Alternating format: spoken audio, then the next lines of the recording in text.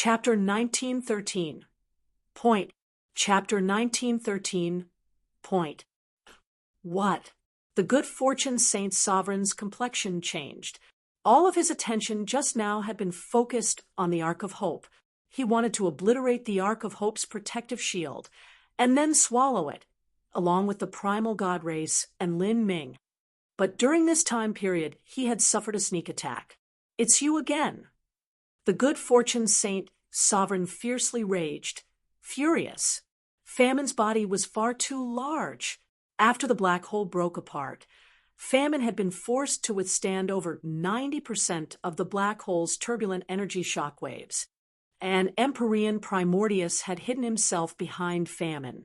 The moment the good fortune Saint Sovereign blocked the black hole's energy shock waves with the myriad spirit creation shield, Empyrean Primordius had taken this opportunity to strike.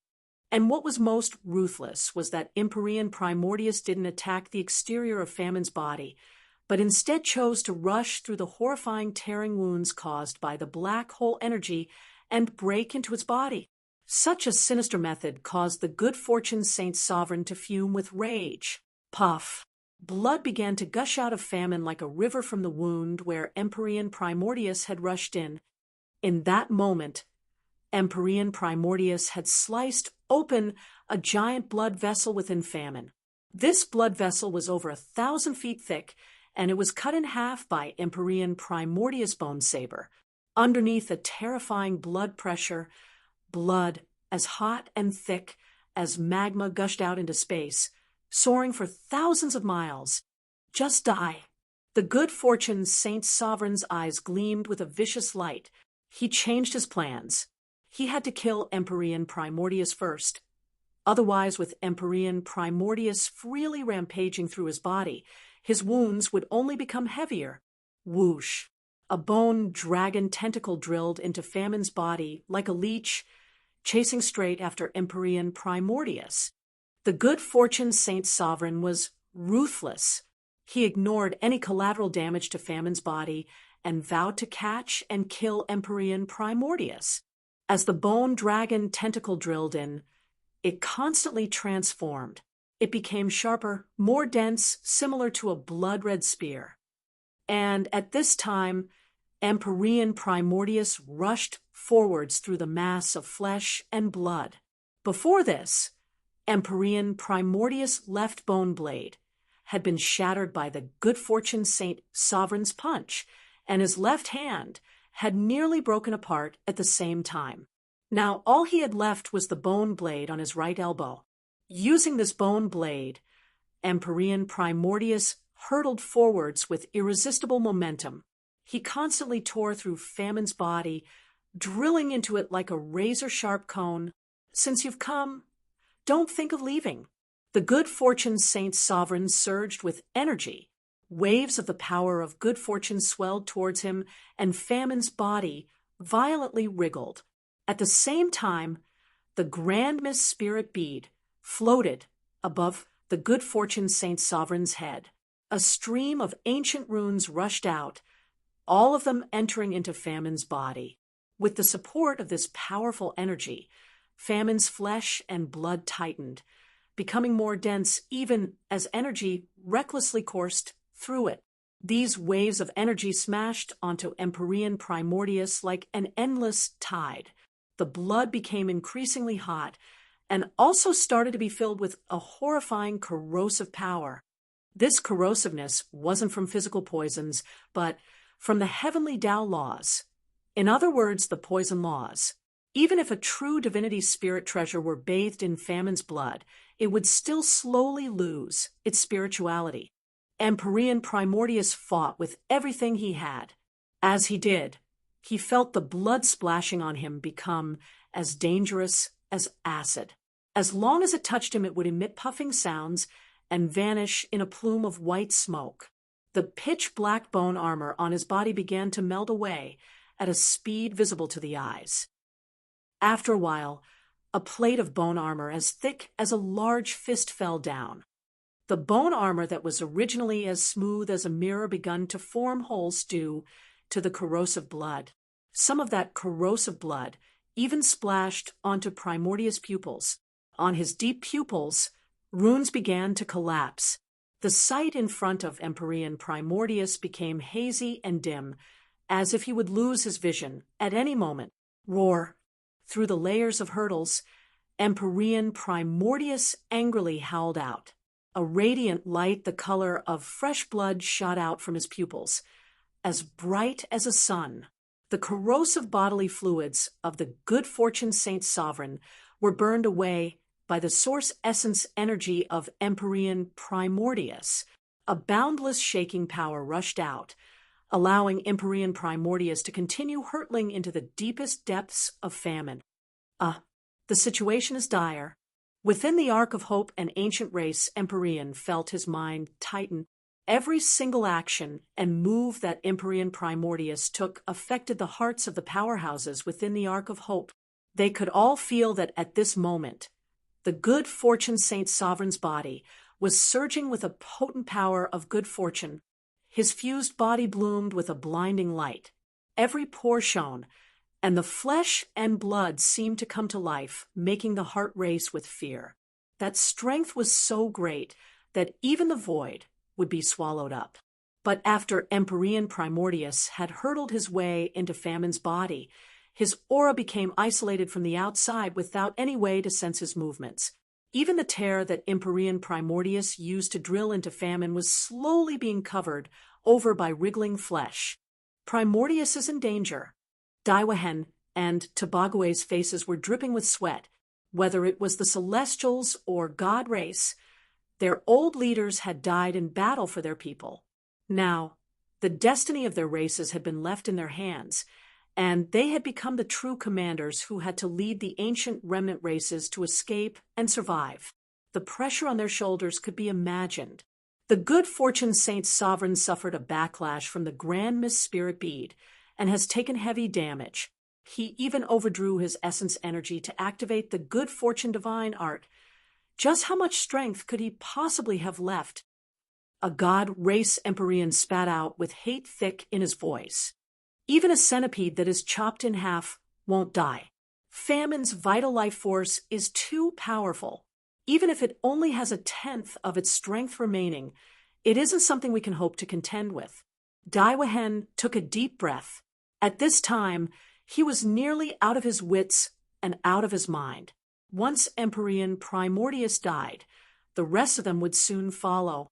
As everyone was anxious and worried, in a corner of the control room, Lin Ming had closed his eyes deep in concentration. Within his spiritual sea, the magic cube slowly revolved, projecting out a phantom of Famine's body.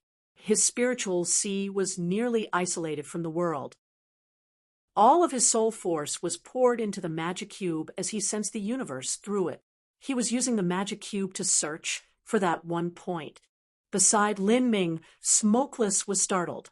She could faintly feel that at this moment, there was suddenly a strange change in Lin Ming's soul force, one that was hard to fathom. It was like waves of a vast and boundless strength, similar to a spiritual god, began to gush out from Lin Ming's body, so profound that it caused the heart to race. Other than Smokeless, many Empyreans also discovered that something unusual was occurring to Lin Ming's aura. What they didn't know was that this aura, like a spiritual god that made their hearts race, didn't come from Lin Ming, but originated from the magic cube.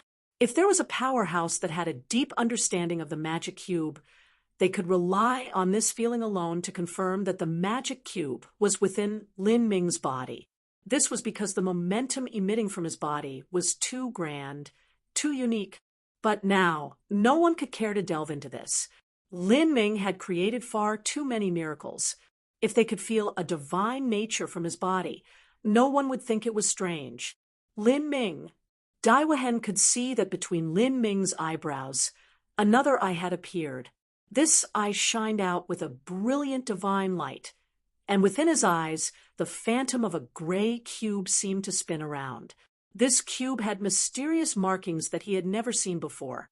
As this phantom cube appeared, it also instantly hid itself. But as Daiwahen looked into Lin Ming's eyes, he had a feeling as if he were losing himself. This feeling left him stunned. As a peak Empyrean, it was naturally impossible for him to be enchanted by the eyes of a peak Holy Lord martial artist. Was it that phantom cube which had appeared for a brief moment just then? Dai Wehen had no time to think about it. At this time, Lin Ming stood up and asked, "Let me try once." Everyone was shocked. What did Lin Ming want to try? Could it be that he wanted to deal with the good fortune Saint Sovereign? That was impossible. They watched as Lin Ming slowly walked to the side of the Azura Primal God Cannon. Soul force wildly bubbled around his body. Rays of his soul force gathered around him, forming a beam of light in the void, as thick as a baby's arm. This beam of soul force connected to the Azura Primal God Cannon. Beneath the revitalization of Lin Ming's soul force, the Azura Primal God Cannon began to emit waves of faint spiritual light. So he wanted to release the Azura Primal God Cannon once more. Lin Ming, you want to use the Azura Primal God Cannon? The Azura Primal God Cannon is strong, but famine is just too powerful. It is nearly invincible. Can you use the God Cannon to threaten its life? The Azura Primal God Cannon was extremely powerful. With a direct strike, it could even easily and instantly kill a peak Empyrean. But to use it to blast famine, it was actually far too weak. After all, even in Lin Ming's hands, the Azura Primal God Cannon could only display a limited degree of strength. It was far inferior to an Azura Decree. Even an Azura Decree could only heavily wound famine but not kill it. Let's give it a try. This time, my attack method will be different.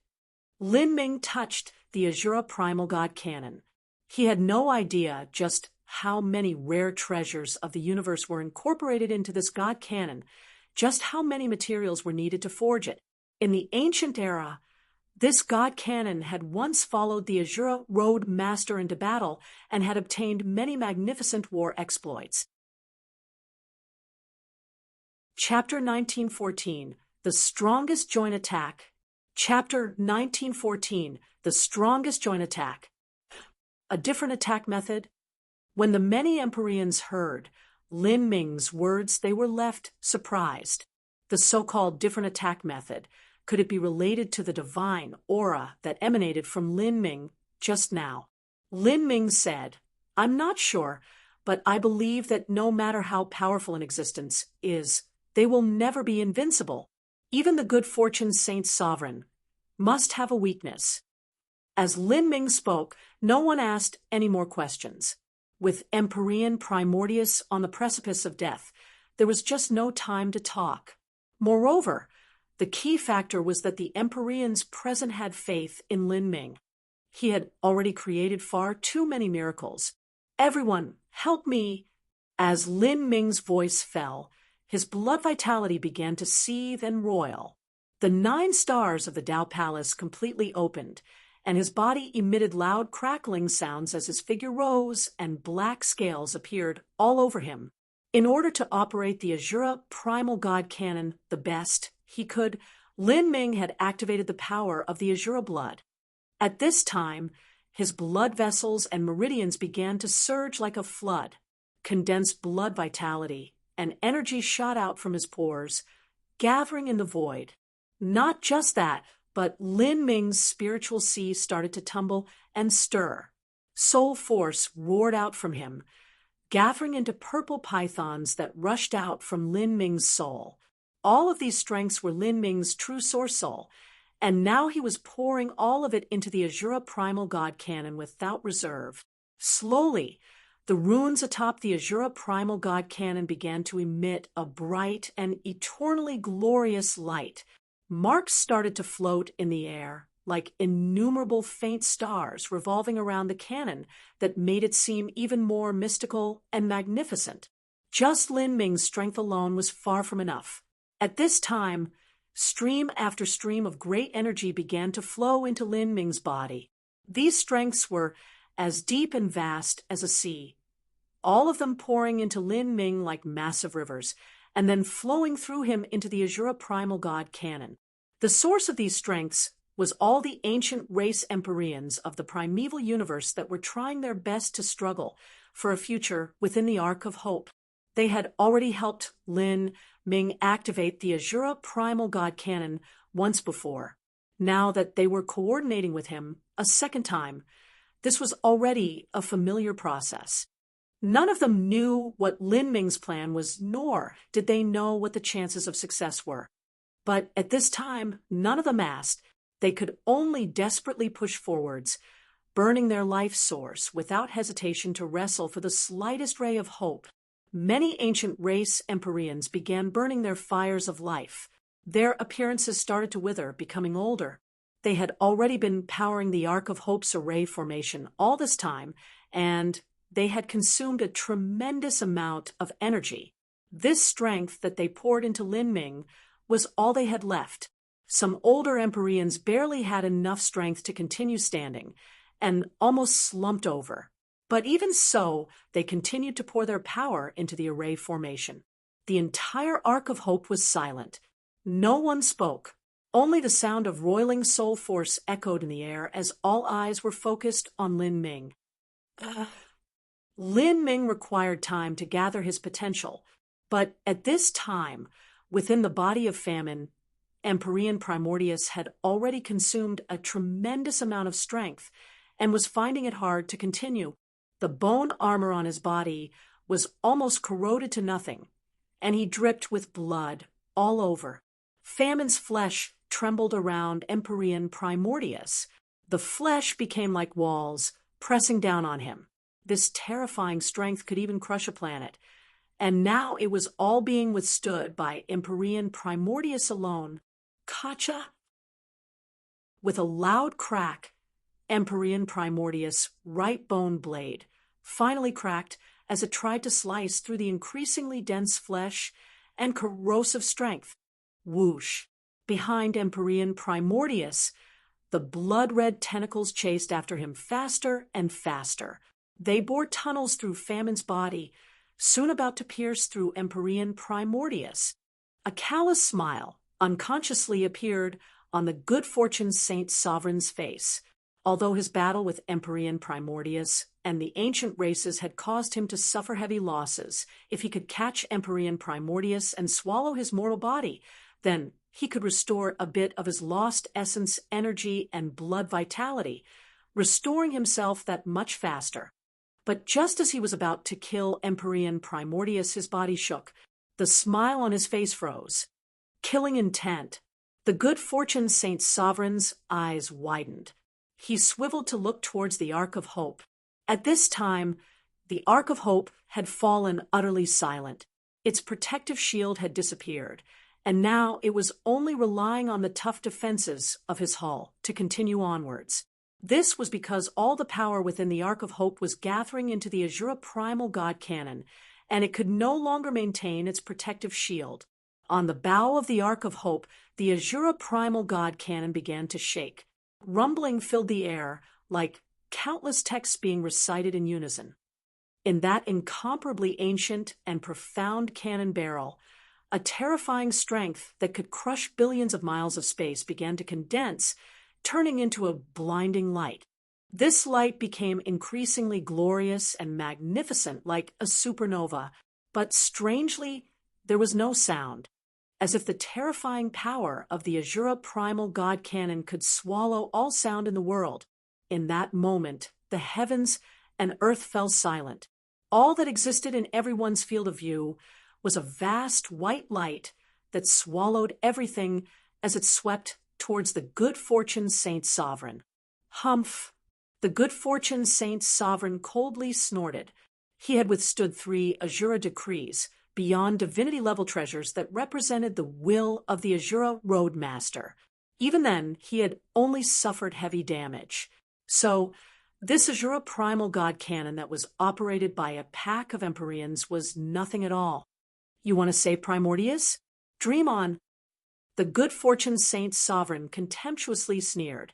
Instead of hurting 10 fingers, he would rather break off one instead. Even if he had to be injured again, he would still kill Empyrean Primordius first to prevent all future troubles. Whoosh! Within Famine's body, The bone dragon that had transformed into a blood-red lance continued to pierce toward Primordius without slowing. Pung! Empyrean Primordius' tattered bone armor was directly pierced through. Blood shot out. Empyrean Primordius shook. He looked blankly on as a large and massive bone spear thrust through his chest, bringing with it a giant deluge of blood. But even now, within Empyrean Primordius' eyes, there was no sorrow, no anger, and no regret. What he had was a firm resolution. Within his heart was a faint brilliance, one that he could sense Heavenly Empress Xuanqing's aura from. During his final twilight, that pale and light soul force continued to accompany him at his side, leaving him forever enchanted and at peace. When he broke into Famine's body, his goal was not to destroy it. He was well aware that with his own strength, it would be impossible to sever Famine's life force. The reason he desperately rushed into Famine, ignoring the corrosion of his bone armor, and ignoring the terrifying pressure from the walls of flesh around him, was all in order to penetrate as deep as he could. Then he could detonate himself from within, gather all of his life force, combust his soul, burn his energy. In his life, a move that could only be used once, the strongest and most glorious final attack. What? This attack. Seeing the Azura primal god cannons blast shoot towards him, the originally contemptuous good fortune Saint Sovereign suddenly changed his complexion.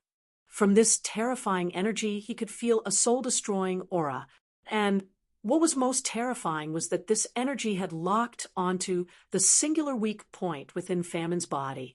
In other words, the spirit mark which the good fortune Saint Sovereign had left in Famine. Famine's soul had been sealed away by Empyrean Divine Seal.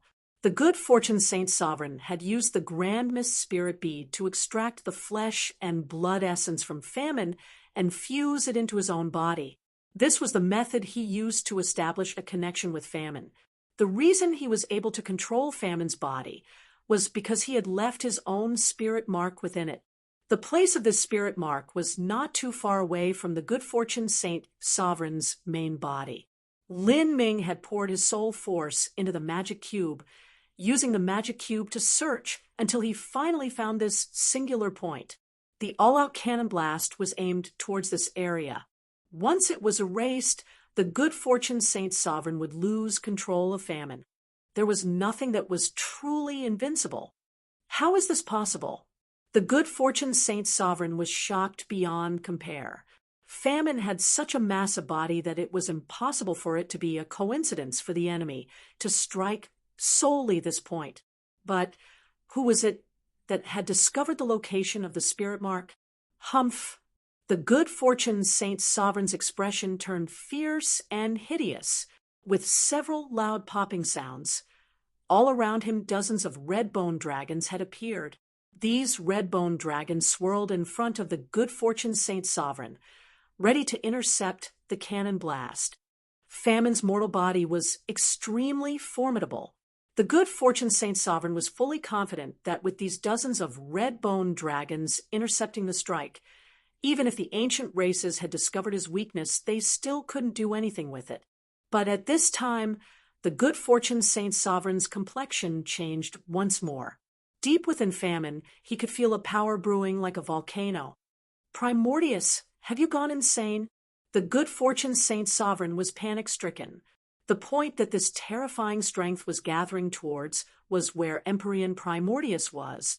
At this time, Empyrean Primordius' body had swelled up. His blood vitality and divine soul were being burned to the extreme. Within his pupils, there was a complex interweaving of freedom and resolve.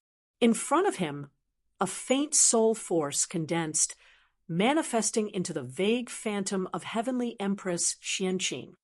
Heavenly Empress Xuanqing gazed at Empyrean Primordius, her eyes filled with a soft and gentle love. One was a towering abyssal demon, and the other was a soul goddess with no physical body. Both of them hugged each other, and yet this didn't seem out of place at all. Rather, it seemed to be the most beautiful image in existence. Empyrean primordius body was completely soaked in a blinding divine light, like the last flash before a star exploded. A horrifying strength erupted. At this time, Empyrean primordius had the strength of a true divinity, and he had the seized body of an abyssal. Once he detonated himself, the power behind the explosion could be imagined. Moreover, he was deep within famine, and had aimed at the brief moment when the good fortune Saint Sovereign was at his weakest. Damn it all! The good fortune Saint Sovereign roared, but he could not stop Empyrean primordius. Bang! A world-shaking explosion occurred, blasting through Famine's body. From the side of Famine, the terrifying explosion burst through his body and swept through space, bringing with it endless pieces of flesh and blood. The titanic energy storm that Empyrean primordius began to tear apart everything in the void around it. Even the surrounding enchantment of supernatural power was struck by this dreadful strength, instantly blowing up into pieces. The nearby Saint Empyreans all fled, but many world kings and holy lords were sucked in, all of them dying miserable deaths. Empyrean primordius self-detonation had blown open a gaping wound in Famine, and at the same time, the Azura Primal God Cannon's energy blast also struck the good fortune Saint Sovereign. It aimed straight towards the spirit mark that the good fortune Saint Sovereign had left in Famine. CA. A divine light melted away all. A horrifying energy beam completely swallowed the good fortune Saint Sovereign. Chapter 1915, True Divinity Mark. Chapter 1915, True Divinity Mark. Divine light cut through the cosmos. A terrifying storm of energy swallowed all, causing space to collapse in a range of 1,000,000 miles. Space storms recklessly rushed out, swallowing everything, twisting apart even planets. The massive energy vortex swallowed almost half of Famine's planet-sized body. As for the good fortune Saint Sovereign, it was like someone had thrown acid on him, making his entire body begin to rapidly melt away. The divine light swept through all, even covering light rays and sound waves. All strength was swallowed within. Several saint race spirit ships were caught in this energy vortex and destroyed, immediately disintegrated. The numerous saint lords, holy lords, and even world kings on board were annihilated without even bones remaining. As for the saint race Empyreans, they all began to run away lest they were also affected. The entire primeval universe seemed to have been severed in half by this divine sword, leaving a terrifying white scar through space. The middle of this white scar was an absolute death zone. Any spirit ships, world kings, or Empyreans that fell in would vanish without a trace. Ho! From deep within this giant vortex, a dreadful demonic roar transmitted outwards, like 10,000 god beasts howling out together. Giant sonic waves and space storms mixed into the vortex of energy, tearing apart all. This was the cry of Famine. It was clear that it was suffering agonizing pain. Do we still have energy reserves? Daiwahen shouted out within the Ark of Hope. The battle had yet to end, whether it was the Ark of Hope or the martial artists within it. They had all used a tremendous amount of energy and could be described as lamps that had used up all their oil. There isn't much left, Smokeless said, sweat dripping down her forehead. Because many of the Empyreans had used up their strength, Smokeless had also stepped forwards to contribute her power. And at this time, standing beside Smokeless, Lin Ming's face was pale white. Sweat streamed down his face, and within his pupils the image of a gray cube flashed in and out of existence, appearing and then hiding again. But this time, no one had the energy to notice the phenomenon occurring within Lin Ming's eyes. I've used up too much energy. Lin Ming slumped onto the table before him, taking great heaving gasps of air. Just now, Lin Ming had used the Davic Idao Palace in conjunction with the divine soul tool, the magic cube. With this, He had barely been able to locate the spirit mark point that the good fortune Saint Sovereign had placed within Famine. In the cannon blast, just now, out of all the martial artists in the Ark of Hope, the one who had exhausted himself the most was undoubtedly Lin Ming. "Lin Ming, are you okay?" several Empyreans asked with concern. Lin Ming dismissively waved his hand and struggled to say, "We must leave as soon as possible. The good fortune Saint Sovereign isn't dead." Lin Ming had used the magic cube to locate the good fortune Saint Sovereign's spirit mark and was thus extremely sensitive to this spirit mark's existence. He knew that, in the strike just now, he hadn't been able to erase the spirit mark. After the good fortune Saint Sovereign fused with Famine's body, their life force was just too terrifying. Even the Azura primal god cannon that was powered by numerous Empyreans, and then added on with the implosion of Empyrean Primordius deep within Famine, still wasn't able to defeat them. As the ancient remnant races heard Lin Ming's words, they felt as if their hearts were dropped in ice. In truth, they had already prepared themselves for failure. After all, the good fortune Saint Sovereign was too strong. But after seeing that strike just now and the incredible explosion that lit up the universe, a faint and wild hope had still existed in their hearts. However, even that faint ray of hope had disappeared, making it hard for them to accept. The celestial patriarch, the old god sovereign, Empyrean Primordius, Heavenly Empress Xianqing, peerless powerhouses had burnt their lives one after another to fight, but in the end, they only managed to severely wound the good fortune Saint Sovereign. "Not yet. It's not over yet. We're breaking out of here." Tabagwe shouted. He desperately poured all of his power of divinity into the Ark of Hope's Grand Array formation, and the other Empyreans followed suit. Now that they had already reached their limits, they had to overdraw their life in order to do this. And at this time, from where Famine was covered by the energy storm, a thick red dragon tentacle pierced out of that horrifying black vortex, striking towards the Ark of Hope. The good fortune Saint Sovereign had begun his attack once more. It was only that this red dragon tentacle was dripping with blood.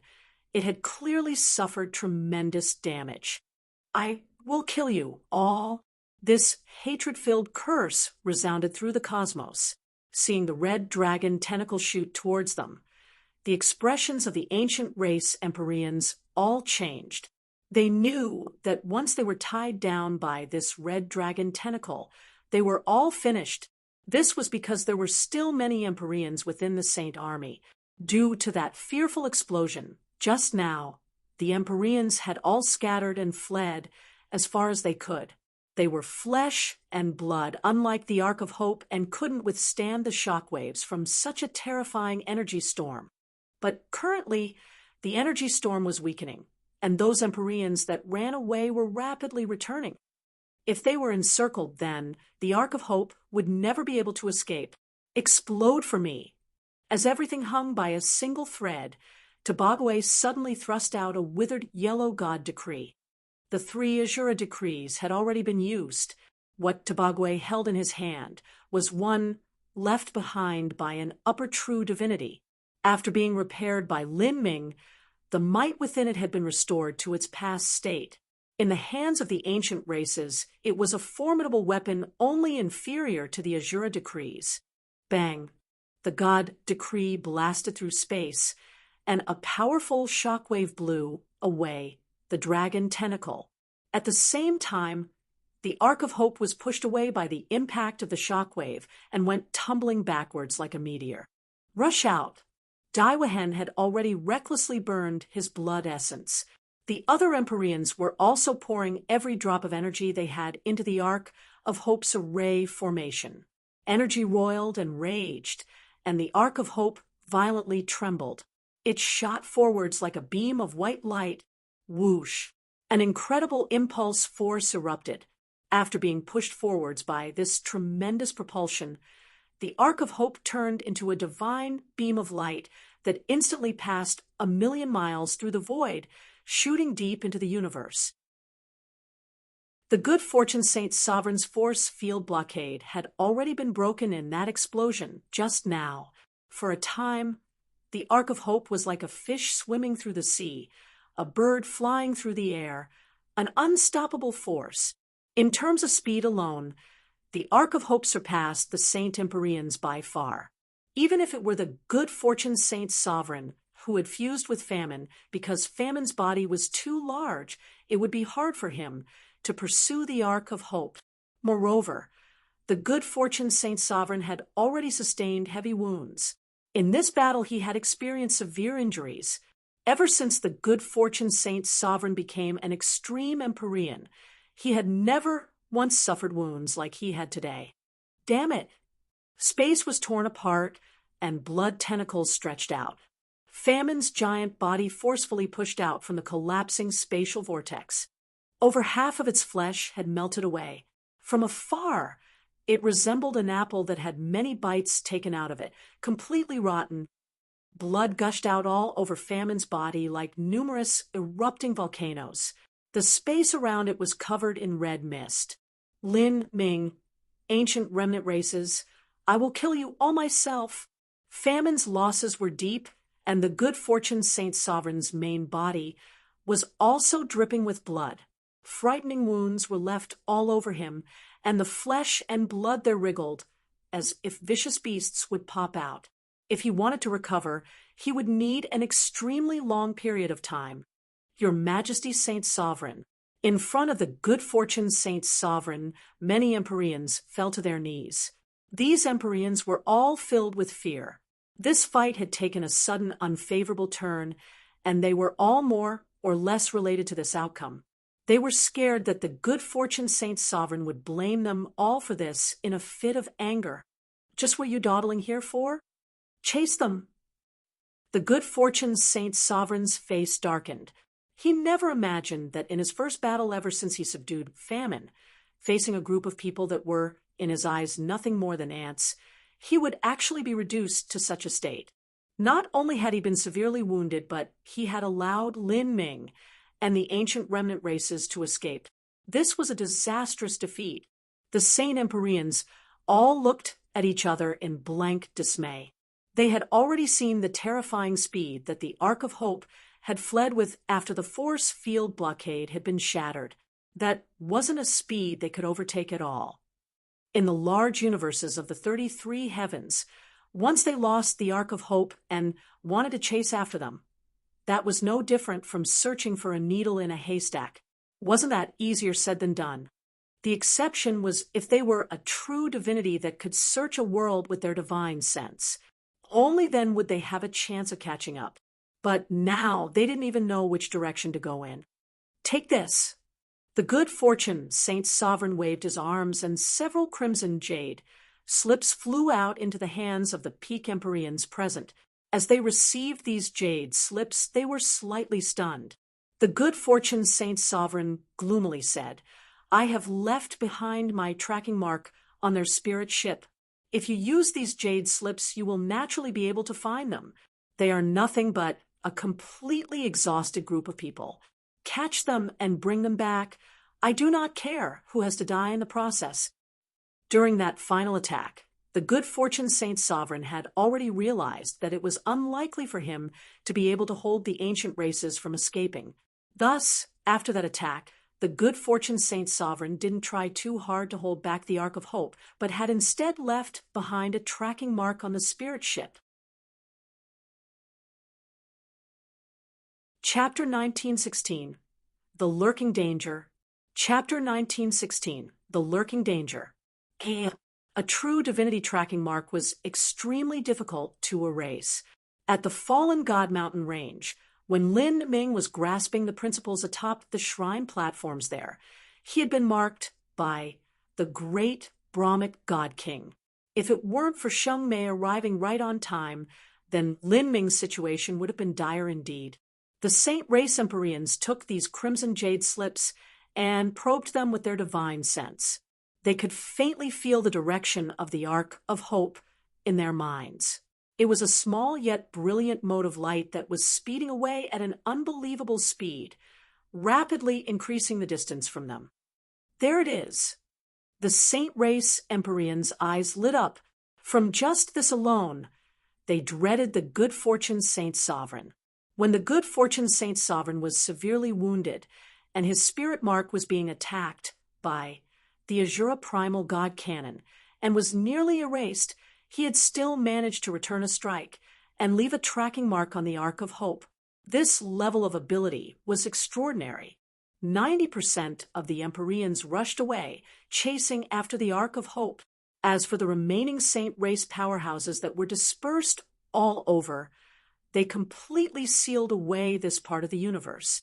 Soon, in that battlefield that had been filled with intense and brutal fighting, there was only the good fortune Saint Sovereign left behind with the wounded body of Famine. In the dark, starry space, the good fortune Saint Sovereign's complexion was dim. No one could know what he was thinking. He remained silent for a long time, quietly assessing all the wounded areas within Famine's body. He frowned. He had been injured far too heavily. He would need to return to recover from this, and the healing period would be extremely long. Slowly, the good fortune Saint Sovereign stretched out his right hand. In his palm, a black bead slowly revolved. Numerous mystical patterns ran across the surface of this bead, beating like blood vessels. This was the Grand Mist Spirit bead. The good fortune Saint Sovereign sucked in a deep breath of air. A thick smell of blood dissipated from the Grand Mist Spirit bead, entering the Saint Sovereign and Famine's body slowly. He was healing his wounds with the Grand Mist Spirit bead. The Grand Mist Spirit bead was able to absorb blood vitality and essence. After the good fortune Saint Sovereign obtained the Grand Mist Spirit bead, he had spent a long period of time venturing all over to find flesh and blood essence to nourish the Grand Mist Spirit bead. Now, he released part of this flesh and blood essence in order to enhance the recovery speed of himself and Famine. Famine itself already possessed an incredible life force and a mind-boggling defensive power. Even though it had suffered strike after devastating strike, it was only injured, not yet dead. But correspondingly, once Famine was wounded, recovering from these wounds was difficult. The loss in life force was far too great. No matter what sort of heavenly materials were tossed into Famine, it was like throwing a grain of rice into a field. There just wasn't any noticeable effect. So even with the Grand Mist Spirit bead, it would be a monumental task for the good fortune Saint Sovereign to completely restore Famine. The good fortune Saint Sovereign constantly absorbed flesh and blood essence from the Grand Mist Spirit bead. This process continued for 2 hours. After that, the light from the Grand Mist Spirit bead became increasingly dense and bright as it surrounded the good fortune Saint Sovereign's main body. Then, the good fortune Saint Sovereign separated himself from Famine and flew into the Grand Mist Spirit bead. After that, the bead slowly sank into Famine's body, burying itself deep within the monster's flesh. The Grand Mist Spirit bead sank deeper and deeper, falling inwards for over 1,000 miles until it reached the center of Famine's body, where it soaked itself in a massive pond of blood. This was the center of Famine. It was an area similar to a giant heart. Every time it beat, the sound was like colliding planets, base enough to cause space to shake. The Grand Mist Spirit bead was the good fortune Saint Sovereign's secret escape route. Although he seemed like an unparalleled existence in the world, undefeatable by anyone, the truth was that there were existences within the 33 heavens that could threaten his life. For instance, the Soul Emperor. The good fortune Saint Sovereign and the Soul Emperor had formed a devil's contract with each other. For a long period of time, neither party would aggress against the other. But the good fortune Saint Sovereign would never believe any contract. He hid himself in the Grand Mist Spirit bead and used it to protect himself, only exposing Famine's body on the outside. During the healing period, he would be extremely frail and weak. If a peak powerhouse of the 33 heavens wanted to take this chance to strike out against him, they would first need to break open Famine's body and obtain the Grand Mist Spirit Bead, in order to find the Good Fortune Saint Sovereign's true body. If this were to occur, then the Good Fortune Saint Sovereign could detonate all the life force energy within Famine's body. The might from such an action could be imagined. If this were to happen, even a true divinity would instantly perish. Rumble, rumble, rumble. After the Good Fortune Saint Sovereign sank into Famine's body, a massive black vortex appeared beneath it. Then, Famine's massive body slowly fell into this vortex, sinking into the dark chaos before it vanished from sight. Following that, space restored itself and Famine completely disappeared. Spatial ripples spread out before calming down, as if nothing had happened here. The Good Fortune Saint Sovereign had taken Famine and vanished together. Meanwhile, deep in space, a white spirit ship was rapidly racing along. The Ark of Hope had escaped into the vastness of space and had activated the Great Void Shift. Every use of the Great Void Shift crossed 1,000,000,000,000,000 miles, spanning innumerable celestial bodies as it raced through the universe. Within the Ark of Hope, Daiwahen and Tabagwe had assumed command. They had taken over the position of the old god sovereign and were managing the escape. Now, the two of them had become the pillars of everyone's minds and hearts. In that previous great battle, they had lost the leaders of their two greatest ancient races. Not just that, but numerous respected elders and legendary figures had sacrificed themselves for the common good. Even so, none of them had time to mope over the past. They were still being hunted, and the dangers had yet to end. The spirit ship's atmosphere was tense and solemn. For all these years, the martial artists of the ancient remnant races had gone on war campaigns without end and were used to their friends and companions dying. Martial artists may stand arrogantly above all of existence, wielding everything in the universe and defying the will of the heavens. But the truth was that once they died, they often didn't even have bones left over. There would be nothing left of them but ash and smoke that faded away in the world. Everyone, take this chance to restore your wounds as much as possible, Daiwahen loudly proclaimed. Once the Ark of Hope was able to fly away at full speed, the amount of energy it used would be far less. Now, there was less than 10% remaining in the Ark of Hope's energy reserves. While it wasn't enough to operate the protective shield, it was sufficient to fly to the divine realm. The Empyreans all swallowed down pills and sat in meditation, but at this time, Lin Ming's expression was still stern.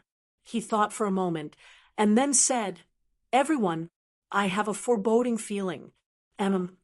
Many people looked towards Ming. These casual words had no reasoning behind them, but was only a simple foreboding feeling that many people felt all the time. It normally shouldn't have been enough to arouse anyone's interest, but since the one speaking was Lin Ming, that was a completely different scenario. "What is it?" Smokeless stopped her meditation and looked to Lin Ming. She had consumed far too much strength, and her face was paper white, making one feel pity for her. "I can't say for certain, but I feel that no matter how many times we activated Great Void Shifts, we still never left the perception range of the Good Fortune Saint Sovereign." Lin Ming's words caused the martial artists present to be stunned. They all glanced at each, looks of fear and unease on their faces. The Good Fortune Saint Sovereign was far too terrifying an existence, one that they found hard to summon the courage to fight against. If it was true that they still hadn't escaped the scope of his detection, how could they not be scared? Why do you have this feeling? A true divinity's divine sense can search a universe, but the Good Fortune Saint Sovereign has been severely injured, so he shouldn't have this ability. Tabagwe's complexion was ugly. Someone like the great Brahmic God King could use his great supernatural power to search the world, but doing so required an incredible amount of energy. For the current Good Fortune Saint Sovereign, doing this would be difficult to accomplish. Lin Ming continued, "When I used the Azura Primal God Cannon to strike at the Good Fortune Saint Sovereign's spirit mark, I became familiar with his soul force. What he said was a half-truth. When Lin Ming had opened the Davik I Dao Palace to use the magic cube to capture the location of the Good Fortune Saint Sovereign's spirit mark in famine, he had been able to feel the unique soul signature of the Good Fortune Saint Sovereign. So, even if the Good Fortune Saint Sovereign's divine sense was mixed into many others, Lin Ming could still pick it out. Now, he felt a strange mental strength linger around them. It was extremely weak, but hadn't left. If it wasn't for the magic cube and Davik I Dao Palace, Lin Ming would never have sensed this. Is that so? Dai Wehen took a deep breath. He could feel the situation devolving further and further. If we must go to the divine realm, then we must pass through one of the saints' heavens. If we really have been locked on by the Good Fortune Saint Sovereign, then our journey will be bitter indeed. If they followed the original plan, then the ancient remnant races would use the Azura decree obtained from the Azura Forbidden Land to cross the God-lamenting wall and directly enter the divine realm. Such a journey was short, but unfortunately, although this special Azura decree could pierce through the God-lamenting wall, it still required a peak Empyrean to consume an enormous amount of energy to activate. The many peak Empyreans on the Ark of Hope had already pushed themselves to the point of exhaustion. If they didn't rest to restore their strength, it would be impossible for them to activate the Azura decree. So they could only take the risks and pass through one of the saints' heavens. Chapter 1917, Return A. Chapter 1917, Return A. The primeval universe was one of the 33 heavens. It was an incomparably vast space, but the Ark of Hope only used several days to quickly reach its end. As long as they could pass through the God-lamenting wall here, the other side would be one of the saints' universes. Currently, the ancient remnant races were racing against death. This was because even if the Good Fortune Saint Sovereign had managed to lock onto their position, it would still take time to pass on the information. As long as the ancient remnant races could arrive at the divine realm before the armies of the saints intercepted them, then it would be their victory. Break through. Dai Wehen ordered without hesitation. Within the void, the Ark of Hope accelerated without end, turning into a beam of divine light that crossed millions of miles instantly, directly impacting into the God-lamenting wall. Because of the great calamity from 6 billion years ago, the God-lamenting wall separating the primeval universe and the saints' universe had become extremely weak, nearly disappearing. If a peak Empyrean were to strike it, piercing a hole through the God-lamenting wall wouldn't be difficult at all. And the Ark of Hope's full-speed impact was even beyond the all-out strike of a peak Empyrean. Whoosh! The Ark of Hope collided with the God of Lamenting. It was like an arrow shooting into an elastic curtain. The God-lamenting wall stretched forwards, forming a massive cone on the other side. The Ark of Hope quickly slowed down. The God-lamenting wall violently shook. Finally, the wall tore open, and the Ark of Hope succeeded in passing into the saints' universe from the primeval universe. The moment that they passed through the God-lamenting wall, the ancient race powerhouses all felt their hearts gripped and went on full alert. They were afraid that behind the God-lamenting wall, all that awaited them was the trap of the saint race. But at this time, in this unknown saint race universe, all that existed was quiet space. Stars shined in the far-off distance without the shadow of anyone present. Everything was peaceful to the point of being eerie. A restless feeling swelled within Dai Wehen's heart, but now was not the time to hesitate. He loudly proclaimed, "Full speed ahead." The primal god race was currently a worn-out force filled with nothing but tired soldiers. But the Ark of Hope didn't slow down in the least. It passed through space, rapidly activating the Great Void Shift. Time and time again, the Ark of Hope crossed through this saint race universe. The ancient races had a magnificent and gloriously long history.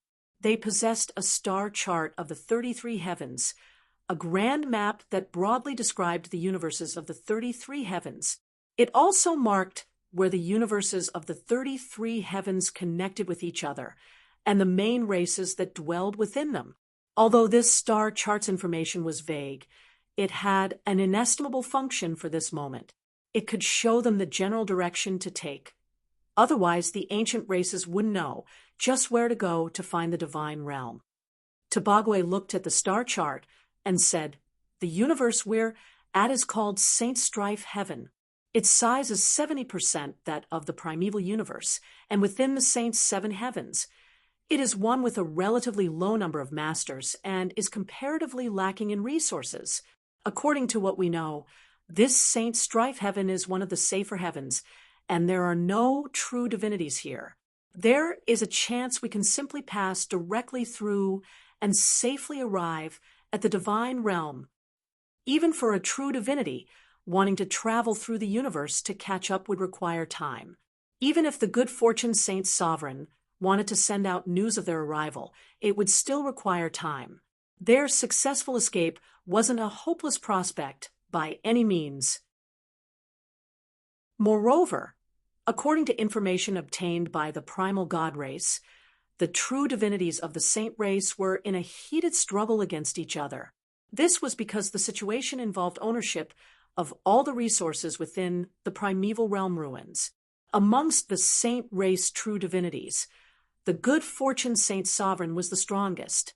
He had established the largest influence of the saint race and became the Saint Sovereign of the saint race, commanding all 7 heavens of the saints. He wrested away almost 80% of the saint race's total resources, including the primeval realm ruins and the grand mist spirit bead. Finally, he even managed to subdue Famine's body, making that soulless body into his avatar. All advantages were taken by the good fortune Saint Sovereign. In this situation, the other true divinities were certainly discontent. The good fortune Saint Sovereign had launched a great war focused on the primal god race. This war was to plunder the resources of the primeval ruins, and most of these resources would be taken by the good fortune Saint Sovereign. As for the war against the divine realm, this was also because of the good fortune Saint Sovereign's ambitions. The other saint race true divinities weren't necessarily willing to serve as the good fortune Saint Sovereign's spear. Amongst all the bad news, this was the only piece of good news. As they continued passing through space, Daiwahen looked at the star chart, beads of sweat seeping out of his forehead. 3 more great void shifts, and we should arrive at the God-lamenting wall beside the divine realm. There we will be able to pass through the God-lamenting wall and enter the divine realm. Daiwahen said, but as he spoke his complexion suddenly changed. In that moment, he could feel the arc of hope suddenly slow down, as if it had fallen into a swamp. What's happening? Tobagwe's complexion also changed. He could feel that the arc of hope had entered a giant force field. The surrounding space was sealed. Bang!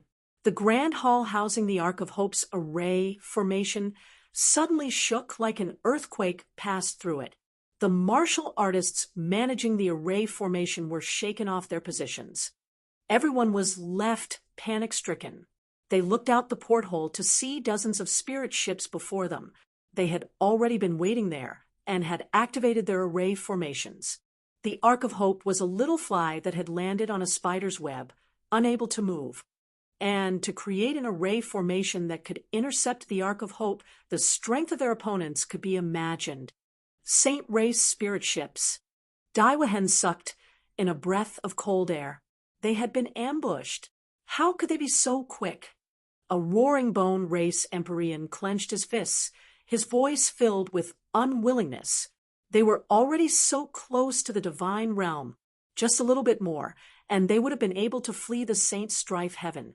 But now, all of their plans had fallen short. From the time that we escaped until now, only several days have passed. During the days we spent traveling through 2 universes of the 33 heavens, we did so entirely within the Ark of Hope, It would be impossible for anyone to be faster than us. And logically speaking, even if our location was traced, there shouldn't have been anyone here who could have caught up and still had enough time to lay down these array formations. These people should have been transferred here from the divine realm. In a quiet corner, Lin Ming suddenly spoke up. Although his voice was calm and composed, his words couldn't hide their tinge of weakness. In that battle against the good fortune Saint Sovereign, Lin Ming had used up far too much energy. He had almost combusted his soul and had been forced to overdraw his mind and soul force. Transferred from the divine realm. Huh. Tobagwe muttered out loud. Lin Ming's explanation was the most reasonable possibility. The saint races controlled seven heavens, but in the end, they still relied on Empyrean-level spirit ships to travel. If they wanted to cross through a universe of the 33 heavens, it would still require 1 or 2 months. In a short several days, wanting to summon so many martial artists to this area of a universe was easier said than done. Much less not all Empyreans were commanded by the good fortune Saint Sovereign. However, if the martial artists that were sent to the divine realm were ordered to return and intercept the Ark of Hope, then that would be far easier. Ancient remnant races, I've been waiting for you for far too long. In the void, a loud and grand voice echoed outwards. A red-robed, middle-aged man slowly flew out from the middle of the Saint Race forces. A faint smile hung on his face, and he wore battle armor over his robes. His cultivation was at the peak Empyrean realm. His eyes were like lightning. He casually swept over the Ark of Hope's array formation and could see that its energy reserves were now down to 5%. Although this was still a beyond divinity-level spirit treasure, it was impossible for its true potential to be displayed. The background of these ancient remnant races is indeed deep. To think they could get their hands on such a supreme treasure, what a pity for them. But all of this will belong to the saints. The armored man diabolically grinned.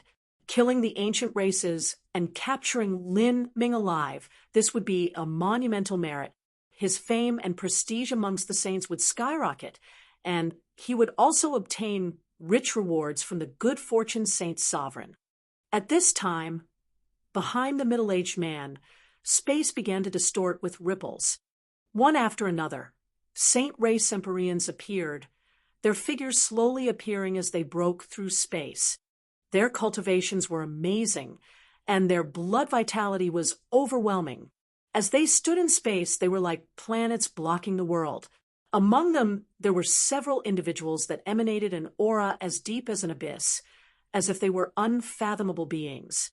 These were also peak Empyreans, not much worse than the armored Empyrean, who first appeared. The ancient race powerhouses within the Ark of Hope all had grim expressions. They could feel a great crisis and pressure pushing down on them. They had fled the tiger's den just to enter the wolf's lair, and it just so happened that they had used up nearly all of their strength in order to escape the primeval universe. Moreover, they only had 2 peak Empyreans left in Tobagwe and Daiwahen. What capital did they have to fight with these Saint Empyreans in front of them? Must the heavens destroy my people? Daiwahen clenched his fists so hard that his hands shivered. The old god sovereign had sacrificed himself, handing the future of their people to him. But in the end, this was all that resulted. Damn. Daiwahen's nails dug so deep into his palms that blood began dripping. At this time, the ancient race Empyreans began moving forwards, standing behind Daiwahen. They faced the porthole and saw this force of Saint Empyreans that was 10 times stronger and had been biding their time here. For a time, a tragic desolateness spread in their hearts. They were well aware that in this following battle, it was likely they would all be annihilated.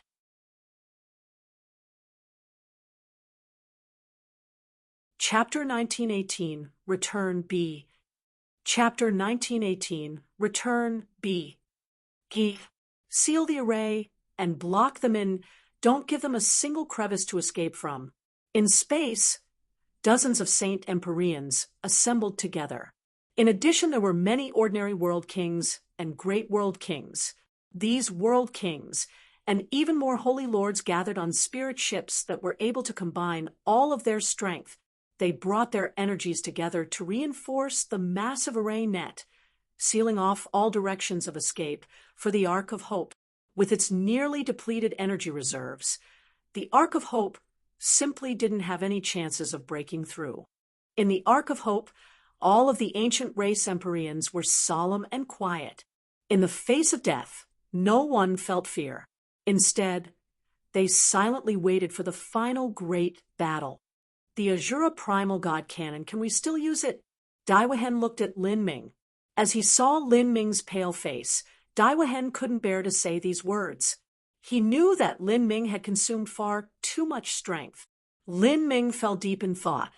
To open the Azura Primal God Cannon with the ancient race Empyreans in their current conditions, as well as using the remaining energy reserves of the Ark of Hope, he feared that even if he recklessly burned his soul, he still wouldn't be able to activate it. Even if they somehow managed to operate the God Cannon, the blast would only be able to kill several Saint Race Empyreans. It wouldn't be able to change the momentum of the battle. They had been forced into a dead end. Looking out of the porthole, every inch of Lin Ming's flesh and blood and bones shivered in pain, on the verge of collapse. In the primeval universe, he had banded together with the numerous ancient race powerhouses, undergoing many hardships together.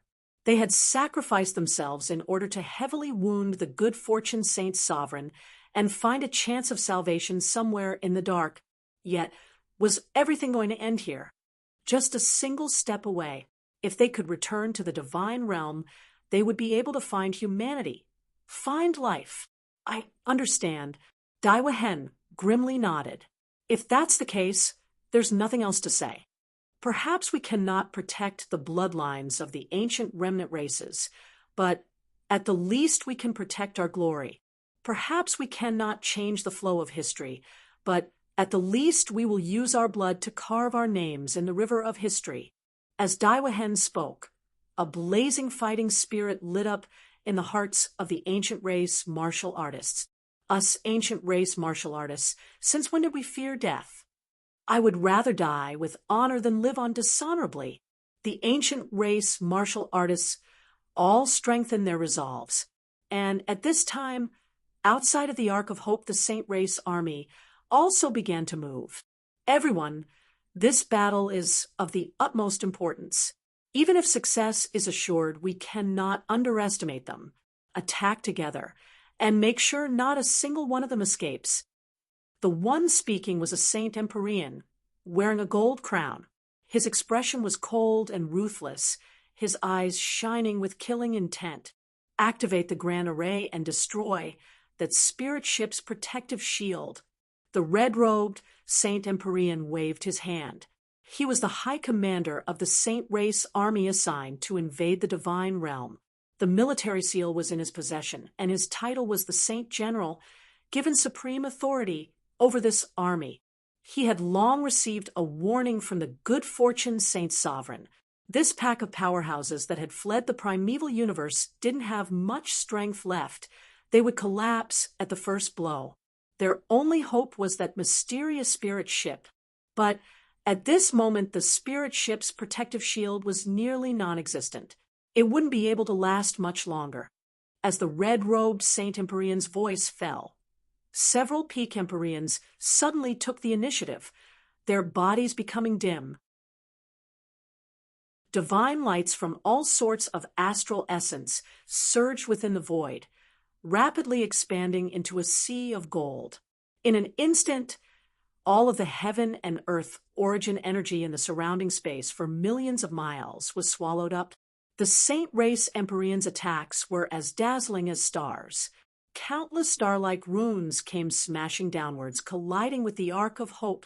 In that heaven-shaking explosion, the Ark of Hope was like a tiny boat in a raging storm, sent tumbling around in the waves. Within the Ark of Hope, the collision from the energy palm strikes of the Saint Empyreans caused everyone within to stumble about. Several exhausted Empyreans nearly toppled over. Lin Ming violently shook, only managing to stabilize himself after some time. The several Empyreans driving the Ark of Hope were deathly pale. They were all anxious as they stared at the protective shield outside the spirit ship. That strike just now was the joint attack of dozens of Empyreans, and the power behind it approached that of a true divinity. The Ark of Hope's protective shield wouldn't be able to withstand several more strikes. After their protective shield shattered, they would have to engage the Saint Race Empyreans in a battle to the death. If we have any remaining god decrees, then use them all, Daiwahen decisively said as he looked towards the starry space outside. The ancient race's Azura decrees and upper true divinity god decrees had all been used up. All that remained were relatively ordinary god decrees. Although they were weaker, they were now the last attack methods the ancient races had. Rumble, rumble, rumble. In the void, the gold-crowned Saint Empyrean flourished his hands. A wave of attacks roiled towards the Ark of Hope, smashing into it. And beside him, the Saint General moved his hands in a circle, gathering an incredibly vast amount of strength. Large arcs of electricity appeared like thunder dragons. It was clear that out of all the Saint Empyreans present, these two were the strongest. Beneath the terrifying barrage of attacks from these two people, the Ark of Hope's energy reserves began to run dry. Further out in space, numerous Saint Empyreans coldly sneered, their contemptuous eyes locked onto the Ark of Hope. The moment that the Ark of Hope's protective shield shattered, they could directly break into the spirit ship and slaughter the ancient race martial artists within. But at this time, a strange humming sound rang through the air. An overwhelming light flowed through space like a river of mercury, covering the space before them. This light contained an incredibly spiritual divine aura. It shook the void, causing the heart to shake. As it appeared, massive tracts of space were directly pierced through. It hurtled forwards like a tsunami, annihilating everything in its path. Feeling this heart-racing divine aura, the red-robed Empyrean and the gold-crowned Empyrean both rapidly drew back. But there was still a Saint Empyrean that couldn't dodge in time and was engulfed by this golden light. Nayo! The gold-crowned Empyrean shouted out. The Empyrean who was swallowed by that light was his friend. But now that he wasn't able to escape in time, his body had disintegrated away without even his bones remaining. Damn it! The gold-crowned Empyrean's eyes lit up with a fierce, murderous intent. God decree? These Empyreans had already obtained information about the ancient remnant races. They knew that the God decrees were left behind by true divinities of the past, and their might was immeasurable. Even an Empyrean wouldn't be able to withstand them. Humph, spread out. I want to see just how many God decrees you have. The red-robed saint narrowed his eyes as he issued this order. In any case, these refugees from the primeval universe were already caged into the inescapable array formation net. No matter what they tried, they wouldn't be able to escape. And since those within the Ark of Hope still had God decrees, it would be safer to just be a bit more careful and slowly consume them. At this time, the atmosphere within the Ark of Hope was dignified. The remaining God decrees were relatively weak, and there were currently only 4 remaining. That single strike just now used up 2 other God decrees, and yet they only managed to kill a middle Empyrean. There just wasn't any meaning to that. And if the Saint army were to scatter, then the effects of the God decrees would diminish even more. Using them again would be a waste. Rumble, rumble, rumble. Outside the spirit ship, the terrifying barrage rung against their protective shield like the merciless knell of a death god. Many array formation runes had collapsed and broken apart beneath the waves of impact. The ancient race Empyreans could already hear the sound of the protective shield breaking apart. Their hearts tightened. This was because they knew that the time to rush outside and kill until they themselves were killed was finally about to arrive. Daiwahen and Tabagwe each grasped 2 of the remaining 4 god decrees. They locked onto a target, the red-robed Empyrean, the Saint General. They knew that, in this situation, death was already certain, but what they wanted to do in the final moments before their deaths was to burn away their lives and detonate the god decrees, dragging this red-robed Saint General down to hell with them. If they could kill the red-robed Saint General, then that would also be an attack on the Saints. Bang! In the ongoing explosions, Daiwahen could hear the sound of the protective barrier breaking apart. He took a deep breath and tightly gripped his weapon. He was ready to hurtle into space and burn away every ounce of his life. But at this moment, behind Daiwahen, Lin Ming suddenly felt his mind shake. He looked outside the porthole with disbelief in his eyes. "Wait! Wait!" Lin Ming suddenly shouted. Many ancient race Empyreans were startled. They didn't know just what Lin Ming had discovered. "What is it?" Daiwahen and Tabagwe followed Lin Ming's gaze. But outside the porthole, all they could see was the vast deepness of space and nothing else. They were puzzled. They were all looking at the same area. But did Lin Ming see some favorable turn for them? "Someone is coming." Lin Ming's complexion changed again and again, his eyes flickering with uncertainty. His senses could not compare with Daiwahen's or Tabagwe's, but in that moment he had heard a voice that no one else could. This voice had come from Xian Moxian and the 1,000-mile Heart Link. Xiao Moxian had come. Not just that, but there was also the martial artists of humanity. However, just how had they chosen this time to arrive?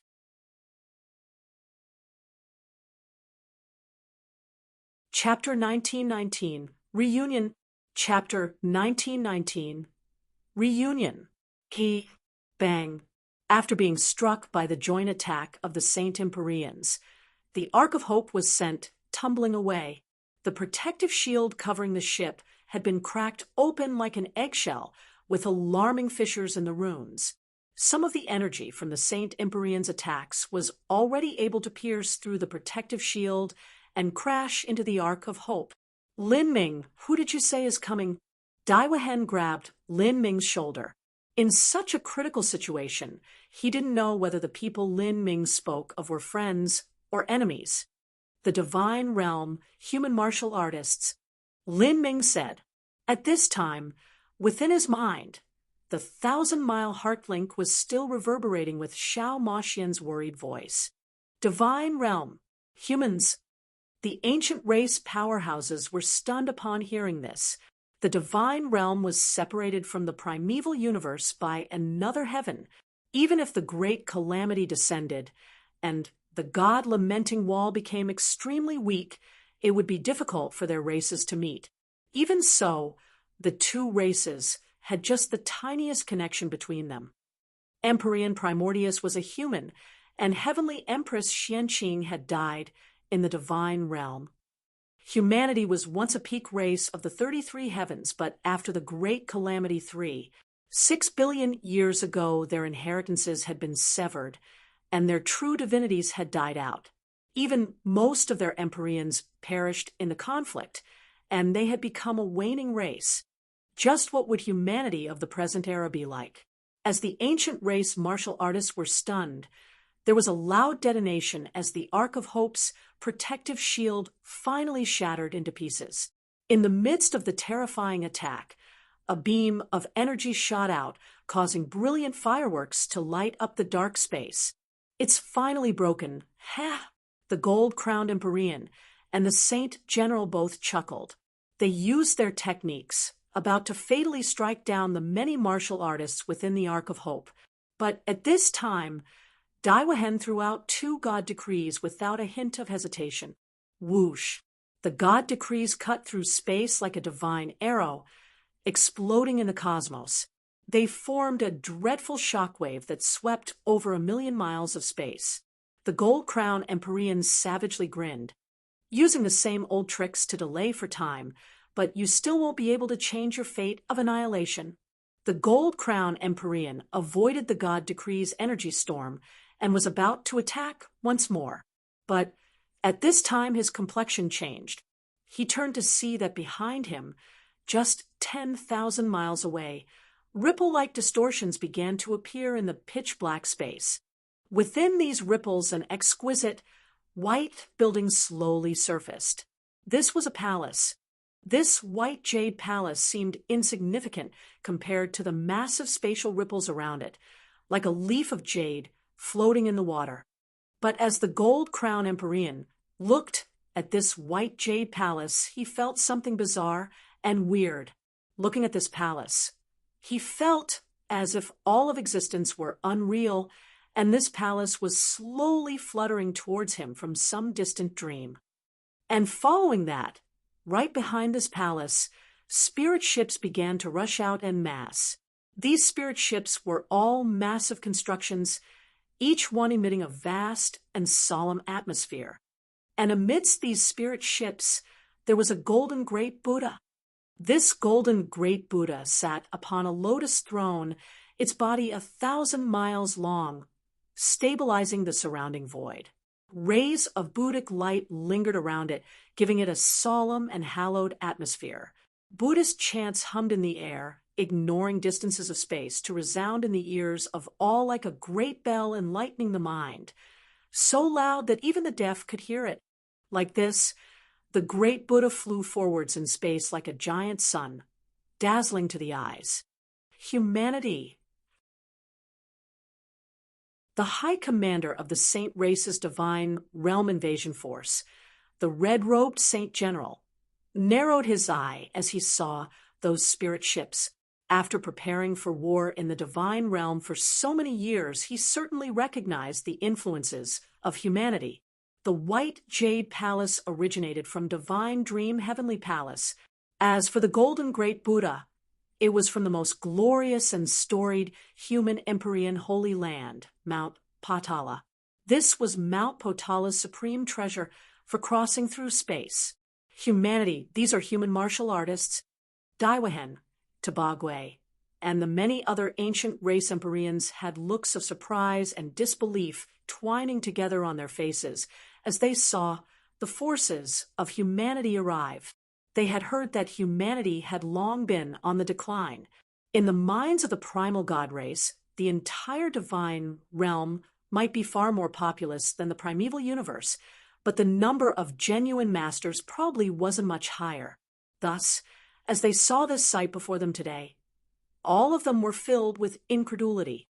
Whether it was that white jade palace or that golden great Buddha, both gave off immeasurably deep feelings.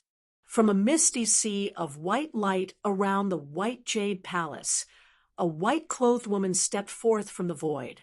Millions of hazy white silk ribbons hung from her body, enveloping her in a faint fog. She was a genius of peerless talent and grace. Looking at her was like looking at a goddess from a dream. Even though it was difficult to see her appearance, she actually gave off an inexplicable feeling, as if there was always a small voice in one's head informing a person that she was beautiful to the extreme. Her steps were calm and measured. She held a ribbon in her hand, as if she weren't here to slaughter her enemies, but simply taking a leisurely walk through the park, enjoying the sights. Meanwhile, in the two eyes of the great golden Buddha, there were two men in kajiyas respectively sitting in the right eye and left eye. The one in the right eye was an enlightened old monk. He held a monk's staff, a kakra, in his hands, set horizontally above his lap. His eyes were closed as sutras were prayed from between his lips. And in the left eye was a young monk. His face was sharp and polished. He was an incredibly handsome individual, and he wore a crown atop his head. His eyes were as bright as the moon, and his lips were red like cinnabar. This young man wearing the cassia was one of humanity's most talented Empyreans, Emperor Sakya. And behind the great golden Buddha was a magnificently built bright red, divine warship. Atop the bow of this warship, a tall old man wielding a great sword arrogantly stood there. He wore red robes, and his aura was aggressive and unfathomably deep. In the negotiations between the saints and humanity, Lin Ming had once casually acquainted himself with this red-robed old man. He was a peak human Empyrean, Skyren god lord. The 4 human Empyreans lined up, creating an array in the void. They formed a wall of energy that emitted a dreadful pressure, shocking the cosmos. Even though both sides possessed peak Empyreans, the momentum of the saints was actually suppressed. In particular, Divine Dream and Emperor Sakya, one yin, one yang, the 2 of them together nearly reached the realm of true divinity. Empyrean Divine Dream, Senior Emperor Sakya, Great Limitless Buddha, Skyrend God Lord. As Lin Ming saw these 4 people, he was ecstatic. He had left the divine realm for dozens of years and had experienced hurdles and dangers, disregarding his own safety, risking his life, and suffering countless hardships all the while. He had already felt constrained for a long time. Now, when he was alone and without help, he saw the Empyreans of humanity arrive just in time. They are humanity's Empyreans? Daiwahen was shocked as he saw these people, especially Divine Dream and Emperor Sakya. In this great calamity, the saints' momentum had been overwhelming and unstoppable as they went to war in all directions, forcing other races to retreat again and again in defeat. Some held the belief that the ancient remnant races were in the twilight of their years, soon to perish, and humanity's destiny had already been exhausted. Although Daiwahen and Tabagwe didn't wish to acknowledge this, they also faintly had this idea in their hearts. But as they saw the sight before them, they actually discovered that humanity possessed mind-boggling, peerless geniuses. For contrast, even if the number 1 genius of the ancient remnant races, Smokeless, were to grow up, even she wouldn't compare to Divine Dream and Emperor Sakya. Big Brother Lin Ming felt his breath leave him the moment he heard this familiar voice.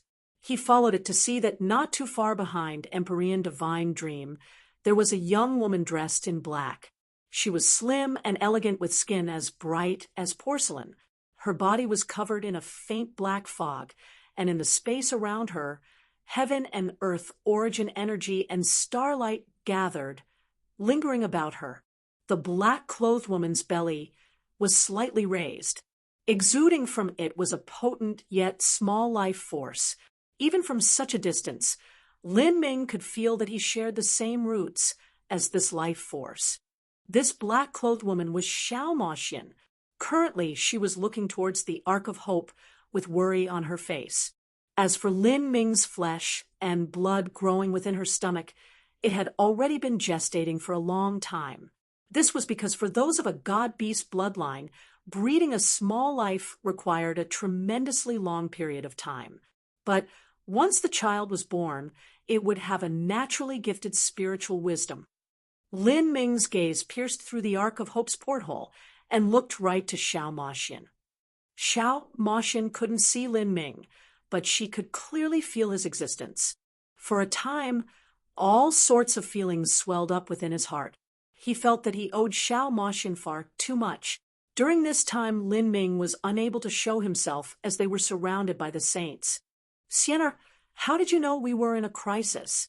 In the Ark of Hope, Lin Ming used the 1,000-mile heart link to speak to Xiao Moxian. A woman told us. She wore a black dress and was as ephemeral as fog. She showed us images of you struggling in the primeval universe. Although Empyrean Divine Dream was suspicious, she still quickly gathered the human elites to race here. Luckily, we managed to catch up in time. As Xian Moxian happily spoke, Lin Ming was stunned. A black-dressed woman as ephemeral as fog. Could it be Soul Empress Sheng Mei?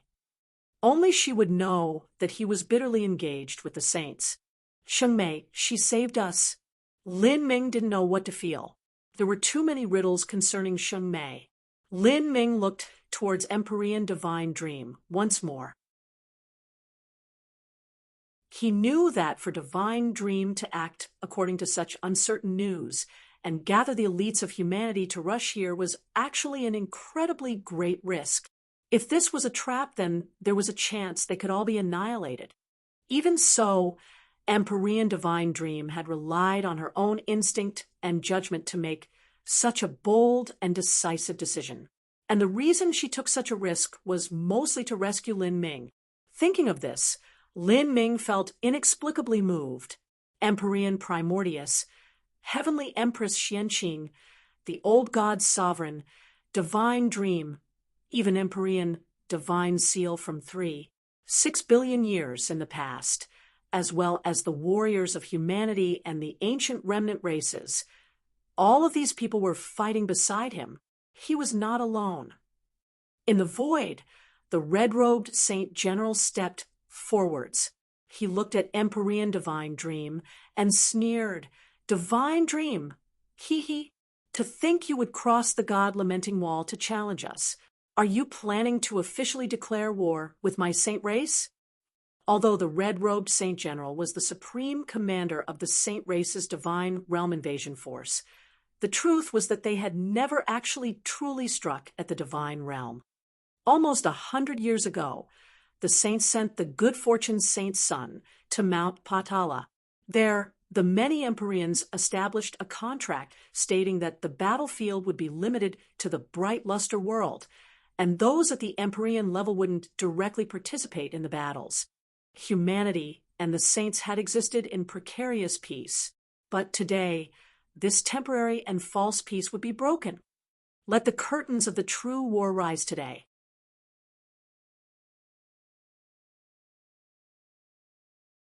Chapter 1920, The Might of Divine Dream. Chapter 1920, The Might of Divine Dream. Before Empyrean Divine Dream spoke, Skyrend Godlord was already wildly cackling. "Do you really think we're cattle to be butchered by you? Do you think I wouldn't kill off you saint dogs and wait for the pack of you to bite us instead? Today, none of you are leaving here." Skyrend Godlord was already enraged. For all these years he had been holding in his anger, his vexation growing more and more. The red-robed Saint General had caused innumerable troubles for him, constantly taunting him with the prospect of an all-out war. So how could he not be angry about this? "You don't think any of us are leaving? You sure like to shamelessly boast." The several peak Empyreans of the Saint Army began to laugh. "Since you all want to die a bit earlier, then let me fulfill your wish. I've always wanted to experience your strength, in particular you, Divine Dream. I heard that you are a peerless talent of your era and are considered the spiritual leader of humanity.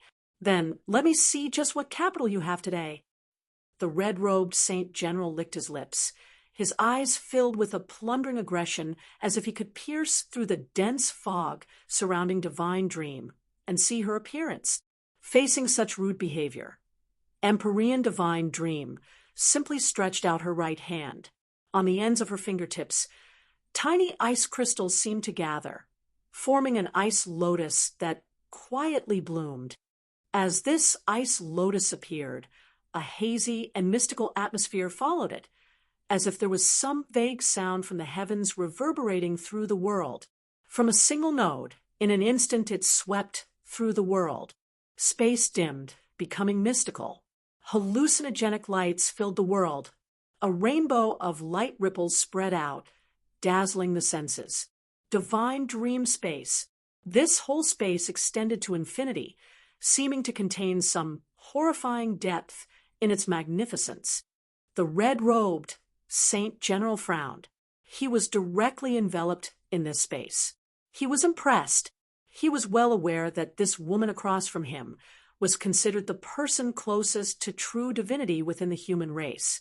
If it wasn't for the inheritance of the divine realm true divinities being severed long ago, if it wasn't for the fact that she chose to take the extinct path of dual cultivating energy and divine, if she hadn't needed to rely on herself for all this time, then she might have already become a true divinity. The red-robed Saint General gripped his fists, explosive sounds echoing out from his joints. With loud crackles, his body grew larger and taller. Golden beams of light shot out from his pupils, and he emitted waves of mystical strength. This was the saint race's bloodline body metamorphosis. The red-robed Saint General didn't underestimate his opponent. From the start, he gave it everything he had. With his bloodline, after using body metamorphosis, his golden eyes would be able to penetrate through all illusions. It was a top technique of the saint race. In the middle of the divine dream space, countless celestial bodies floated about. Innumerable divine mountains hovered in space. In the midst of that endless fog, every mountain had a ghost of divine dream sitting in meditation atop it. Every ghost emitted a vast pressure, the eyes like stars that aimed towards the red-robed Saint General. Every ray of light transformed into god-beasts in space. They were covered with scales, possessing an ancient and distant will as they roared out loud, sweeping towards the red-robed Saint General. These god-beasts and all other illusions were formed from the dream, but they were incredibly lifelike. They truly possessed the power of Empyreans and the strength of god-beasts. Reality was a dream. Dream was a reality. Within the divine dream space force field, everything Empyrean divine dream thought of could turn into reality.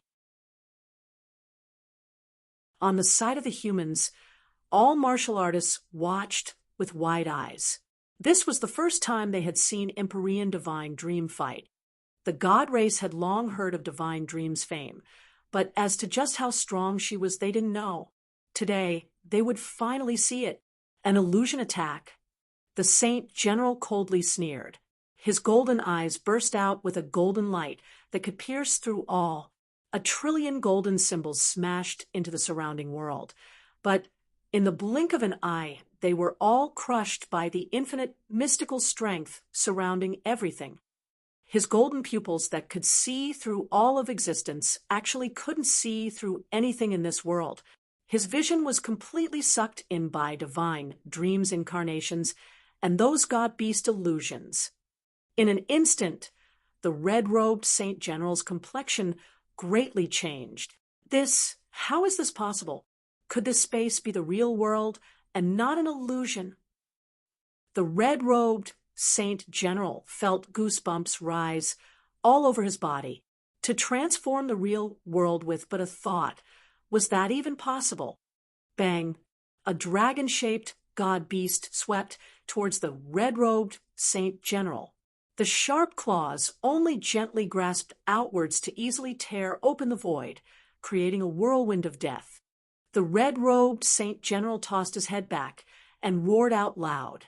His fist was as hard as a star, possessing the momentum to crush apart planets. In a single breath, he punched out countless fist phantoms, slaughtering the god-beasts around him. Every fist strike caused a god-beast to suffer heavy wounds, or even be crushed. These god-beasts were overall slightly weaker than a lower Empyrean, but their bodies were actually incredibly tough. As every god-beast broke apart, the red-robed Saint General was also struck in return, causing his blood to tumble. Moreover, he soon realized that the shattered god-beasts were actually rapidly reforming, a continuous stream with no end. The red-robed Saint General was consuming a considerable amount of strength. As for Empyrean Divine Dream, she was at the center of the divine dream space and hadn't even moved her fingers. Her eyes were slightly closed. A dim, white holy light covered her, like falling snow. Her posture was as if she were leisurely standing around. Empyrean Divine Dream seemed as if she hadn't used any strength at all. In fact, it looked as if this battle was not involved with her in any way, as if she had never attacked to begin with. This is her world, her battlefield. If I can't break apart this world, then her strength will be endless. I will suffer certain defeat. The red-robed Saint General's heart shook, immediately believing he understood the basic mysteries behind this world. To turn the dreamland into reality, this was the so-called divine dream space, divine dream's unique ability. As long as they were within the divine dream space, then divine dream stood in an invincible position. Your thoughts aren't wrong. Empyrean Divine Dream suddenly said, With a single glance, she had been able to see through the red-robed Saint General's heart. Her awe-inspiring voice contained a thick, killing intent. The red-robed Saint General turned cold. How was this possible? They were both peak Empyreans. So how could Divine Dream know what thoughts were in his mind? As he looked at Empyrean Divine Dream, all of his confidence faded away. Even his thoughts had been seen through. This was too terrifying. What you think of in your heart is your dream. In my divine dream space, all your dreams are open before me. There are no secrets you can keep. Empyrean Divine Dream icily said, seeming as if she could drown the red-robed Saint General in ice. Divine Dream Space. As its name suggested, it was a boundless dreamland and originally possessed an unfathomable effect on the mind. The red-robed Saint General was placed within the divine dream space. In his shock, his mind had fallen to illusion, and thus it was naturally easy for Empyrean Divine Dream to pry into his thoughts. This was a terrifying force field. Facing Empyrean Divine Dream, the red-robed Saint General felt tiny and exposed like a naked baby. If even his thoughts were seen through, how could he fight? Is she really only an Empyrean? The red-robed Saint General immediately thought, his heart beginning to waver. And at this time, Empyrean Divine Dream naturally detected the flaw in the red-robed Saint General's mind. She waved her hand, and the entire divine dream space rapidly darkened, all light vanishing. Or it was more accurate to say that everything vanished, turning into dim chaos. Suppress. A single word seemed to transmit from boundless celestial temples. Infinite strength contracted, instantly turning into a massive star-sized suppress character in the divine dream space. With a loud rumble, even space and time seemed suppressed by this symbol. When the red-robed Saint General saw this symbol, he felt as if the force of innumerable stars was pressing down on his limbs with an amazing force, firmly keeping him locked down. He couldn't move. Realizing something was wrong with his body, the red-robed Saint General felt the coming of an inexplicable horror. Empyrean Divine Dream's laws suppressed not his body, but his soul and mind, making him unable to move.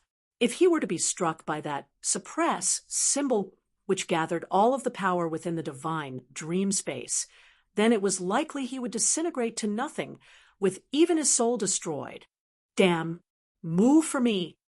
The red-robed Saint General howled. He grit his teeth and burnt his blood essence. Every wisp of blood essence pierced through the void, resonating with the world. It was like countless divine wheels spinning around and warring, wanting to crush apart the mystical strength all around them. As he burned his blood essence, the red-robed Saint General's formidable strength erupted to its limits. The mystical strength binding him down began to shake and loosen. Ka. The seal was nearly demolished by the red-robed Saint General. Without a change of expression, without even opening her eyes, Empyrean Divine Dream floated forwards, a lofty beauty that emitted a holy brilliance. A jade white finger slowly stretched out, casually drawing another suppress character in the void. This suppress character rapidly expanded in space, quickly turning into another star-sized symbol that came pressing down on the Saint General. Bang! The void shook. The suppress character crashed onto the red-robed Saint General's body. The universe seemed to collapse as everything fell into endless darkness. The red-robed Saint General seemed to be struck by millions of planets, all of them colliding with him. His bones shattered and his flesh burned. He exhausted all of his strength to stop this suppressed character. I am not willing. How can I be killed by the likes of you in a place like this? Ooh. The Saint General screamed, his eyes frightening. Boundless and majestic golden energy gushed out from his pores. Like countless small golden dragons roaring, the erupting aura shocked the heart. He knew that if he really fell into the endless darkness behind him and the world contracted onto him, he would die without a grave. But no matter how hard he struggled, he couldn't rid himself of the suppressed character atop his head. This simple symbol contained an inexhaustible strength that left one drowning in hopelessness. Then at this time, rumble, rumble, rumble, a crazy power surged forth, and the divine dream space shivered. From the Saint Race army, the Golden Crown Empyrean had attacked. The flesh of his right hand had turned into a blood-red lance that pierced through the void. This lance was 10,000 feet long and incredibly sharp and dense, impossible to withstand. A boundless blood vitality flooded out in all directions, so potent that it even squeezed out the mystical strength exuded by the stars. He came from one of the special clans within the Saint Race. His supernatural bloodline power was this blood-red lance. It was known as the strongest lance amongst the saints, able to penetrate everything. He watched as the red-robed Saint General was soon to be defeated by Divine Dream, and had no choice but to help. When martial artists dueled, others butting their way in or launching sneak attacks wasn't honorable at all. But at this time, how could he care about such things? But as the Golden Crown Empyrean attacked, his eyes as he looked at Empyrean Divine Dream were filled with bewilderment. Was she an Empyrean or a true divinity?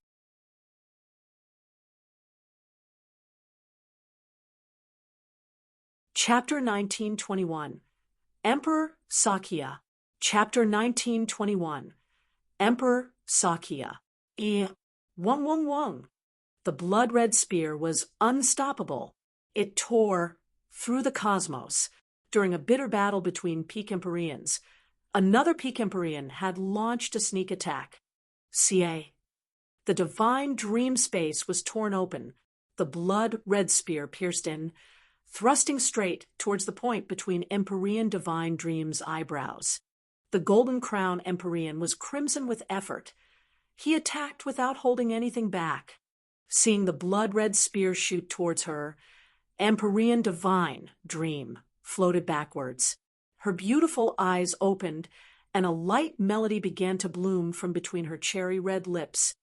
Although the sound was faint, it was enchanting and wondrous. In that moment, the surrounding space seemed to have a marvelous reaction to this faint sound. Within the pitch-black space, starlight surged.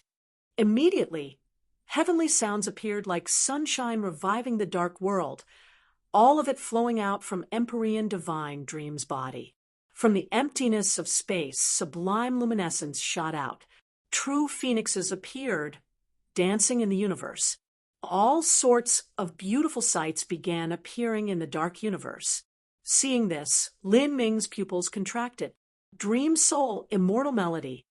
At the Divine Realm First Martial Meeting, Lin Ming had personally experienced Frost Dream's immortal melody. It was because of this that he had tied with her. As this mysterious melody appeared, from within the peaceful world, infinite killing intent rose. Underneath the hands of Empyrean Divine Dream, the Dream Soul Immortal Melody was countless times more formidable than Frost Dream's version. In an infinitely fascinating illusion, divine mountains appeared, floating up and down in space. Towering spiritual trees reached into the skies, on equal ground with the heavens. These divine mountains floated atop planets. The planets roared as they crashed into that blood-red lance. As for the true phoenixes, they flapped their wings and flames swept through the world, surrounding the Golden Crown Empyrean. Raging flames even burnt through the void, as if a sheet of black paper had been ignited. The Golden Crown Empyrean trembled. Beneath the high heat, his flesh and blood seemed to be baking and burning. As the blood-red lance was struck by those planets, it began to crack apart. It wasn't just the primal god Empyreans that were shocked, but even the human Empyreans were left dumbfounded. Divine Dream. She seems to have made a breakthrough. Skyrend God Lord and Great Limitless Buddha had only ever heard rumors of Divine Dream's prestige and strength. Neither of them had truly seen her fight. In the divine realm, although Empyrean Divine Dream had used her divine dream space before, it had always been seen as ethereal and wonderful, filled with a mystical rhythm and an exquisite aesthetic sense. Never before had it been used in such a horrifying manner, ringing with killing intent. The top human powerhouses could feel that from the start, Empyrean Divine Dream had been fighting with everything she had without holding anything back. With her own power, she contended with two peak Saint Empyreans, and it was obvious that she had completely suppressed the both of them. This was a nearly unimaginable strength. Skyrend God Lord and Great Limitless Buddha both felt they were far inferior to her. This woman, how could she be so fierce? Amongst the Saint Race Empyreans, another person moved. A great black bow appeared in his hands. He stepped forth into the void. Blood shot out from his hands, forming into a blood arrow. With a deep roar, the bowstring tightened again without end. All light in the surrounding space seemed to gather on the tip of the arrow, causing everything to tremble. Endless strength gathered onto the arrow points, aimed straight towards the distant Empyrean Divine Dream. The arrow point exuded a boundless shaking. Pitch-black ripples appeared, spreading out in all directions. This strength was mighty and forceful, giving off a feeling that it could even pierce through the cosmos. A completely irresistible attack. All starlight for 1,000,000 miles began to sway and distort. The essence of the starlight began to gather towards the arrow point. More and more energy gathered. The arrow began to howl as black light appeared around it. Whoosh! The blood-red divine arrow that gathered the endless starlight pierced through space and vanished without a trace. This all-annihilating arrow shot to the edge of the divine dream space. Once the arrow arrived at its target, it would be 3 against 1. 3 peak Empyreans to fight divine dream. And at this time, light bloomed. A golden Buddha diagram spanned through space. It was incomparably large and shined with an eternal light, bathing the surrounding space in a warming glow. In the boundless Buddha light, small Buddhas appeared.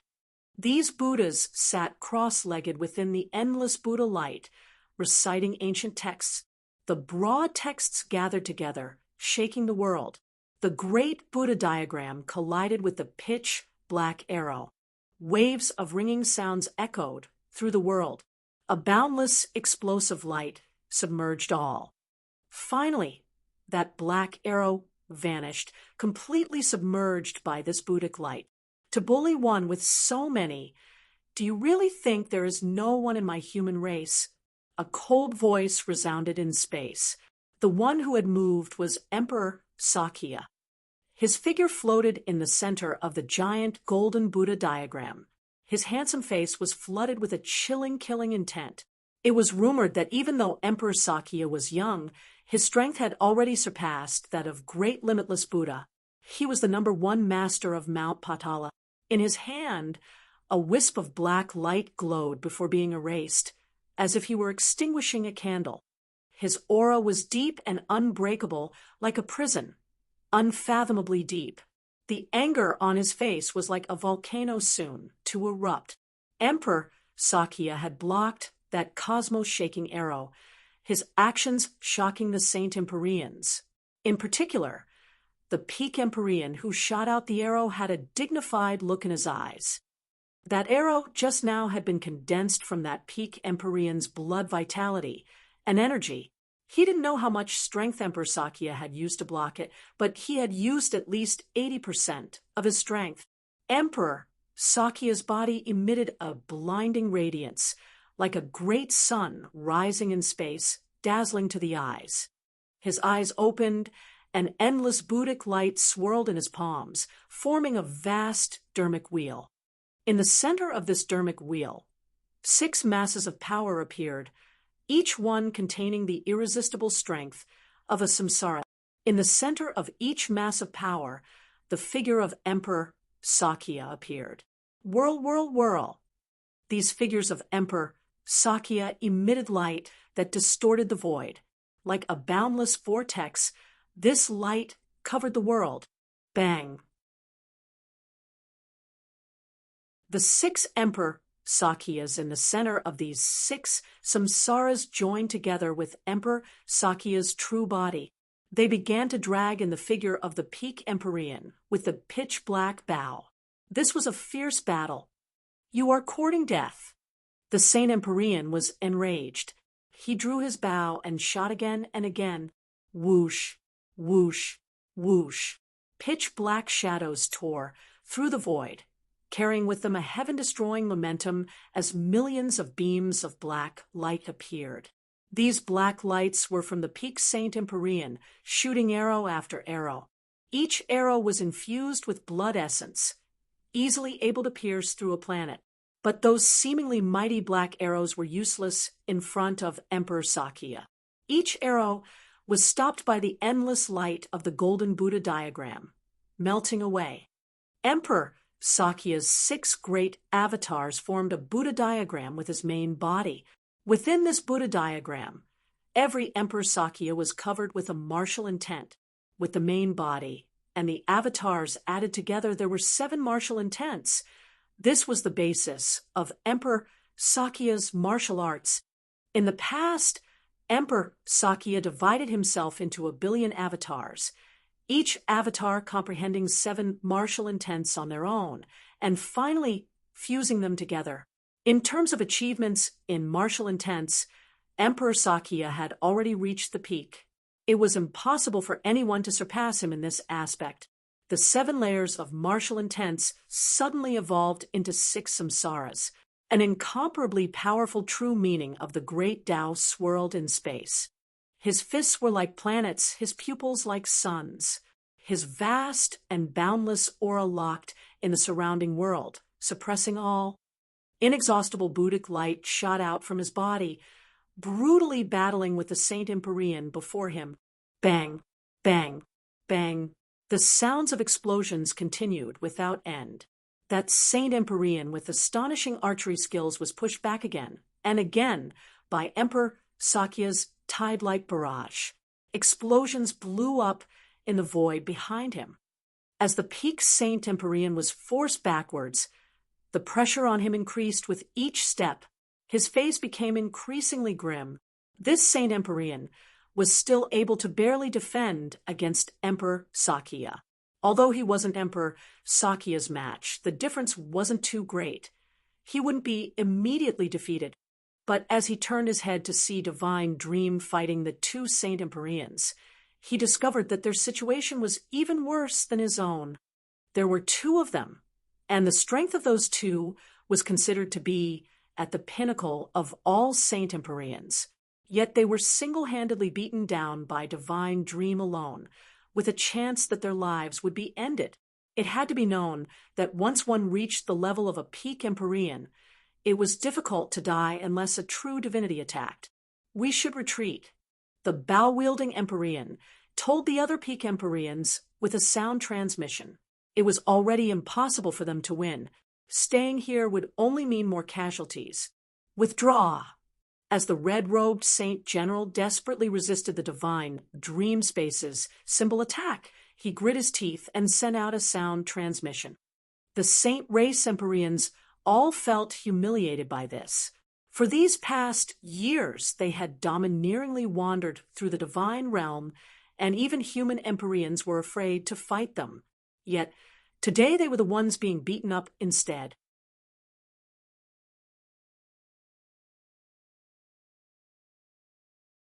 Chapter 1922, Absolute Victory. Chapter 1922, Absolute Victory. Good. Well done. The shames of today will be avenged in the future. Just wait for my Saint Race's good fortune Saint Sovereign to kill his way into the divine realm and exterminate your entire race. Some Saint Race Empyreans boastfully blustered. So, what if the human Empyreans were stronger? No matter how fierce Emperor Sakya was, he was only 10 to 20% stronger than a normal peak Empyrean, And no matter how overwhelming Divine Dream was, even if she could suppress several peak Empyreans together, if she were to meet the true divinity-level good fortune Saint Sovereign, then she wouldn't be his match at all. Ha! You still want to run? Keep on dreaming. Skyrend Godlord immediately saw through the Saint Army's plan of escaping. He roared out loud and waved his sleeves. A clear and holy energy shot out, as if a great universe existed within it. A wave of swallowing power swept towards the group of Saint Empyreans. A world dancing within the palm. Great limitless Buddha spread out his palms and relics shined in his hands, their brilliance spreading through the cosmos. Wherever this Buddhic light covered, loud Buddhist chants resounded like the 8 guardians of Buddhism, Devas and Yakshas, a trillion arhats, all of them appearing together. For a time, the surrounding space for 1,000,000 miles was covered by this seething spiritual light. On this side of the battlefield, the light of blood shined bright, and the smell of death filled the air. Arcs of red lightning and strands of Buddhist chants intersected, collided, causing massive tracts of space to collapse and crack apart beneath the savage impact of energy. The heavenly Tao laws collided and distorted, even muddling space. A potent strength destroyed all. However, the Saint Race Empyreans wouldn't just sit there and wait for death. They counterattacked, resisting the human race together. Many Saint Empyreans took out their Empyrean spirit treasures. Divine light flashed, and astral essence turbulently flowed out. There were Saint Empyreans whose fists smashed open the void, like meteors passing through space. In terms of quantity, the Saint Empyreans had the advantage. When they combined their strength together, they were able to rival the human Empyreans. But the many world kings and holy lords weren't as lucky. Saint Race spirit ships were swept into energy storms, instantly blowing up. The martial artists on board were ejected into the vacuum of space. Half of them immediately killed. Form the array. A Saint Race Empyrean shouted out loud. In a battle between Empyreans, the strength of world kings and holy lords was almost negligible. But if their strength was gathered together through a spirit ship's grand array formation, then their fused strength could not be underestimated. At the very least, escaping wouldn't be a problem. The Saint Race Empyreans were already steadily taking steps to retreat, and once they fled the battlefield, it would be hard for humanity to catch up to them. Focus your efforts and kill their elites. Empyrean Divine Dream said. Her divine dream space covered 2 Saint Empyreans. They were the Saint General and the Golden Crown Empyrean. Among the Saint Army, these were the 2 strongest individuals. Divine Dream's intentions were clear. She wanted to cut down these 2 individuals. Emperor Sakya joined in. He gave up his assault on the other Empyreans and hurtled towards these 2 peak Empyreans. In the 7 universes of the Saint Race, there were many Empyreans, but peak Empyreans were still extremely rare, and every death of a peak Empyrean was still an enormous loss to the Saints. Moreover, these 2 people were the main commanders in the Saint Race Army's invasion of the Divine Realm. Damn it! The Gold Crown Empyrean was incensed as he discovered the Divine Dream had locked onto him. He howled. His skin and flesh cracked open, revealing white tendons. These tendons were extremely tenacious. They were a part of his supernatural bloodline powers. As he attached these tendons to his blood lance, the lance hummed and shivered, causing the surrounding space to vibrate and mystical runes to circle around it. Light gathered, forming an incomparably black divine light. The lance thrust out. The space around the black light cracked planets, able to pierce through the void and twist the laws of the heavens and earth. Whoosh! With this strike, the Saint Race Empyrean's body shivered. He had clearly consumed a great deal of energy. The blood lance was like a black hole, swallowing light and energy wherever it went. constantly expanding as it continued forwards with an overwhelming momentum. As the divine dream space was struck by this attack from a peak empyrean consuming their blood essence, it was nearly punctured. But at the same time, Emperor Sakya's eyes glittered with a cold light. His main body, as well as those 6 martial intent avatars, plunged into the golden Buddha diagram. Like 7 supreme Buddhas, they floated like 7 stars within the Buddha diagram. Endless golden light emitted from their bodies, resonating with the Buddha diagram and evolving into 6 incomparably realistic scenes. In the fathoms of hell, seas of blood boiled over. Mountains of bones piled high into the skies as hungry ghosts scavenged through the ground, howling with deathly hunger.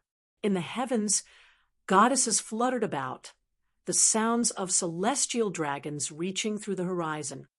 Above these 6 images, a grand golden Buddhist temple stood tall.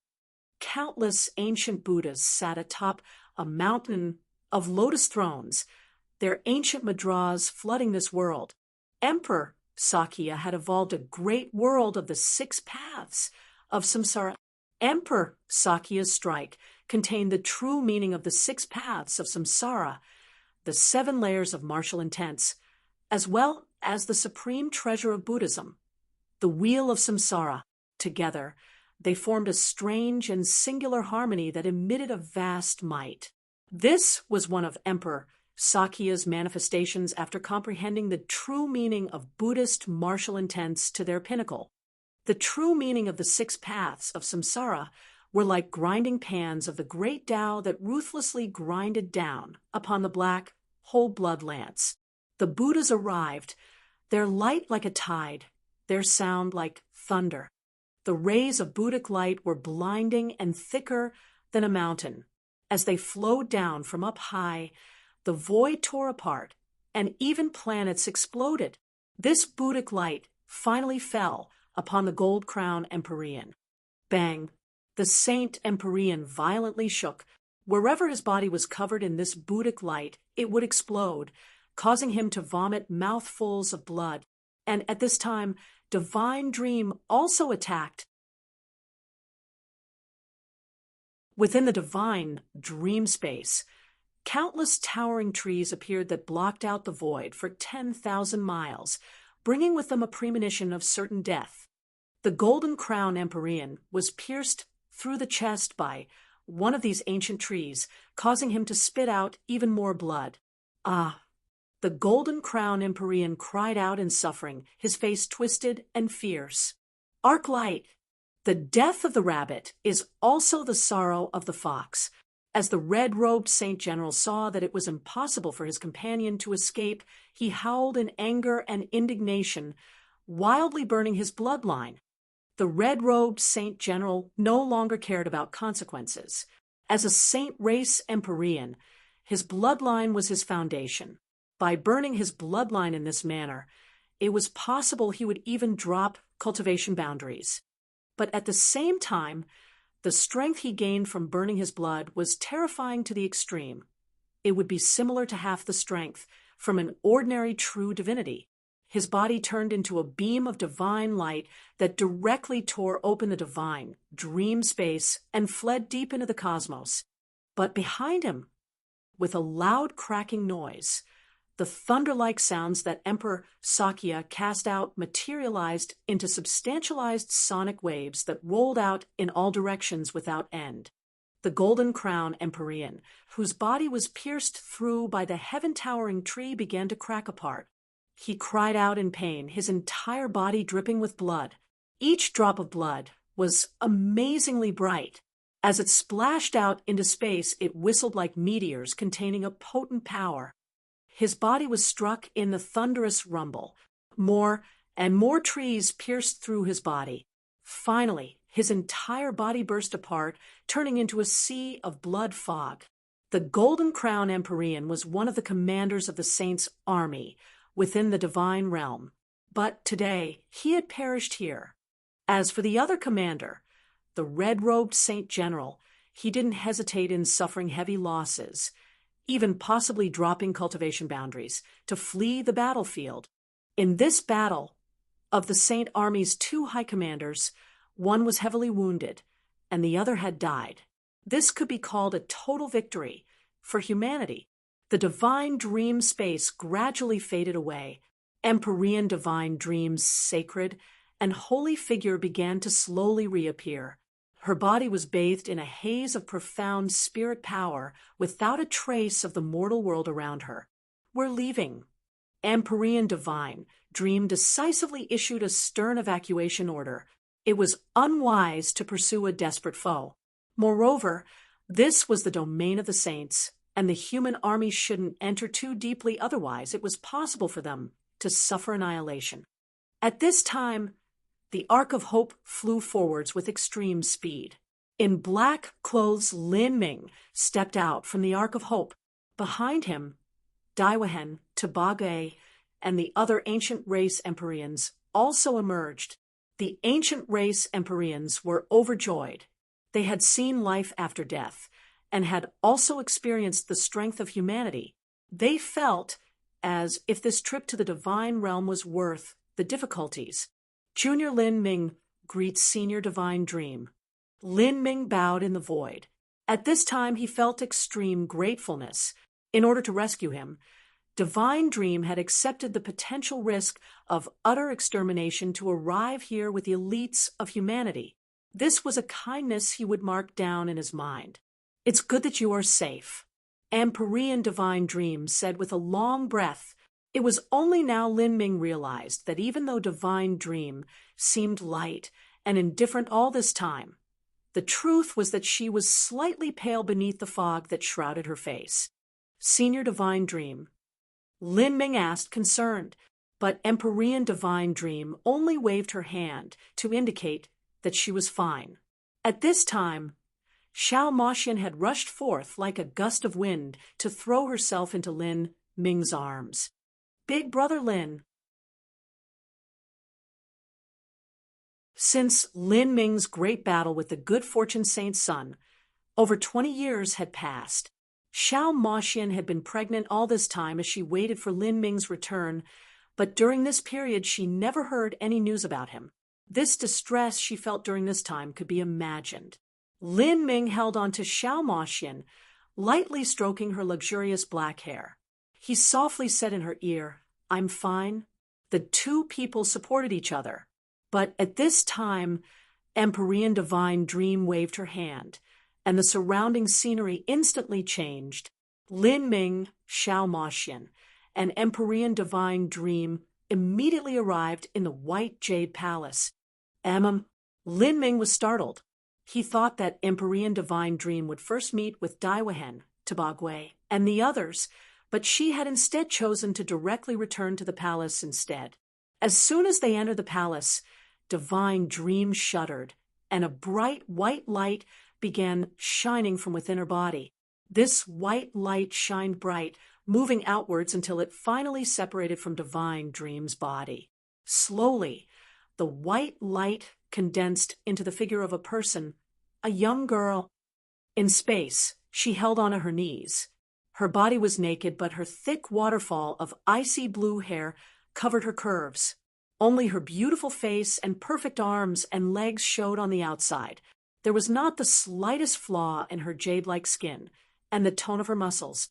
At this time, the young girl's eyebrows were pressed together, as if she were in pain.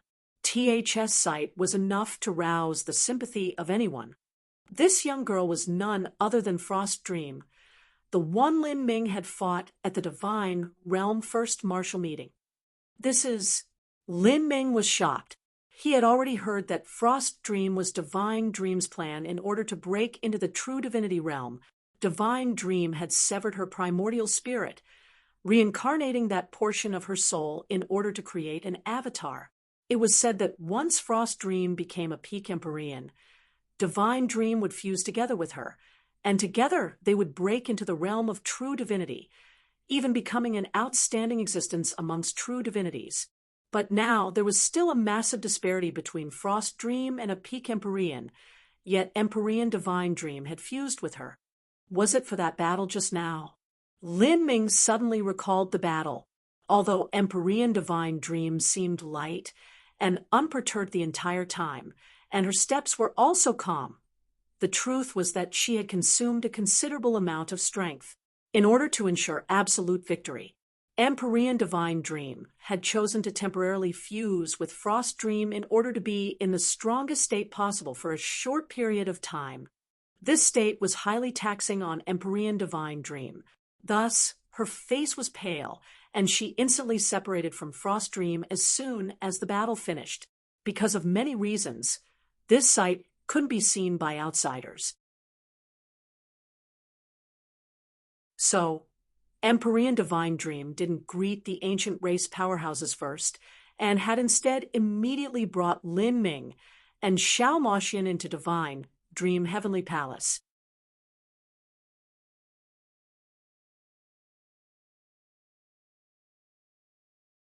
Chapter 1923. Evacuate. Chapter 1923. Evacuate. Senior Divine Dream, are you all right? Lin Ming was highly concerned about Divine Dream's situation.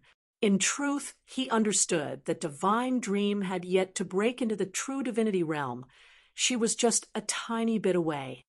If Divine Dream didn't temporarily fuse together with Frost Dream, and only fought with her true self, then although she could still suppress a peak Empyrean, wanting to prevent them from escaping and killing them was extremely difficult. Moreover, that Golden Crown Empyrean and red-robed Saint General were both outstanding Saint Empyreans. At this time, blue misty light began glowing around Frost Dream. This misty light gathered on her supple figure, turning into a blue dress. Frost Dream stretched her body. Floating in the air, she reached back her hands and flipped out her hair. As her long hair fell back in waves, fragrant wind blew through the air, enchanting the senses. Miss Frost Dream, Lin Ming greeted. Frost Dream nodded in return, responding with Sir Lin before composing herself and remaining quiet. Lin Ming then discovered that Frost Dream's cultivation had reached the world king realm. Compared to himself, she was even faster. However, this was normal. Frost Dream was Divine Dream's avatar and had Divine Dream's soul as her foundation. Frost Dream's cultivation speed would naturally be exorbitantly fast, and with the invasion of the saints, Divine Dream must have also decided to speed up Frost Dream's breakthroughs in order to quickly step into true divinity. You've heard that it was a black-clothed woman who sent me a sound transmission saying that you were in the primeval universe? Do you know who that woman is? Divine Dream asked Lin Ming. She clearly had some understandings of the primeval universe. Junior believes that this woman was likely Soul Empress Sheng Mei. Lin Ming said, glancing at Xiao Moxian. Xiao Moxian was astonished, but as she thought about it, it could only be her. That woman had been shrouded in a black fog and was incomparably mysterious.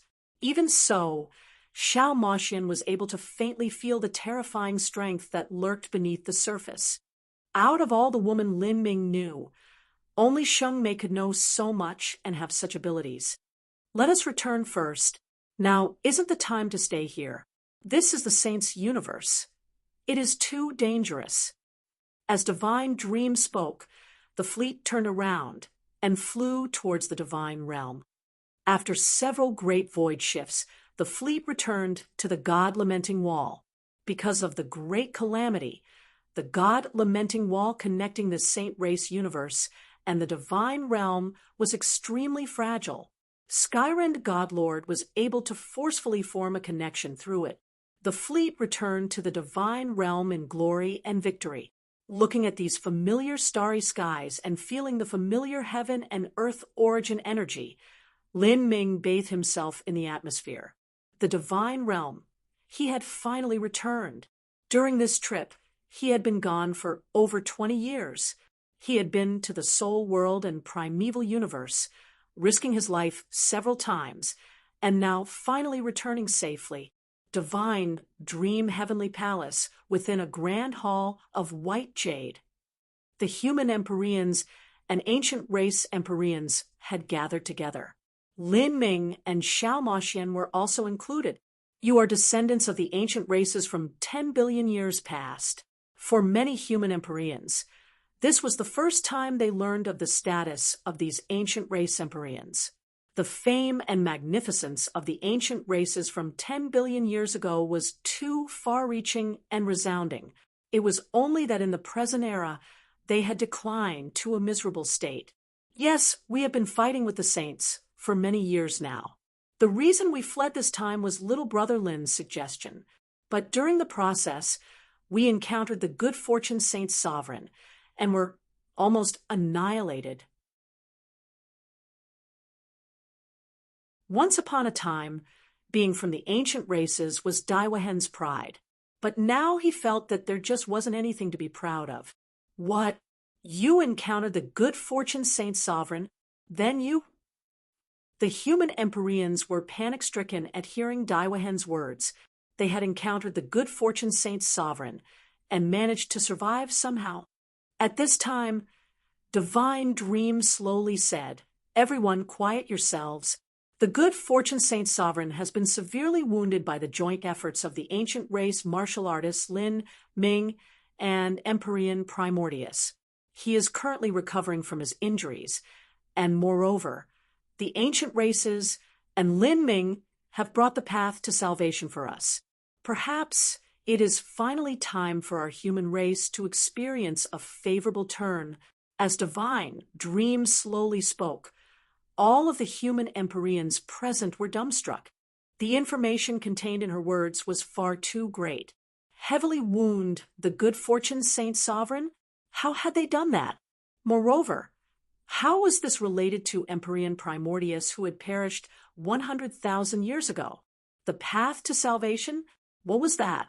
As the human Empyreans were puzzled, Divine Dream looked at Lin Ming and said, "Why don't you come up and explain it yourself?" Whether it was the ancient races or the human race, Lin Ming was the greatest contributor to there being such a favorable turn.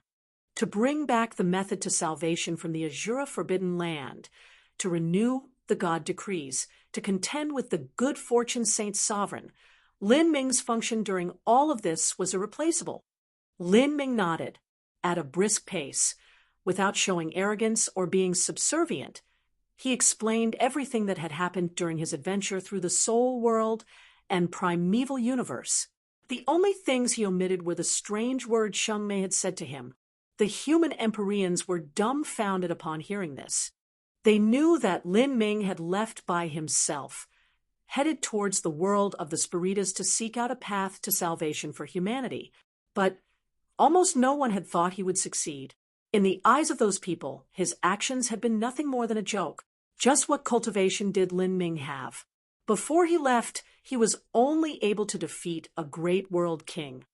And what humanity faced was a terrifying and massive race that had multiple true divinities and over 1,000 Empyreans.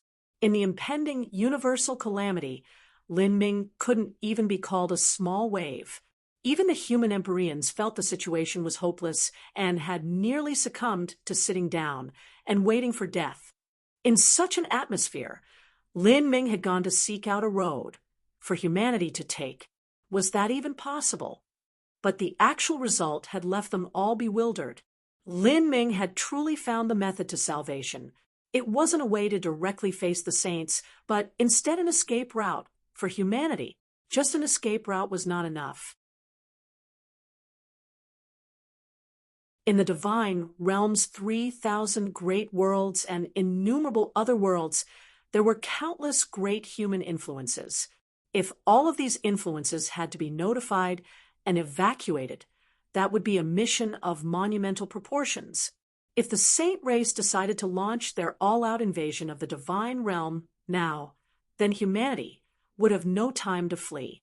But Lin Ming had joined together with the ancient races and had managed to wound the good fortune Saint Sovereign, buying time for humanity in the process. This was just unbelievable. Many human Empyreans looked at Lin Ming with amazement in their eyes. When Lin Ming left the divine realm to go to the soul world and primeval universe, he could be said to have created a miracle. He had done a great service for humanity and could nearly be compared to Empyrean divine seal of 6 billion years ago. Everyone should be clear on what the method is. That is, before the saints' total invasion begins, we shall evacuate to one of the wild universes within the 33 heavens. The divine realm has over 1 trillion quadrillion people, and there are even more people in the lower realms. To evacuate them all is a completely impossible task, but we can evacuate the elites and preserve our martial arts civilization and inheritances. In other words, for at least the next 100,000 years, the general human population will have to live beneath the oppression of the saints. As for the elites of humanity, they must face the wilderness of the 33 heavens, suffering the difficulties to develop it and survive there. As for the future, whether we are eliminated or find a chance to breathe, all of that will depend on the next 100,000 years. In that group of elites who develop within the wilderness, we shall see whether or not we can raise proud children of heaven who can resist the saints. If we can, then we shall slaughter our way back to the divine realm and destroy the saints. If we cannot, then we can only wait to perish. After all, the God-lamenting wall is not an absolute protection. Empyrean divine dreams' words caused the human Empyreans to fall silent. Of the 33 heavens, 7 heavens belonged to the Spiritas, 7 heavens belonged to the saints, 1 heaven was the primeval universe, and another heaven was the divine realm. In total, this was 16 heavens. Besides these 16 heavens, there were also 17 more. These 17 heavens were death lands, or wildernesses, because of the Great Hundred Race War from 10 billion years ago. These universes had slowly declined. Moreover, the God-lamenting walls dividing these universes were extremely firm, unlike the walls dividing the divine realm and saint universes. The walls between the divine realm and saint universes would weaken in cycles until they finally completely vanished. Thus, for all this time, these 17 heavens had never had intelligent humanoid life forces exist within them.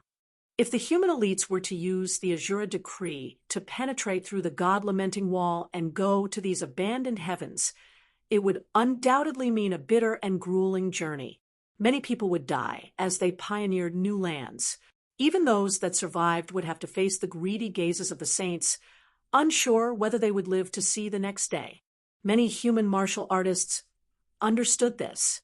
They knew just what it meant to escape into the wild universes. Moreover, they had heavy hearts upon thinking about abandoning the common people of the divine realm. But there was nothing they could do about this. After all, the elites of humanity were the targets of the saints. If these elites were killed, then that would be the same as wiping out humanity's inheritances. As for the common folk, the truth was that they held no value for the saints. The atmosphere in the Grand Hall became much more gloomy.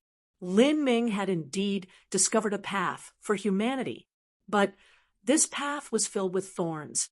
Empyrean divine dream slowly stood up.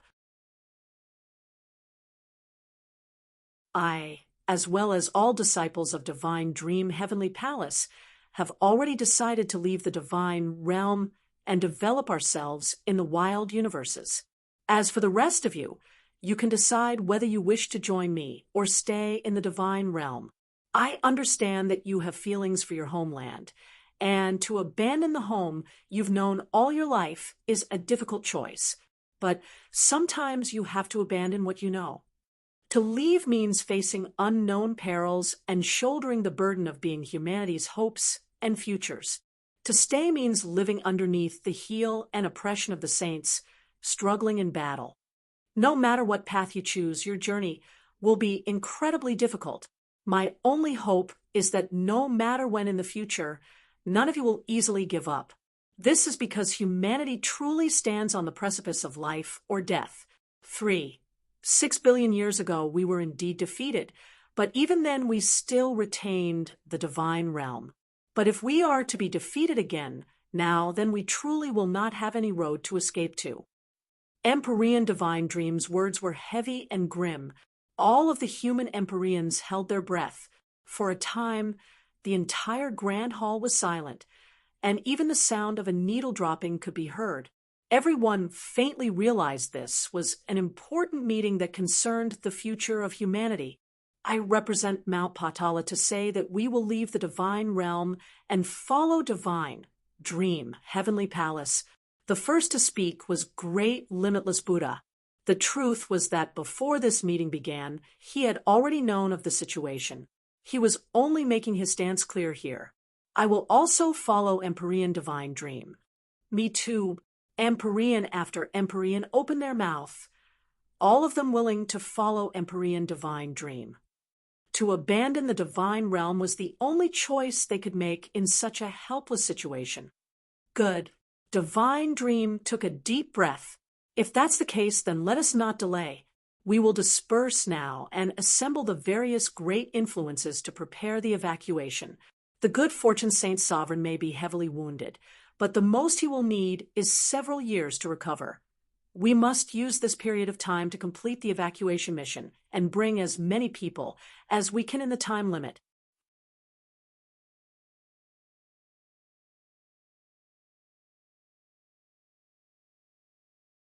Chapter 1924. Astral Vault God King. Chapter 1924. Astral Vault God King. Kia. Primeval universe, within the infinite deeps. In the space that the good fortune Saint Sovereign was hidden in, over 20 Saint Empyreans in full battle attire had laid down a good fortune grand array. In addition, there were many world kings and holy lords. They were distributed at the edges of the good fortune grand array, supporting it. The Saint Empyreans had grim complexions.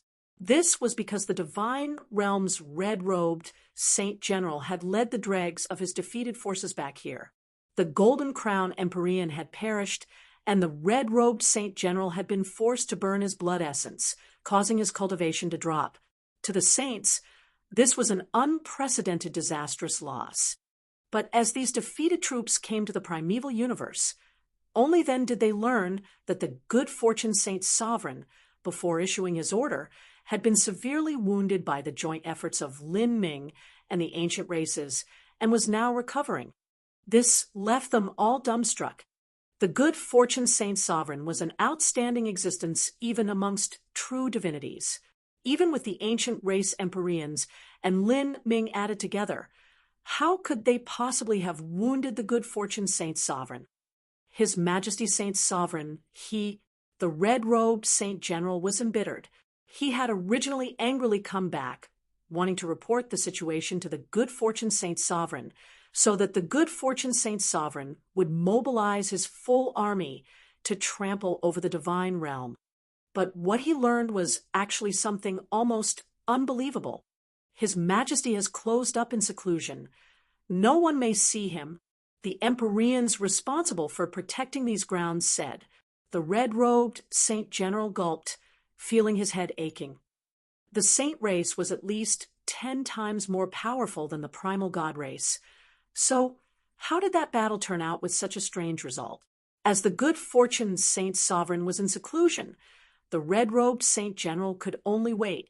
He faintly guessed that this period of seclusion would not be short. It would be at least 2 to 3 years. At this time, a terrifying pressure arrived, like a galactic storm sweeping through the cosmos. Underneath this tremendous pressure, all holy lords and world kings were forced to their knees. Although the saint race Empyreans weren't suppressed to such a miserable degree, they still felt their hearts race with fear. Without a doubt, this sort of pressure could only belong to a true divinity. All of the saint martial artists rapidly bowed towards the void. They felt a vast sea of astral essence swell towards them. This was proof that the one arriving was a saint race true divinity. At this time, the void trembled. A massive face appeared in the space 1,000,000 miles away. This face seemed to be carved from metal, solemn and mighty, possessing an astonishing character. As the saint martial artists saw this giant face, they shivered. Astral Vault God King. In the saint race's 7 heavens, there was more than one true divinity. Generally speaking, the true divinities of the saints were extremely mysterious. They seldom appeared, and even the common people didn't know how many true divinities were in the saint race or what their titles were. Astral Vault God King, one of the hidden god kings of the saint world, it is said that he is 100 million years older than His Majesty Saint Sovereign. Astral Vault God King, he shouldn't have come to harm the saint sovereign, right? Several peak Empyreans subordinate to the good fortune Saint Sovereign gulped as they thought of this. According to rumors, the good fortune Saint Sovereign was on ill terms with Astral Vault God King. It was said that they might have fought before, and it wouldn't be a surprise if there was some sort of personal grudge between them. Now that Astral Vault God King had arrived, if he really came to take revenge, then the Empyrean stationed here would only be able to stare helplessly on as he attacked the good fortune Saint Sovereign. Your Majesty, Astral Vault, several Empyreans greeted in awe. Out of my way! Astral Vault God King shouted out loud, and these Empyreans were swept away as if they were caught in a storm. They could barely steady themselves as they felt completely helpless in their fear. They were subordinates of the good fortune Saint Sovereign. It wasn't likely that Astral Vault God King had any good impressions of them. Astral Vault God King slowly flew forwards to the space distortion that the good fortune Saint Sovereign had hidden in and sneered. With a mere thought, a massive metal hand stretched out from space. This hand casually moved and easily tore open the space distortion that the good fortune Saint Sovereign had closed up in. Then, Astral Vault God King stepped inside. The many Empyreans could only watch. They were unable to do anything, nor did they dare to do anything. All they could do was fervently hope that there would be no battle. If the good fortune Saint Sovereign was truly pushed to the edge, then he would detonate Famine's body. If so, then all the Empyreans here would perish in the aftermath. Within the endless darkness, two shadows faced each other. One was Astral Vault God King, and the other was the good fortune Saint Sovereign. Within the void, Astral Vault God King's form was incomparably massive, like a structure formed from metal. He was completely without hair, not even eyelashes. His skull resembled polished crystal, translucent enough that one could faintly see his brain within. His appearance was extremely unique. Good fortune! Astral Vault God King's voice was as cold as metal as it filled the space distortion. How did you end up like this? Weren't you always a skilled one? You called me and Soaring Feather here. Is it to beg for help? Astral Vault God King's voice had a mocking tone to it. The reason he came here was unexpectedly at the request of the good fortune Saint Sovereign. The good fortune Saint Sovereign looked at Astral Vault God King, no expression on his face. He only icily said, "And Soaring Feather?" Astral Vault God King raised his right hand and twiddled a feather between his fingers. He lazily said, "She didn't feel the need to come and see you herself, but if we speak, she will naturally be able to hear us. Is that so?" "I see." Soaring Feather didn't accept his invitation, but the good fortune Saint Sovereign didn't care.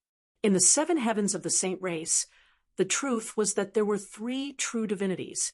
Soaring Feather God King was the only woman amongst them, and her whereabouts were always a mystery. She had gone into seclusion long ago, and many peak Empyreans didn't even know that there was such a true divinity amongst the saints. The good fortune Saint Sovereign looked at Astral Vault God King and unhurriedly said, "The reason I called you here today is because I want you, as well as Soaring Feather, to lead the armies to trample over the divine realm and exterminate humanity." Although the good fortune Saint Sovereign was injured, his voice was filled with energy that shook the void. Astral Vault God King's eyes widened for a moment. Then he began laughing. "Ha ha! Did I hear wrongly? You want me and Soaring Feather to exterminate humanity? Why? You don't need to mention something as mundane as the interests of our race to trick me. Although there are advantages to the saints in exterminating humanity, it's nothing at all to me. Did you think I wouldn't know that the reason you want to exterminate humanity is to accomplish your own goals? Why would Soaring Feather and I deign to help you? Astral Vault God King aggressively said. The good fortune Saint Sovereign fell silent. Then he stretched out his hands. Above his palm, a black bead traced with red lines slowly revolved. This was the Grand Miss Spirit bead. Seeing the Grand Miss Spirit bead, Astral Vault God King's eyes began to shine. This spirit bead was inestimably valuable to a body transformation system martial artist. If you and Soaring Feather assist me, then I will lend you this bead for 1,000,000 years. But I have a requirement. When you destroy humanity, you must make sure you kill Lin Ming. The good fortune Saint Sovereign's voice was filled with killing intent. The reason he had hurriedly summoned the other two true divinities of the saint race here to have them attack the divine realm was because he had a deep, foreboding feeling in his heart. He felt that Lin Ming had brought something important back to humanity. If he couldn't eliminate humanity here, then the troubles would never end. Once the wildfires burnt down the fields, the new grass would grow once more. In particular, Lin Ming. His continued existence filled the good fortune Saint Sovereign with unease. He was an unknown factor. At the Mere Peak Holy Lord realm, he was able to have such a great impact on the war of the saints against the human race and ancient races. If he was allowed to grow up, then he would certainly become a scourge upon the saints. Before this, he had taken Lin Ming lightly because of his cultivation. Now he was willing to do anything within his power to kill him. Grand Miss Spirit Bead. As the Astral Vault God King looked at this red and black bead, his eyes revealed a deep greed. What about it? Do you want to take it forever? The good fortune Saint Sovereign coldly sneered, but didn't take away the Grand Miss Spirit Bead. He only glared at Astral Vault God King, saying, You want to work together with Soaring Feather to take my life while I am injured and steal away the Grand Miss Spirit Bead. The good fortune Saint Sovereign laid bare the thoughts within Astral Vault God King's heart. Astral Vault God King only lightly smiled, not responding. You can give it a try, but I have ways to make you regret it. As the good fortune Saint Sovereign spoke, the massive body of famine began to wriggle underneath him, causing innumerable fountains of blood to gush out. Astral Vault God King's pupils narrowed. He looked at the good fortune Saint Sovereign, suspicion growing in his heart. He didn't know what hidden cards the good fortune Saint Sovereign had, but he was certain that there must be some secret on him. He even suspected that this concerned the Abyssals. In any case, even if he joined together with Soaring Feather to attack the good fortune Saint Sovereign, he didn't have full confidence that they would win. This was a purely instinctual feeling. To reach the cultivation of the true divinity realm, that meant one's destiny had accumulated to the peak. Like this, a martial artist would be able to develop vague premonitions in their hearts. Although it wasn't accurate every time, it was extremely valuable for reference.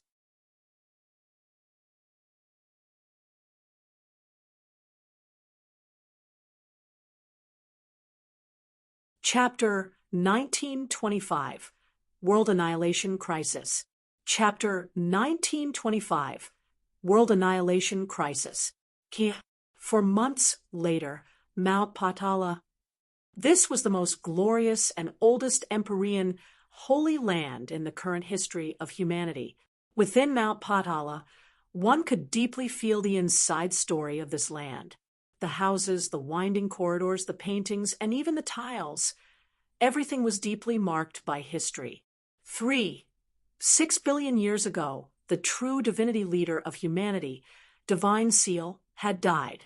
Most Empyreans had died in the battle, and their Empyrean influences were destroyed with them, forever fading away into the sands of time. However, Mount Patala had remained fully intact. Within their library pavilions, they collected numerous ancient texts on martial arts. All of this played a vital role in the continued development of humanity's martial arts civilization. At this time, When humanity teetered on the edge of extinction, the many rulers and elites of humanity gathered once more at Mount Patala to face the upcoming storm. Within Mount Patala, in a secret chamber of a Buddhist temple. This chamber was extremely peaceful.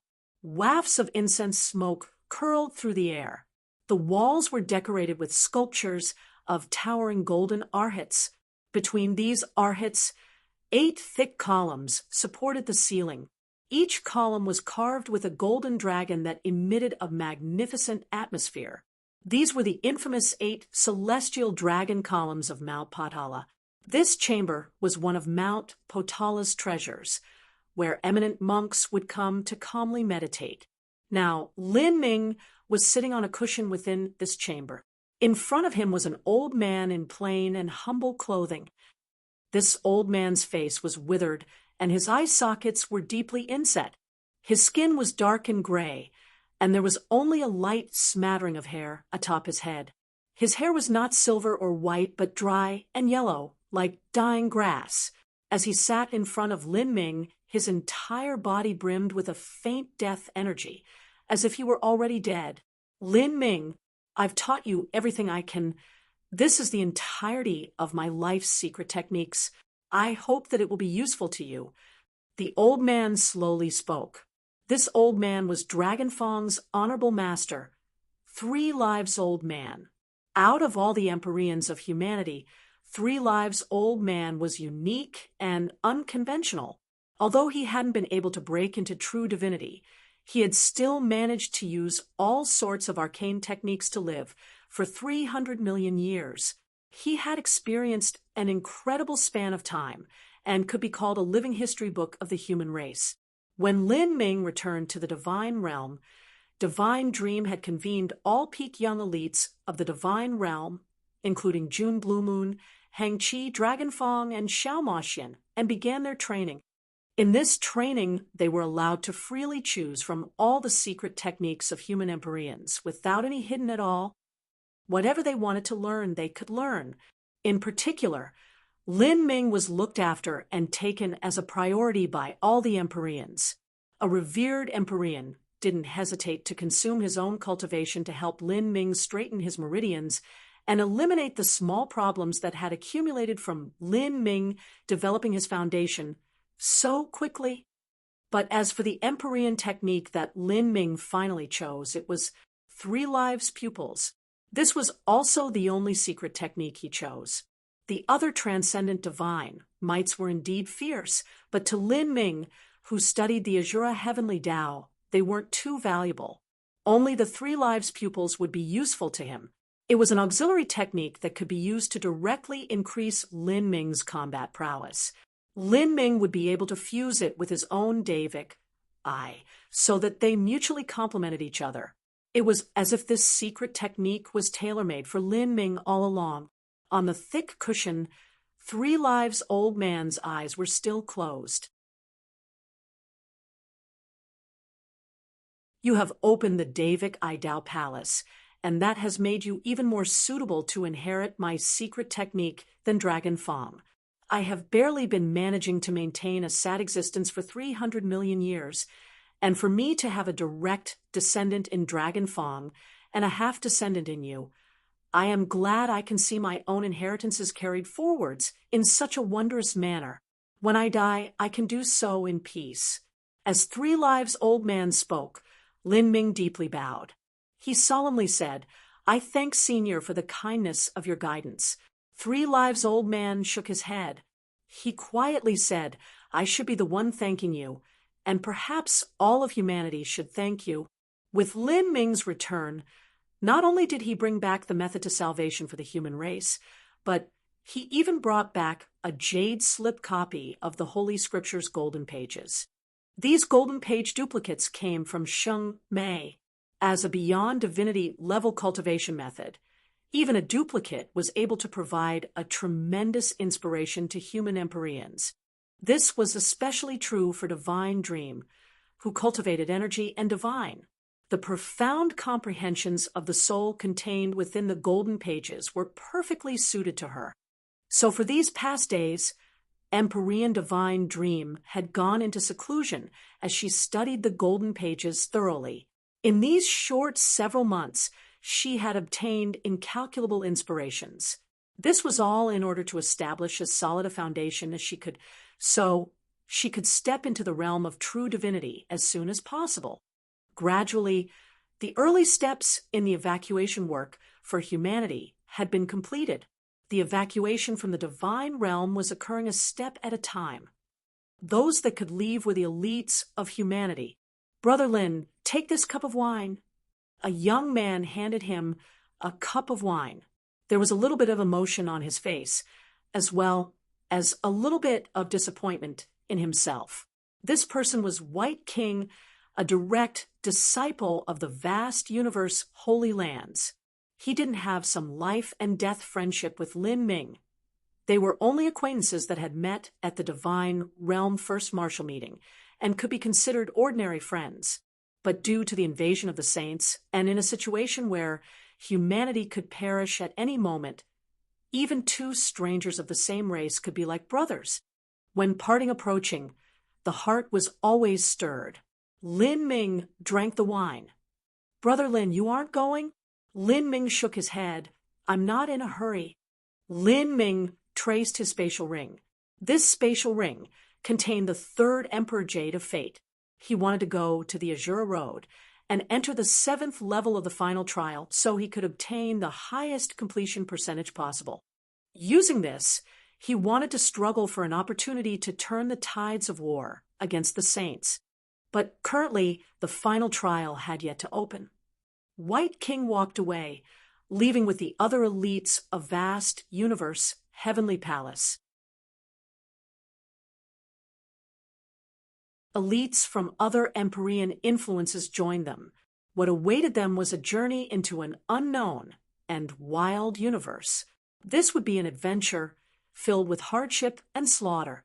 Lin Ming knew that White King was only part of the first group of people to leave. There would be a second group, third group, fourth group. This would continue until all the elites had left, until all the Empyrean heavenly palaces became deserted lands. Partings occurred everywhere. Masters sent off their disciples. Sect masters sent off their disciples. Some people drank and bid farewell. Some hugged as tightly as they could. For those who were left behind, those that were leaving were family members, friends, comrades in arms. For those that were leaving, they would leave the universe they grew up in, their most beloved homeland, the land of their ancestors, their bloodline, the happiness and laughter, their pain and sorrow. Lin Ming deeply sighed. He turned and left, no longer participating in these sad partings. He had too many matters to attend to. Every breath of time, every hour, was extremely precious to him. Time passed a day at a time. With every period of time, another group of people left. Lin Ming had no idea how many people had departed, but at this time, the situation suddenly changed. A panic-stricken world king rushed into Mount Patala. He brought with him terrible news. The Saints had begun their full invasion of the divine realm. Many people were stunned. The good fortune Saint Sovereign had clearly been grievously wounded by Lin Ming and the ancient races. So how could he have recovered so quickly? And if the good fortune Saint Sovereign wasn't leading the troops, then if the saint armies were to invade the divine realm, they were bound to suffer serious casualties. How is this possible? Empyrean vast universe was completely shocked. Deep in his heart, he didn't want to believe such terrifying news. He hoped there had been some sort of mistake, but following that, the bloodied and almost disabled World King was escorted away, and another piece of news was brought in. That was the human Empyreans guarding the great worlds closest to the Saints had all died in battle. The Saints had truly begun their invasion. Moreover, the scale of this invasion was even greater than the invasion of the primeval universe. After all, the divine realm battlefield was far broader, and every army could be utilized to their limits. At this time, humanity also learned that there was a true divinity leading the invasion of the Saints. His name was Astral Vault God King. Nobody had heard this name before, but just his status as a true divinity was enough to cause all Empyreans present to feel a heavy pressure. A great saint army led by a true divinity. This was simply impossible to contend with. So it is another true divinity of the saints that is leading their armies. The good fortune saint sovereign is really recovering from his wounds. Empyrean divine dream sighed as she obtained the news. Even though Astral Vault God King was weaker than the good fortune saint sovereign, he still wasn't something they could deal with. Astral Vault God King had assembled the armies of the saint race and then took over military control for the good fortune saint sovereign. All of this had been done in a mere several months, but at this time, only half of humanity's elites had been evacuated. Summon an emergency meeting. This meeting was convened hastily, but all human Empyreans, including some human elites that had yet to evacuate, rapidly arrived. Humanity now ushered in the greatest crisis they had faced in history.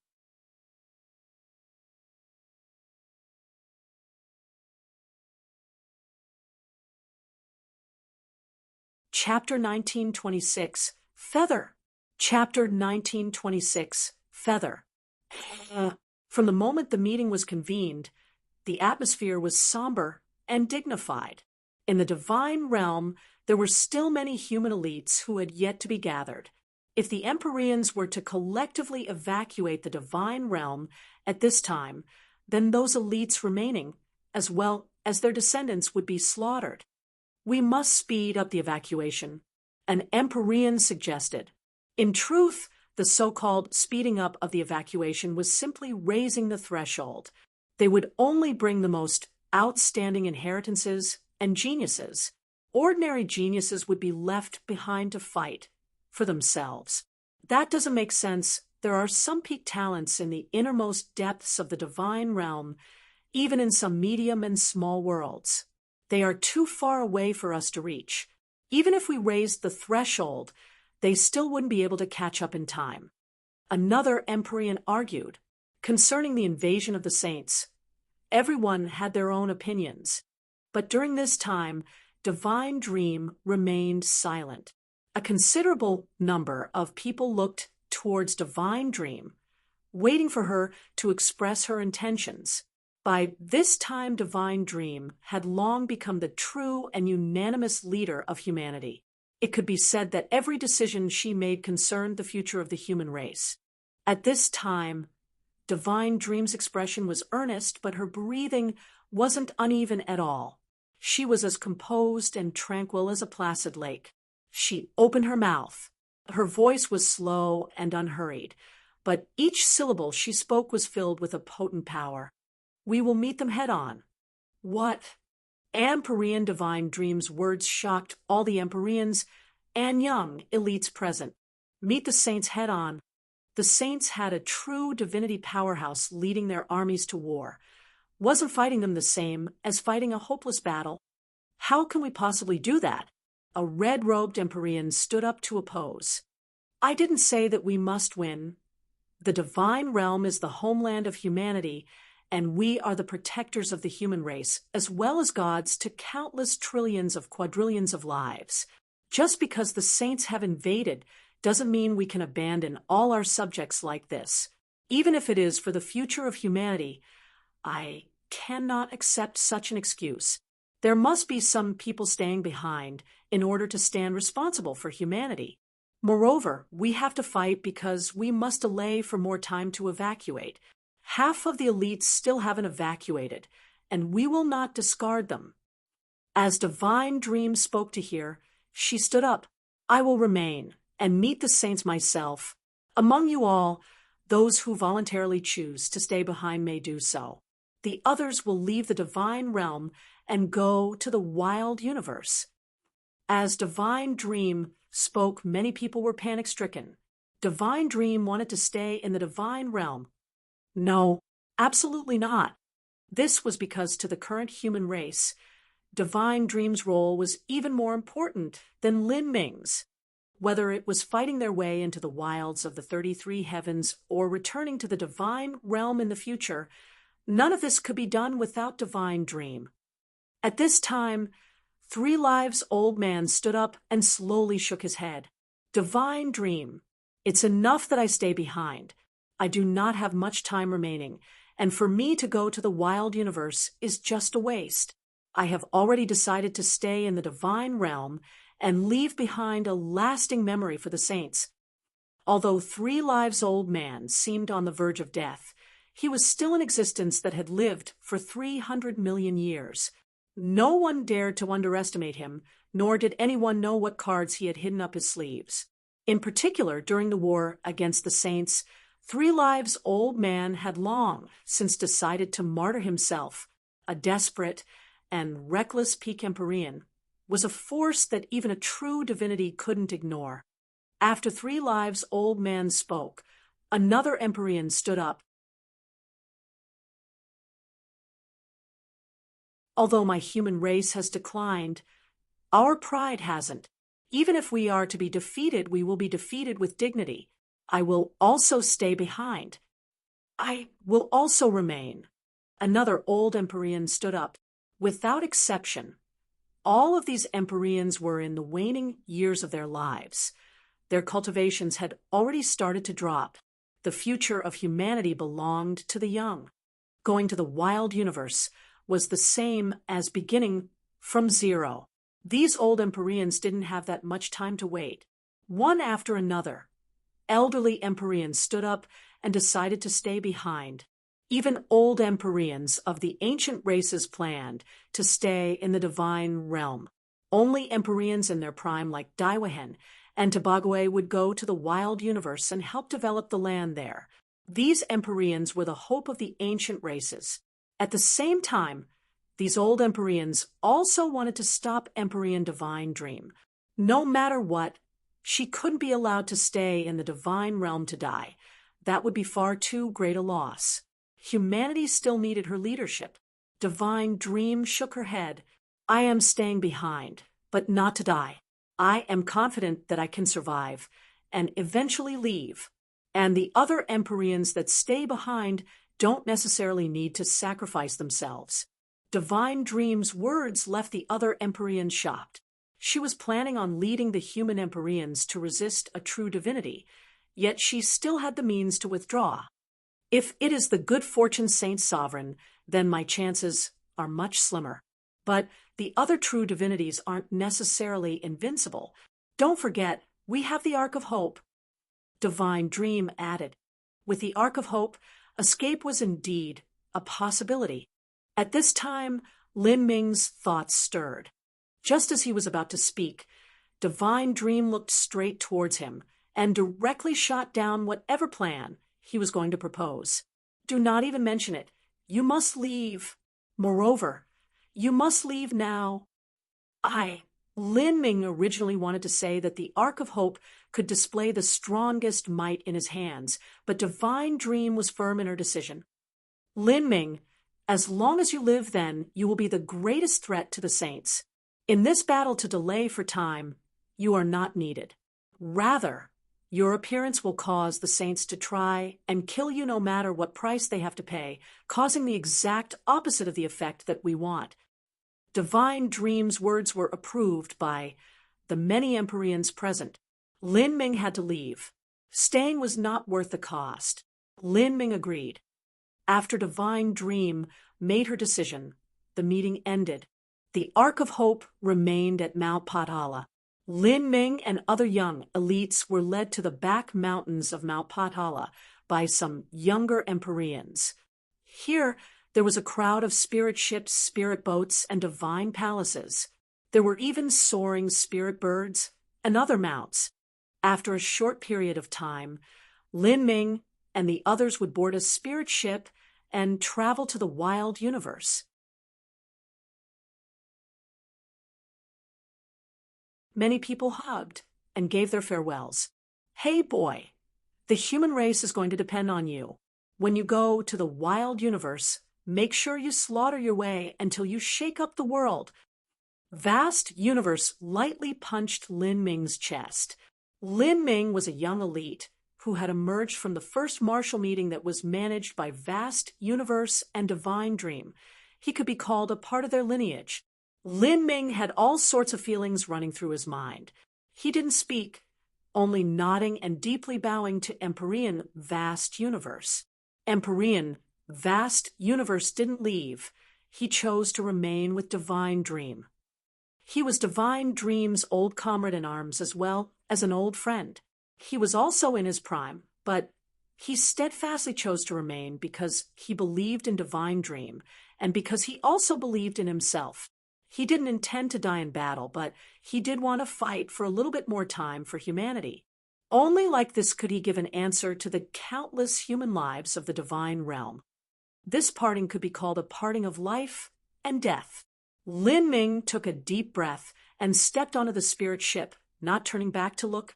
But as Lin Ming stepped onto the spirit ship, there was something that occurred which no one noticed. A spirit bird, flying in the skies, came to a halt above the spirit ship. It spun around, and then a single feather fell off this bird, slowly fluttering downwards. This feather was common and indistinguishable from an ordinary feather, but as it fell atop the spirit ship, it slowly stuck to the surface and then melted into the hull, vanishing from sight.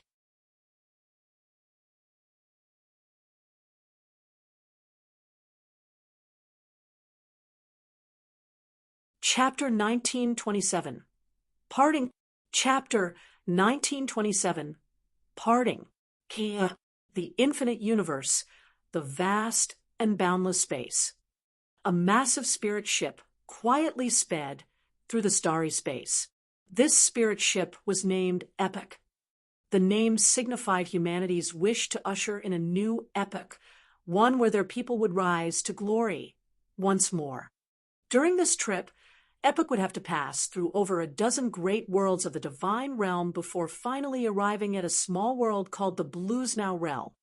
This small world was hidden within a chaotic ocean of stars, without accurate coordinates and a guide.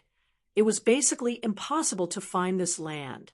The end of the Bluesnow realm pushed up against the God-lamenting wall, and behind this God-lamenting wall was another universe of the 33 heavens, a wild universe. Because the God-lamenting wall separating the wild universes had never weakened, this universe hadn't had an intelligent humanoid life form step foot in it for a long time. Several months ago, 20 human Empyreans were sent to the Bluesnow realm in order to join together and form a connection through the God-lamenting wall using the Azura decree, and then maintain it. Following that, the elites of humanity passed through this connection and entered the wild universe. They quickly sped towards the nearest lands, establishing their own bases to develop the area. Epoch was an Empyrean-level spirit treasure spirit ship. It was naturally far slower than the Ark of Hope, and from start to finish, it would require 2 months to reach its destination. And during this long travel, many matters occurred. For instance, the great war between the remaining Empyreans and the Saints. In a grand hall within Epoch, many young elites had gathered. Dragon Fong, Hang Chi, Xiao Moxian, June Blue Moon Lin Ming, and even the Celestial Smokeless. These young elites had reunited once again. Back during the Divine Realm First Martial Meeting, these young elites had been 20 to 40 years of age. They were high-spirited back then, looking to climb to the highest mountaintops.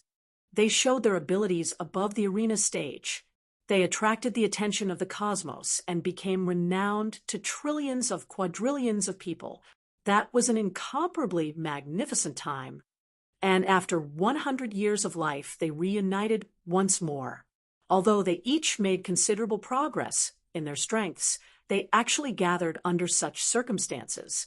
Facing the great calamity of the divine realm, they had been forced to flee from their homeland and become fugitives. At this time, Xiao Moxian was looking out a porthole, gazing upon the endless starry skies. She rubbed her belly. It was unknown just what she was thinking. To abandon her homeland and go to an unknown world. It was inevitable that she would feel a deep melancholy in her heart. But what she could rejoice in was that Lin Ming would always be there at her side to accompany her. She silently looked at Lin Ming as he meditated in the grand hall. Xiao Moxian pursed her lips. In this great calamity, Lin Ming had become nearly her everything. I wonder how the seniors of my people and Empyrean Divine Dream are doing right now, Smokeless whispered, finding it hard to calm her heart. Beside her, Hang Chi was praying sutras and twisting the Buddha beads in his hands, deep in meditation. Dragon Fong embraced his black sword. He had a pot of wine in his hand and was quietly drinking from it. At some time, Dragon Fong filled a cup of wine. Then he silently raised it up in the air and slowly sprinkled it to the ground. Seeing this, Lin Ming sighed. He knew that Dragon Fong was giving his farewells to his master. In this bitter battle between the humans and saints, divine dream, vast universe, and some others might be able to return safely. But the older Empyreans had already entered the fray with the determination to die. Lin Ming stood up and walked over to Dragon Fong. He joined him in drinking a cup of wine.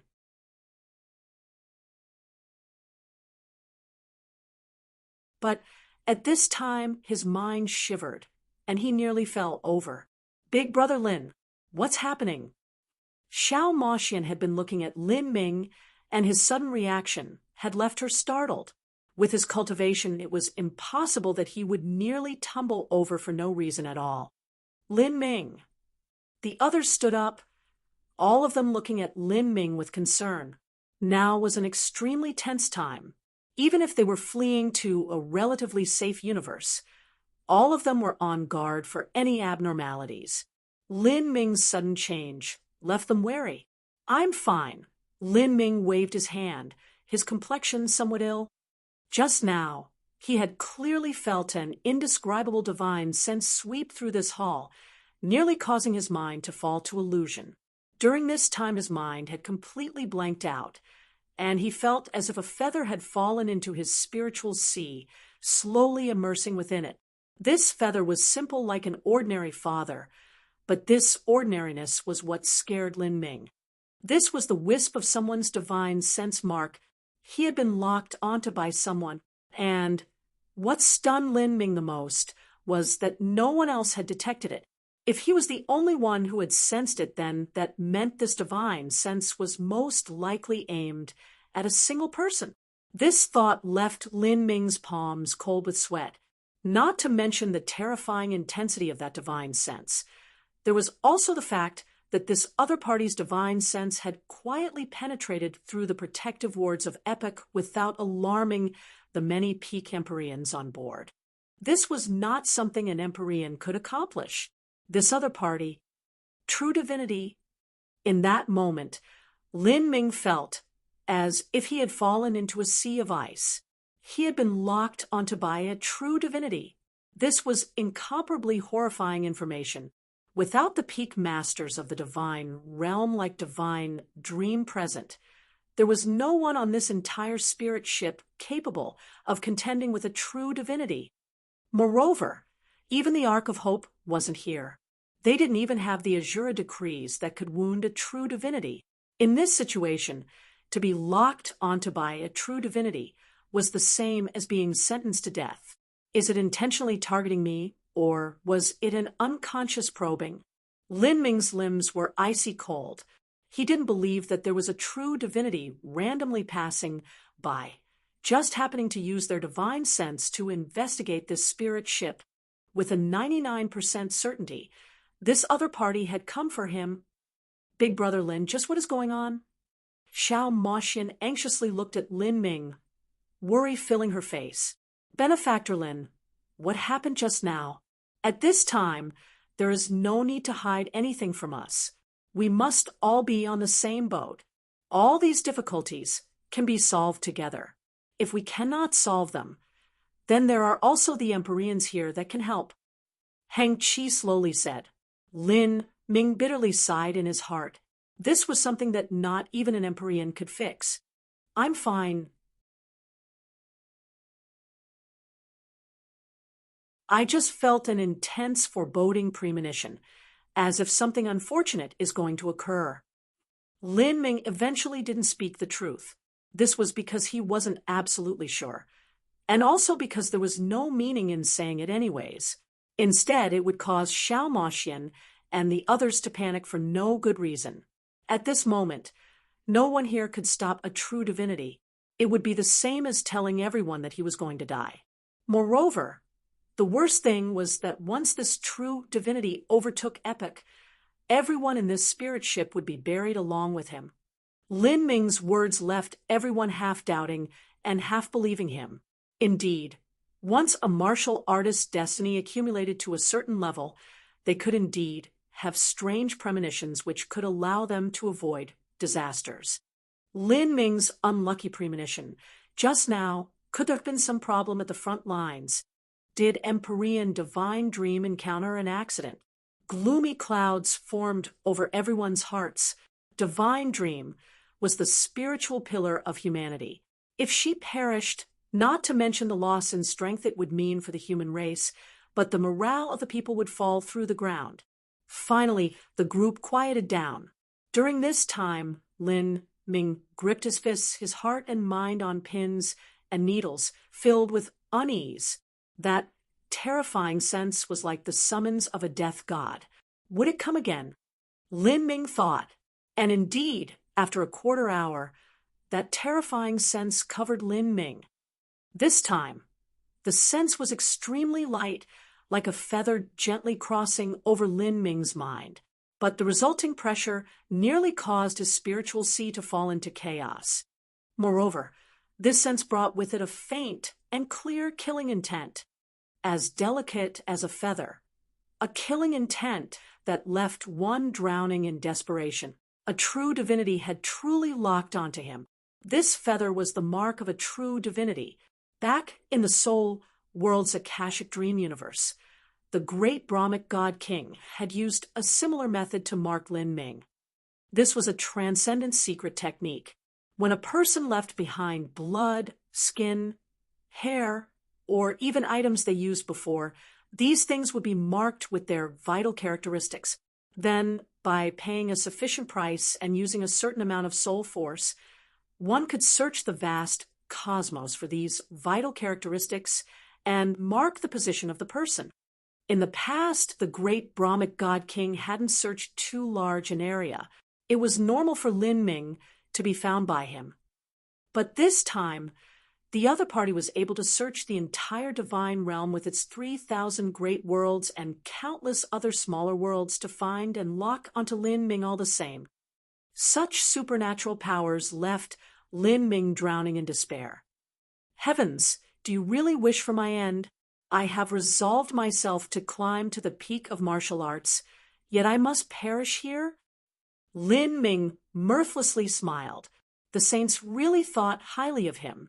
If he wasn't wrong, then the saints had especially sent a true divinity to hunt him down and kill him.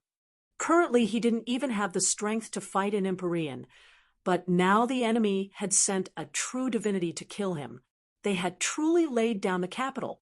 They wanted to take advantage of the time before he had grown to erase him from existence, forever severing any future troubles. Lin Ming stood up in an absent-minded daze. From when he had stepped upon his road of martial arts until now, he had faced death numerous times, but never before had he felt despair like today. Lin Ming, Yu, Smokeless, Hang Chi, June Blue Moon, and the others all looked at Lin Ming. They felt that something was wrong. What is going on?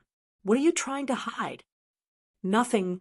Lin Ming suddenly smiled, his smile somewhat sad. I'm sorry. I don't think I can go to the wild universe with you all and open up a new world. What? Lin Ming's few words left everyone shocked. In particular, Xiao Moxian felt her heart shrink. Why? Tears began to appear at the corners of Xiao Moxian's eyes. She bit her lips and stared at Lin Ming, her voice shaking. Lin Ming looked at Xiao Moxian, his heart mourning. He couldn't remain on the spirit ship because it would only mean everyone here dying in vain. even humanity's gathering point would be exposed. He wanted to say that he had been locked onto by a true divinity, but as he saw Xiao Moxian's teary eyes, he couldn't bring himself to say the words. He didn't want his last image of Xiao Moxian before he left to be that of her dying inside. Moreover, he knew that if he said such words, if Xiao Moxian knew he would die without a doubt, she would not let him leave alone. She would die with him.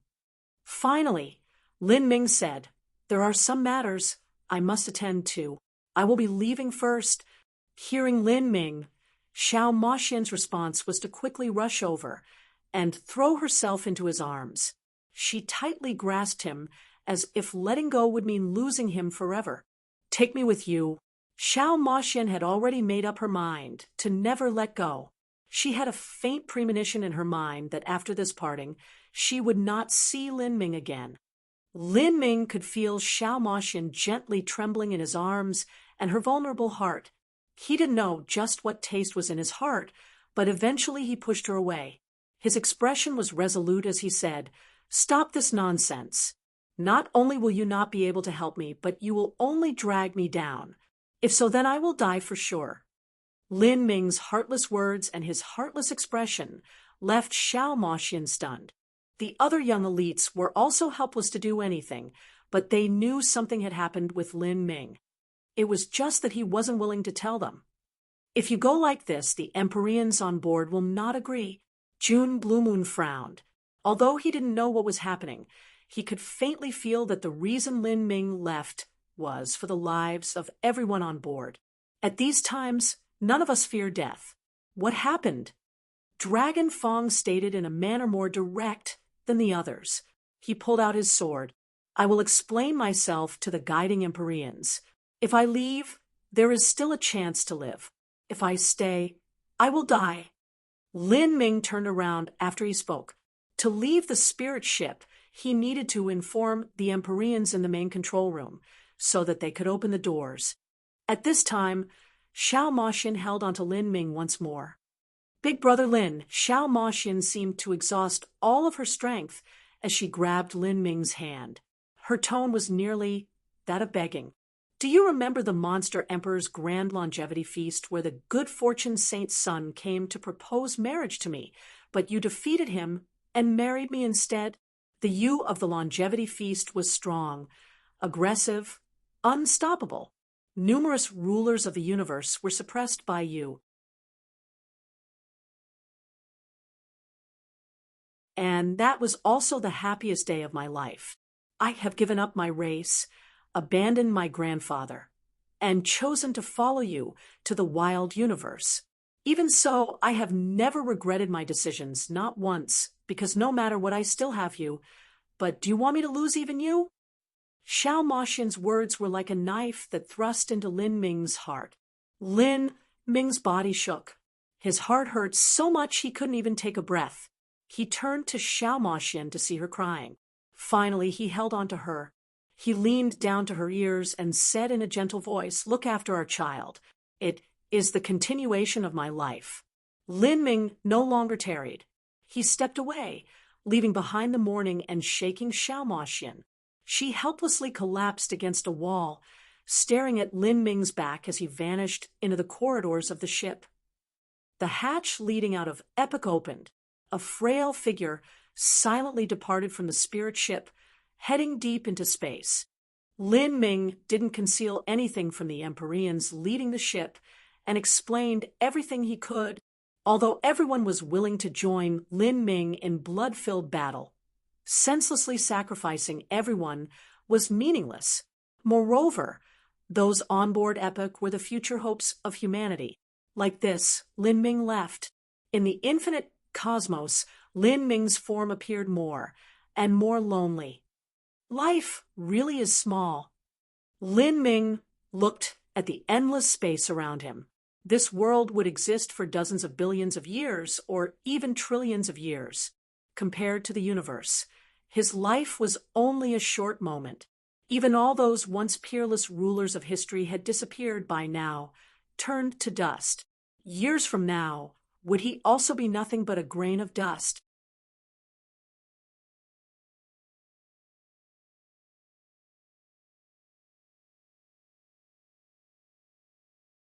Chapter 1928, Soaring Feather God King. Chapter 1928, Soaring Feather God King.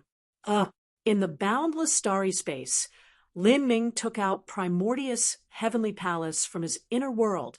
This was an Empyrean spirit treasure left behind by Empyrean Primordius that had saved his life several times before.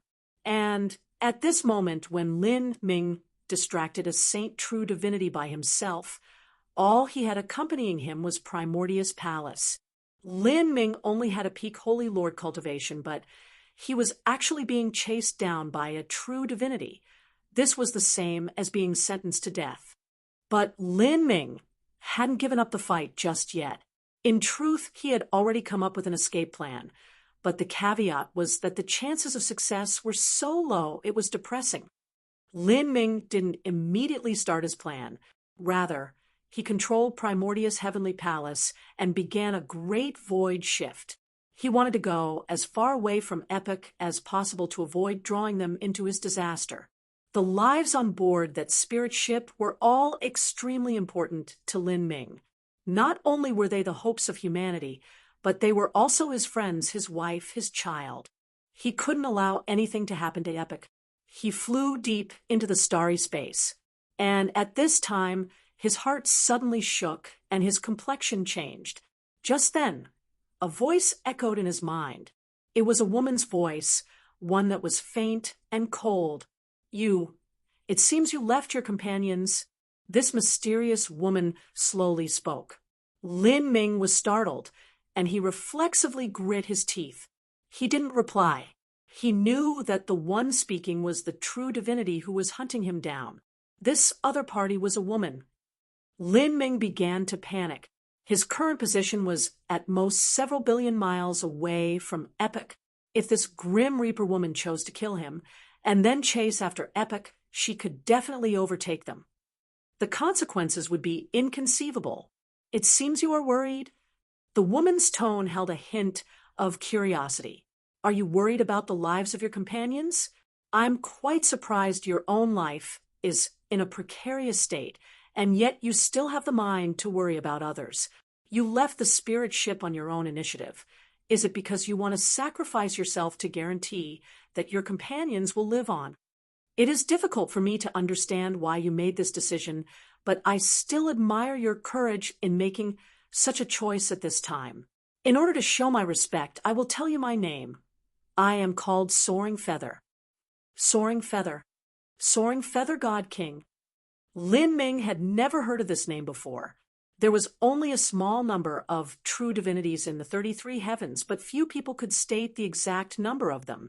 Most true divinities were in a semi-reclusive state and were all powerful and mystical existences. You can rest assured that I have no interest in killing the others. The reason I am here today is because I was entrusted with this task by someone else, and that task was only to kill you. Once you die, I will naturally leave. The woman's voice echoed in Lin Ming's ears.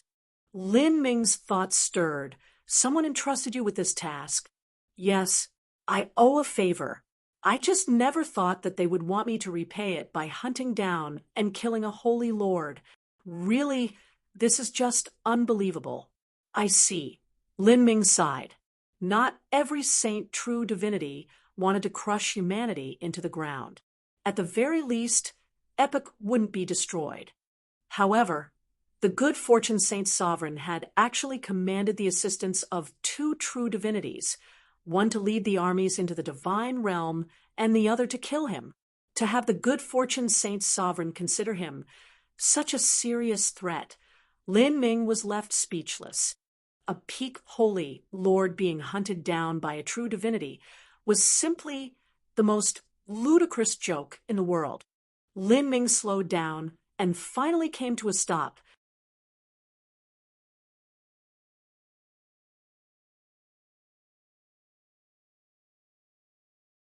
Once Soaring Feather God King and Lin Ming entered together, the distance between them would be shortened. Lin Ming couldn't be sure where in the Azure Road he would be transmitted, or how far he would be from Tragic Death Valley. He would have to determine just where he was to know, where tragic Death Valley was. However, things were different for soaring Feather God King.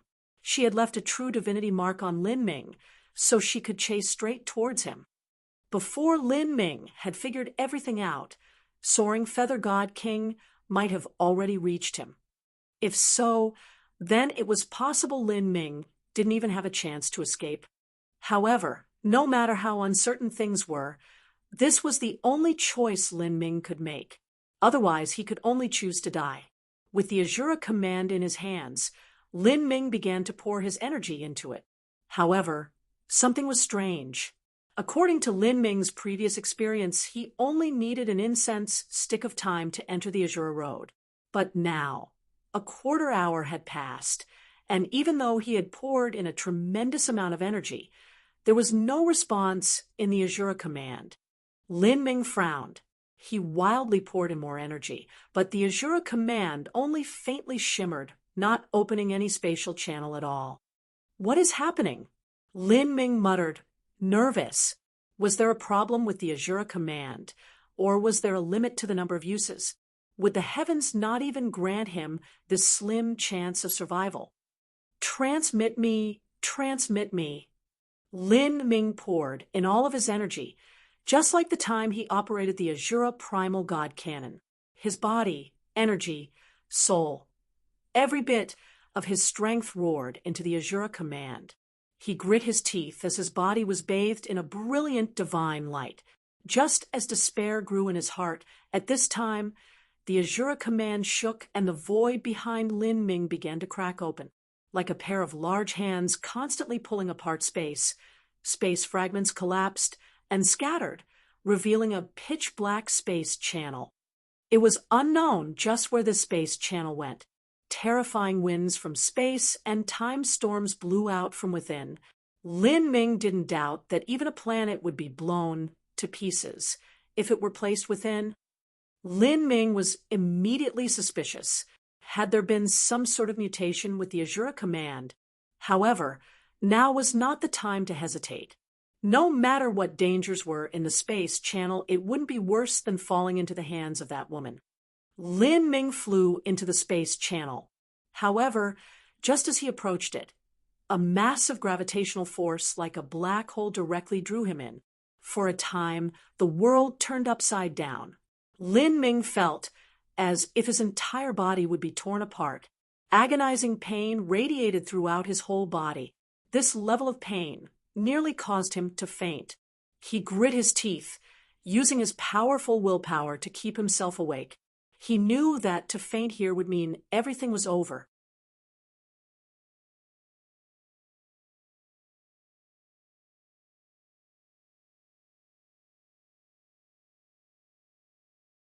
Chapter 1929. A Beautiful Trap. Chapter 1929. A Beautiful Trap. Within the void, a terrifying storm brewed. Lin Ming felt countless sharp knives cut into his body as a web of pain radiated throughout him. At this time, Lin Ming could already confirm that there was a problem with the Azura command as he used it to transmit him to the Azura Road.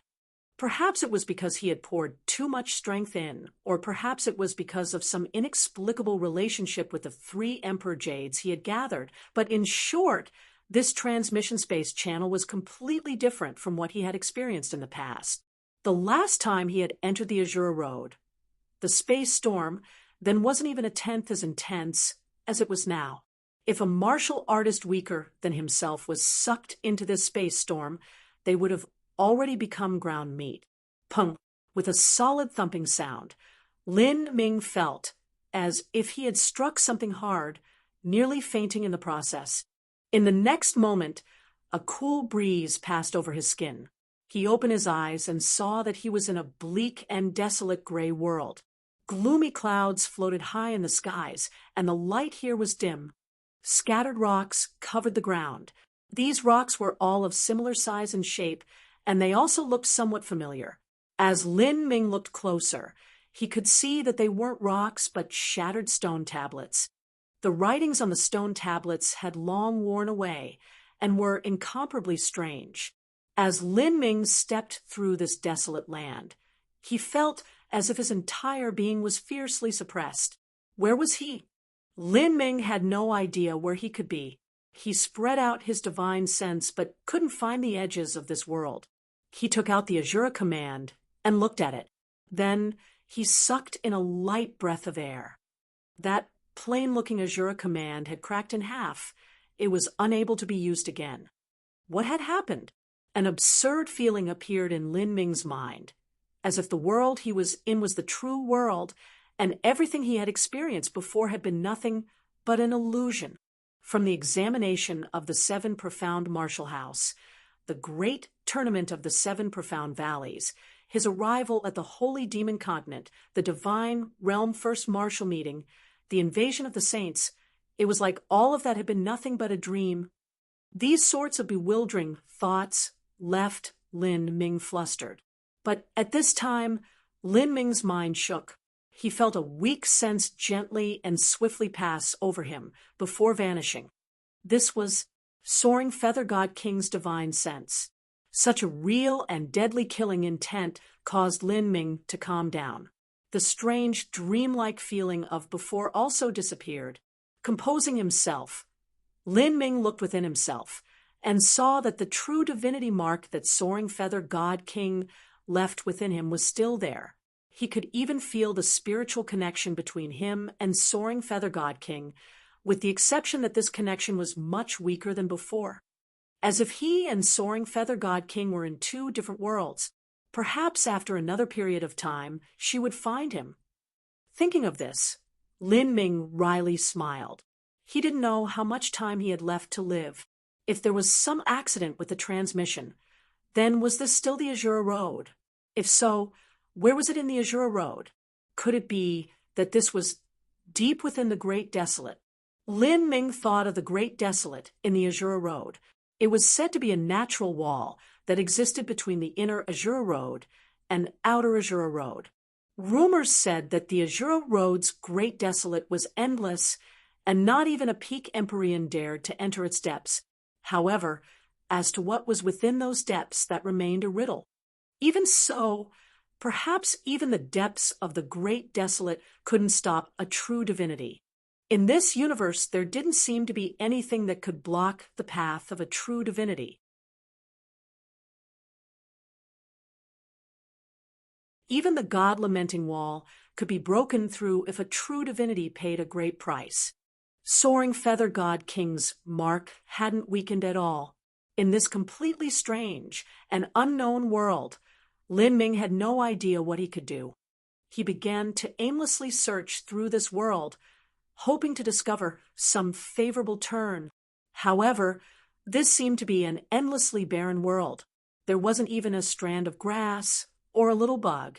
In this boundless world, Lin Ming walked alone. Weak light fell down from above, casting long shadows on the ground. His tiny figure appeared increasingly desolate on this gloomy world. In that moment, Lin Ming truly felt an unprecedented solitude. He suddenly missed Xiao Maxian, missed his own child, missed Mu Qinyu, missed Qin Xingxuan, missed his parents. He walked forwards. The true divinity mark that Soaring Feather God King left on him was like a life-sucking curse. From time to time it was strong, from time to time it weakened, but it never left him. Lin Ming didn't know just what was occurring outside. Did Empyrean Divine Dream manage to escape? Did Xiao Maxian and his child arrive in the wild universe safely? In a different universe, would his wives and his child live well? Humanity, was there still a chance for them to rise from the dirt? Towards all of this, Lin Ming's mind was filled with worries. He had always been strong of will. For the past 150-some years, even in his most difficult times, and even when he suffered the most, he had never given up. He deeply loved life. He yearned to reach the peak of martial arts. He blazed a path forwards without fear. He fought for his family, friends, and for himself. He didn't know how many rivals he had forced down, how many times he had turned the tides. Xian Wuji, Yang Yun, Tian Mingzi, Good Fortune Saint's son, Powerful enemies were outstrategized by Lin Ming or overwhelmed by him. One after another, they suffered defeat beneath Lin Ming's hands. In Lin Ming's life, he had rarely been defeated. He had never been as lost and confused as he was today. Perhaps no matter how strong a person was, they also had their fragile side. No matter how outstanding a person was, there would always be a day when they fell into distress. Lin Ming continued walking, and walking. He discovered that this bleak world had no origin energy, and energy was even being drawn out from his own body. He didn't know how many days he walked for. Because energy was continuously absorbed by the surrounding wilderness, he felt exhausted. This world was extremely strange. He even seemed like a mortal, hunger and thirst pressing him from all sides. He knew that this was the result of his energy being exhausted. Otherwise, he simply wouldn't need food and water. He sat down on a stone tablet. This stone tablet was cold, and pieces of ice covered it. He broke off a piece of ice and placed it in his mouth. The melted ice brought with it the bitter taste of soil.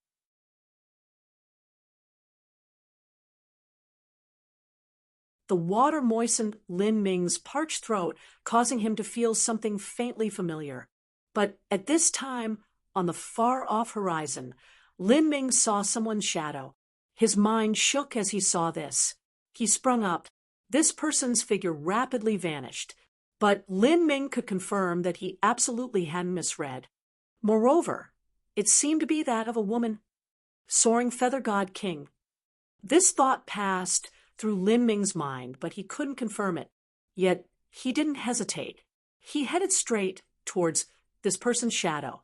He didn't wildly run, nor did he fly. He walked forwards one step at a time, slowly drawing out the black dragon spear. No matter who she was, Lin Ming would face her. If it was Soaring Feather God King, then he wouldn't be able to escape anyways. However, when he truly arrived at the horizon and saw what lay before him, he was startled. Before him was a giant mirror that towered into the skies. This mirror resembled the cold ice mirror that Lin Ming had seen in the Azure Forbidden Zone. It seemed to contain an entirely different world. The other world contained fresh flowers and trees, birds and animals. It stood in stark contrast to this bleak land. And the surface of this mirror was the entrance to the other world. How come this is like the cold ice mirror left behind by the Azure Roadmaster? Lin Ming wasn't sure if this was a coincidence. He stepped through the mirror. Lush, fresh grass was thick beneath his feet, and all sorts of spirit plants bloomed brightly. A rainbow of spirit birds soared through the blue skies. Immortal apes shuttled back and forth in the verdant jungles. Bright sunlight fell from the skies, sparkling across gurgling spirit springs in bursts of auspicious light. Lin Ming was dazed for a long time. Although the difference was only a single step, one side was a dead land, and the other side was a paradise. He had walked through the wilderness for far too long. As he stepped into this mirror world and felt the air that was thick with life, he felt as if everything that occurred was a lifetime ago. Heaven and earth origin energy had returned. His body began to spontaneously absorb this rich heaven and earth origin energy, continuously restoring itself. He greedily breathed in the air.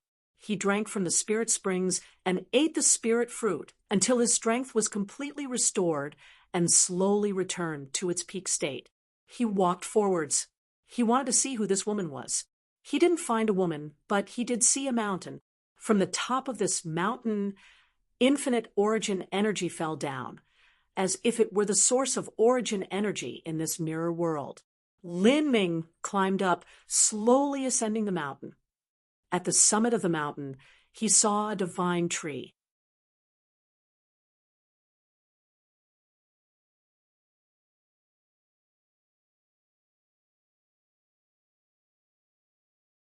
Chapter 1929b, A Beautiful Trap. Chapter 1929b, A Beautiful Trap.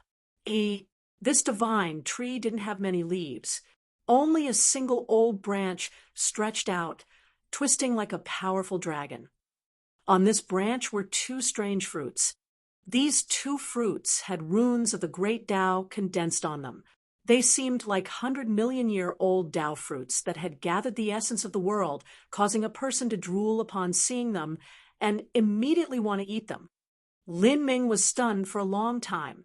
This was a heaven and earth divine medicine that had been born from this strange world. He hesitated for a moment and then reached out a hand, wanting to pick the fruits. But the moment he reached out a hand, one of the two fruits spontaneously flew into his hand, as if these fruits were fated to be with Lin Ming. What fruit is this? Lin Ming didn't know what this was, but he was sure that these fruits were no minor matter. They were absolutely pure treasures of the world. If he had to describe their grade, then they were at least at the peak true divinity level, or even higher. Could this be something planted by the Azura Road Master in the past? Lin Ming suddenly thought, since he used the Azura command to come here, it wouldn't be strange if this fruit tree was related to the Azura Road Master. But the question was, if this really was a divine tree planted by the Azura Road Master, then wouldn't it have been growing here for 10 billion years? Was there a life form that could live longer than 10 billion years? Lin Ming looked at the fruit in his hand. The great Tao runes condensed on the fruits could not be fake. He hesitated and then took a bite. At this time, he couldn't bother with considering how to use this fruit for alchemy, nor could he consider his own strength and whether or not his body could withstand eating such a Tao fruit. He was already in a desperate state. He fervently hoped for a favorable turn. He deeply desired to increase his strength. The peel of the fruit was very thin, and the flesh was completely transparent, just like jelly. As he took a bite, it melted in his mouth, extremely sweet to the point that it left one intoxicated. Lin Ming vowed that he had never eaten something so delicious before. He had never been a gluttonous person, but as he ate this fruit, he wished he could swallow it down. After a dozen some breaths of time, Lin Ming finished eating this fruit. He even licked clean his fingers and lips. Afterwards, he waited for the strength of the fruit to erupt within him. Generally speaking, the higher rank a heavenly material was, the more terrifying a strength it would erupt with. If a martial artist couldn't withstand this, then their body would explode, and they would die. He planned to digest this fruit and then pick the second fruit, but after waiting for an incense stick of time, there was no strength erupting within him. Instead, Lin Ming felt an unprecedented level of comfort. Heat flowed through him, spreading to every inch of his body, flooding his meridians, flesh, and blood. It even rose into his spiritual sea, causing him to feel intoxicated and tipsy. His body grew increasingly hot. His mind became dizzy as if he had drunk alcohol. His entire body was comfortable. He wanted to lie down on the ground and sleep. Beneath this divine tree, the thick and fragrant grass formed a natural bed. Just as Lin Ming thought of this, his heart chilled. A creeping feeling came over him. He turned to see that just 3 feet away, at some unknown time, a woman had appeared. It was like she had been standing there for a long time already, and because Lin Ming had eaten the fruit, he simply hadn't been able to detect her.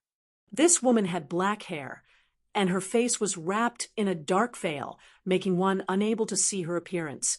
Her eyes were as deep as the night skies, so profound that one could be lost in them with a single glance.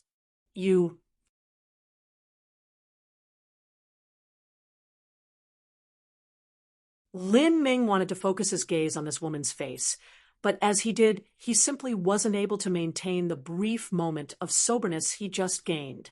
A burning rush of heat and dizziness blazed up his body once more, slowing his reactions and even limiting his divine sense to within 3 feet of his body, making it impossible to discern who this woman was.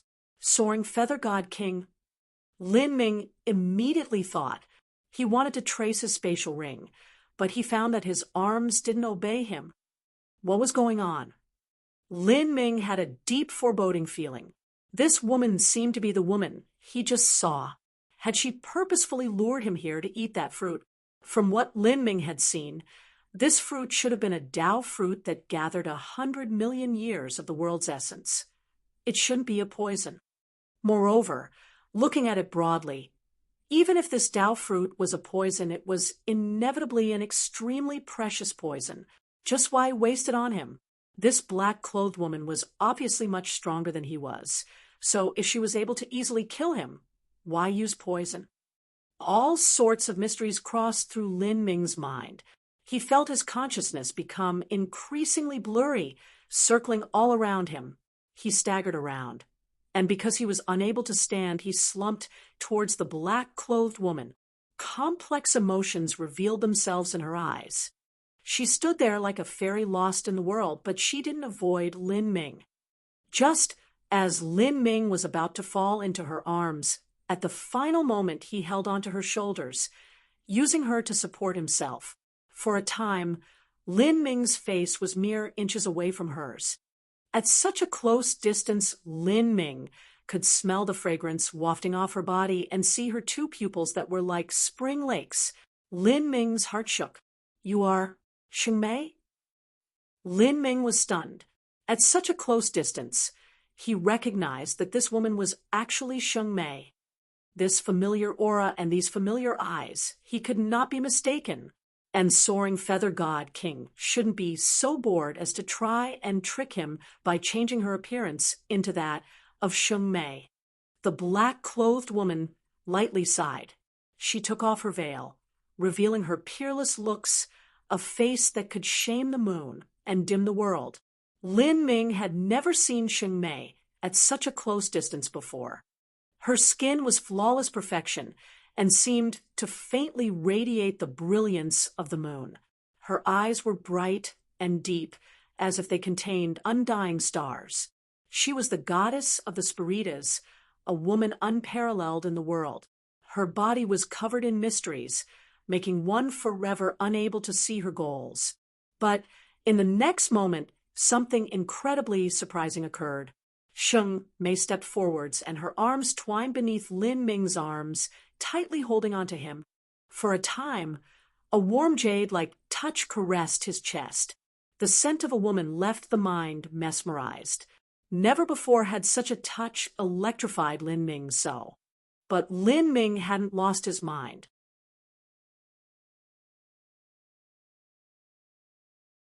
He instinctively wanted to push away Sheng Mei. Although he didn't know what the Spiritas were planning, he knew that Sheng Mei wasn't an ally of humanity. You arranged for me to come here? Lin Ming suddenly realized this possibility when there had been an accident with the Azura command. The reason was not because of the Emperor Jades or because he had poured in too much energy, but because someone had deliberately manipulated it. Sheng Mei didn't speak. She held on to Lin Ming and looked at the mysterious fruit tree behind him. She reached out a hand, and the remaining fruit flew into her grasp. Seeing this, Lin Ming's thoughts turned cold. What fruit is this? It comes from the primeval realm ruins, a strange fruit of the dark abyss. In this world, it is unique. The great Tao of the world is condensed within it, and eating it has a great advantage to one's cultivation and foundation. But it possesses a devilish lure that no one can resist. What? Lin Ming trembled. The dark abyss. He had heard this name before. The body of the abyssal that Empyrean Primordius seized, as well as famine, both came from the dark abyss. From such an evil and horrifying place, there was such a mysterious Tao fruit. This so-called devilish lure was... Lin Ming suddenly discovered it was becoming increasingly difficult to control his body. An inexplicable desire rose from his loins, racing through him. In his chest, Sheng Mei's body seemed to contain an infinite charm that caused him to slowly lose all reason. "You made me eat an aphrodisiac." Lin Ming didn't dare to believe this. Just what was Sheng Mei planning? He could confirm that Sheng Mei possessed an unimaginably powerful pure Yin strength. Through her 7 reincarnations, her pure Yin had never been taken.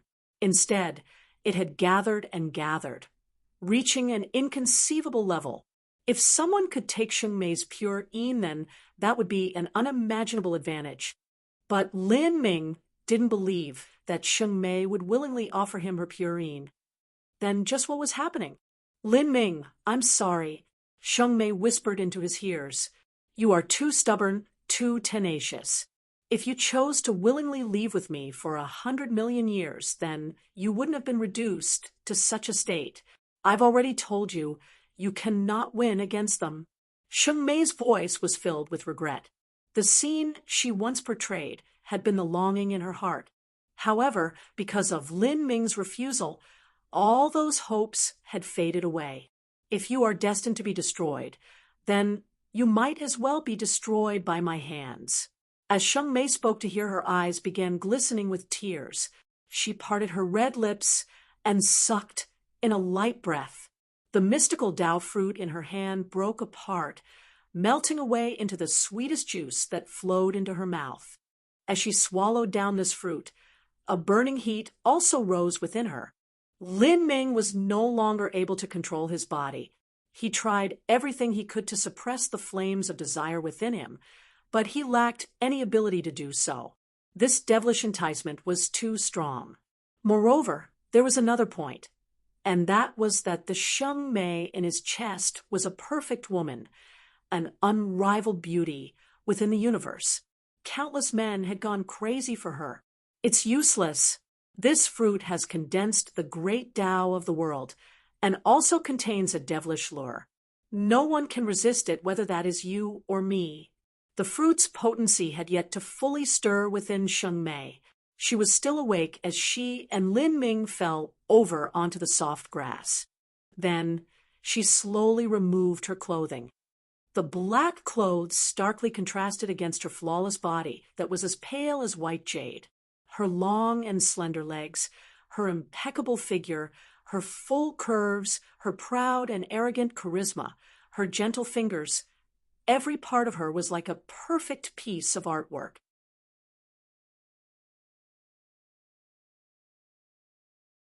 The naked Sheng Mei blended into the surrounding scenery, creating one of the most beautiful images in the world. Warm and dappled sunlight sprinkled onto Sheng Mei's figure. With the demonic rhythm, her body blurred within this light, making her an immortal goddess. She had never appeared naked in front of a man before, but at this moment she wasn't shy at all. She gently knelt down beside Lin Ming and poured herself atop his body. She held on to him and slowly kissed him. In that moment, an indescribable feeling passed through Lin Ming. He desperately tried to shove her away, but his body wouldn't listen to him. His arms crossed beneath her and gently held onto her. His burning hot body revealed a fierce response. What you want is my eternal soul? Lin Ming struggled to speak. The last bit of brightness in his mind was soon about to flicker out. If you already planned this, then why wait until today? You clearly could have taken away my eternal soul at the soul world. Lin Ming panted. Because Sheng Mei was kissing him, his words were slurred. Sheng Mei nibbled on Lin Ming's ears. Her hot breath blew against his skin, containing a hot enticement. She gently said, I don't want to explain myself right now. After today, you and I will part forever, and this will be the last time we ever see each other. This will also be my life's most intimate and unforgettable time.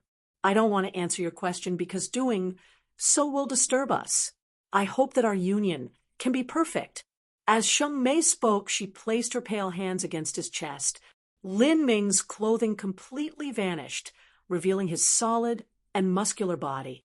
Her eyes were wet with tears, and she quietly said, Lin Ming, between you and me, there shouldn't have been such a result.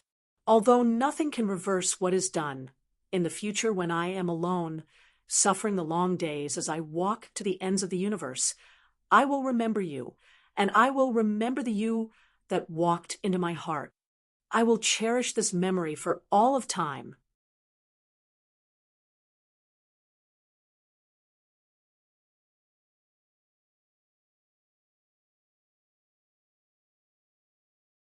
Chapter 1930, Soul Source. Chapter 1930, Soul Source. Sheng Mei slowly melted into Lin Ming. He drowned in her incomparably warm and soft touch. Lin Ming gradually lost himself. This demonic fruit from the dark abyss contained an irresistible power. Whether it was Lin Ming or Sheng Mei, neither of them could resist it. Soon, they each forgot their hostilities. Like lovers who had been long separated and met once again, they were inseparable once more. Sheng Mei's voice began to soften. Her breathing also quickened. She was like a cat as she bit on Lin Ming's shoulder. Her noble and indifferent persona was completely discarded at this moment. She recklessly grasped around, tangling herself with Lin Ming. But before this all began, she had already revolved a secret technique of the Holy Scripture to absorb Lin Ming's eternal soul. The soul was the foundation of a person. The characteristics of the eternal soul were completely condensed into Lin Ming's own soul and were closely integrated with his very being. Once it was taken away, the consequences would be unimaginable. His life would wither and his strength would drop. Like this, let alone rising in cultivation, he simply wouldn't have much longer to live. But all of this didn't occur as Sheng Mei envisioned. As Sheng Mei lost her consciousness and was under the complete control of her instincts, as she was tangled with Lin Ming, for some reason, a little bit of Lin Ming's soul force remained within him. Time slowly passed. The two were utterly intoxicated in each other. Beneath the overbearing potency of that dark abyss fruit, not even a true divinity could maintain their reasoning. With Lin Ming's cultivation, he completely lost all brightness in his mind. He greedily stroked Sheng Mei's soft body, his happiness reaching the peak. Their souls blended together, and even their inner worlds seemed to become one. Between the two of them, they took from each other and gained from each other countless times, until they were both utterly exhausted. A heavy sleepiness hit them. Like this, the two fell into a deep slumber. At some unknown time, Lin Ming felt drops of water falling on his face. The cold feeling caused him to slowly regain consciousness. His body felt utterly weak, and a splitting headache tore through him. Even taking a simple breath was incredibly difficult. A terrifying emptiness rushed through Lin Ming. His eyes popped open, as if he had lost the most important thing in his life. Eternal soul. He panicked. He quickly inspected his spiritual world and nearly suffocated on himself. In the throes of passion, his source soul force had been greedily taken by Sheng Mei. There wasn't much left. Even his fires of life had become extremely weak. For a time, Lin Ming was filled with utter disconsolateness. Because he had eaten that abyssal fruit, his mind had been blurry, and he hadn't been able to clearly feel what was happening. But now that he was fully awake, he could feel the pinnacle of pain. The soul was the most basic foundation of a martial artist. Even for martial artists that practiced the essence gathering system and body transformation system, although they didn't cultivate the soul, their soul source was still extremely powerful. This was because an essence gathering system martial artist had to control the energy of the world, and a body transformation system martial artist had to control their formidable god beast-like body. And to do this, they needed the soul. In other words, the support of a martial artist's will. In addition, if a martial artist wanted to resist a spiritual attack, they also needed their soul. A martial artist's source soul force was similar to their fires of life. It was the basis of a martial artist's life. Once they lost it, that meant their life was reaching its end. Lin Ming humorlessly smiled. He turned to see Sheng Mei standing not too far away.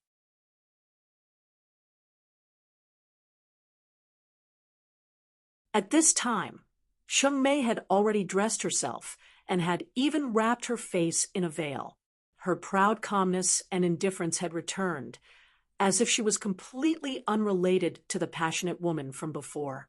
Lin Ming wanted to stand up, but because of his extreme weakness, he wasn't able to move. Lin Ming looked at Sheng Mei, and Sheng Mei looked at Lin Ming. The two stared at each other, neither speaking for a long time. The grass was cold, and a mountain breeze blew past them. In this paradise surrounded by celestial mountains, Lin Ming and Sheng Mei were like a fated pair, destined to love each other and kill each other. At the summit of this mountain, gazing at one another, this scene seemed to freeze into an eternal image. Finally, Sheng Mei spoke. She no longer looked at Lin Ming, but at the world beneath the mountain. She whispered, "Hate me." Lin Ming bitterly smiled. "What reason do I have to hate you? If it wasn't for you, then I would have already been killed by Soaring Feather, and would be nothing but an icy cold corpse. In fact, I could even say that without you I would never have left the soul world, and would already have died to the great Brahmic God King. I only hate myself. I hate how useless I am. In this great calamity, I cannot even become a small wave, let alone the destiny of humanity. I cannot even control my own destiny. Really, how laughable I am." Lin Ming's voice was deeply miserable and helpless. He was well aware that when Soaring Feather God King chased after him, the reason he had come to this strange world was because of Sheng Mei. However, Sheng Mei didn't have this ability. Although she was powerful, she could not conceal the truth from Soaring Feather.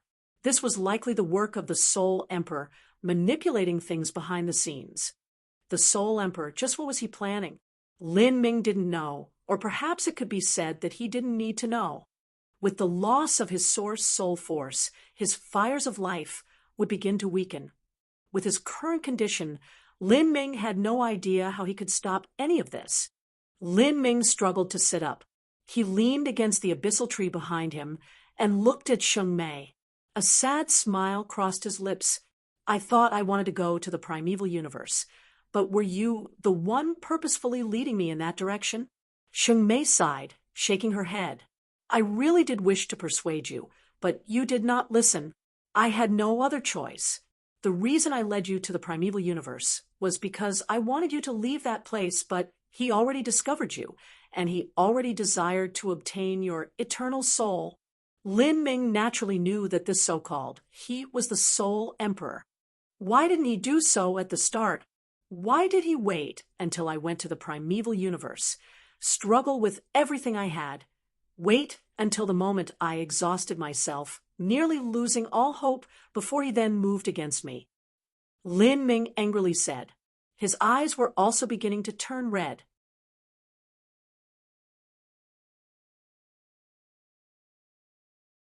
He loathed his own incompetence. Everything had been controlled by the Soul Emperor all along. He was too weak. This is because when you were at the soul world, your eternal soul was not perfect. Sheng Mei's voice was plaintive, a hint of sorrow and frustration in her eyes. "Do you not remember? He said to you that your life had been far too smooth. Although you experienced trials and tribulations, it was still insufficient. You had yet to experience true defeat, and your spiritual journey was incomplete. Thus your eternal soul was also unstable. He couldn't do anything to you just yet. So, when you left the soul world, he plotted to use the hand of the saints to force you to the edge. Your soul, in your despair, in your helplessness, began to slowly transform as you endured these hardships. It became more and more stable. And this was something not even you discovered.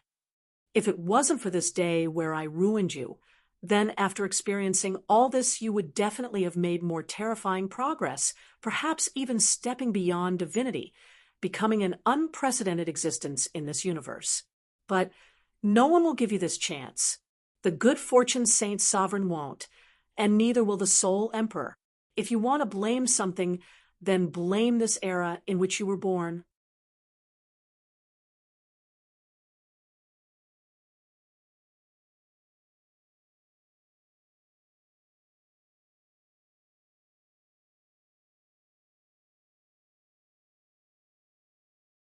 The Holy Scripture is divided into the pages of life and the pages of death.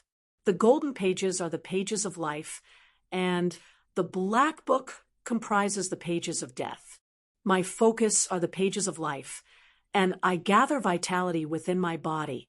I also had you cultivate the pages of life, so that your aura would be more compatible with my own. From the start until the end, you were nothing but a chess piece in my game, a paving stone on my road to eternal life.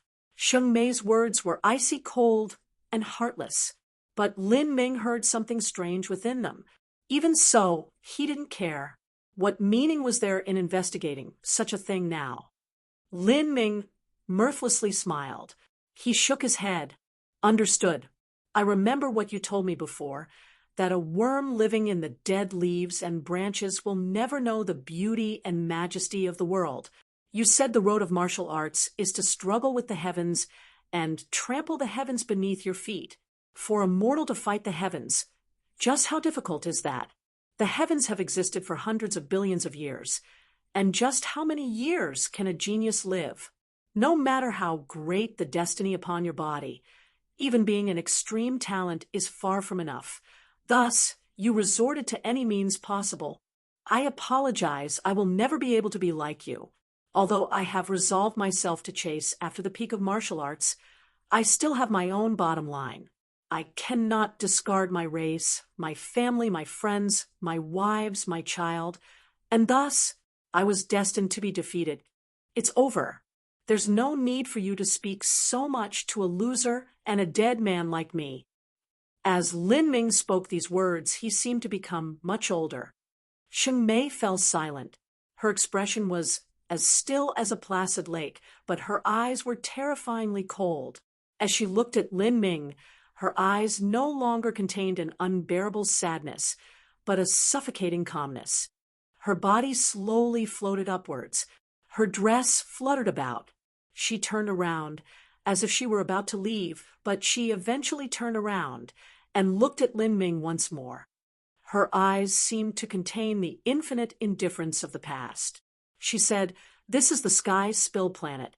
You can stay here and calmly live out the remaining years of your life." As Sheng Mei spoke, she stepped on the void and vanished into the skies. Black flower petals fell down and brushed against Lin Ming's face before fading away. Lin Ming was stunned.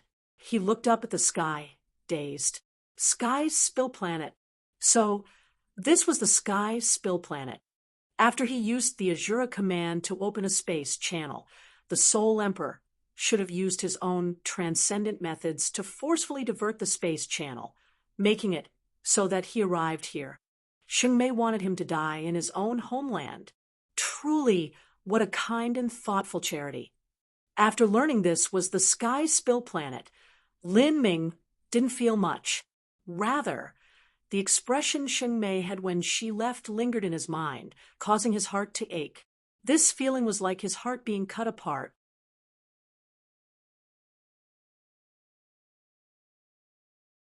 Besides a severe pain, it felt as if he had lost something important. He couldn't even breathe. However, no matter what Sheng Mei's last thoughts were, Lin Ming no longer cared. Did a dying ant need to know the thoughts of a god? Sheng Mei had said that the Holy Scripture was divided into the pages of life and the pages of death. It was likely the Soul Emperor focused on the pages of death. No wonder his eyes were filthy and ragged, his entire body emitting a faint death energy. How laughable!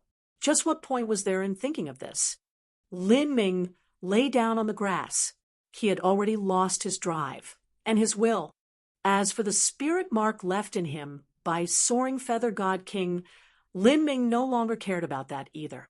Despair, desolation, loneliness, the loss of his strength, the arriving end of his life. All of this caused him to lose his fighting spirit, to lose the courage to continue living on. He no longer deeply loved life. He no longer yearned to reach the peak of martial arts.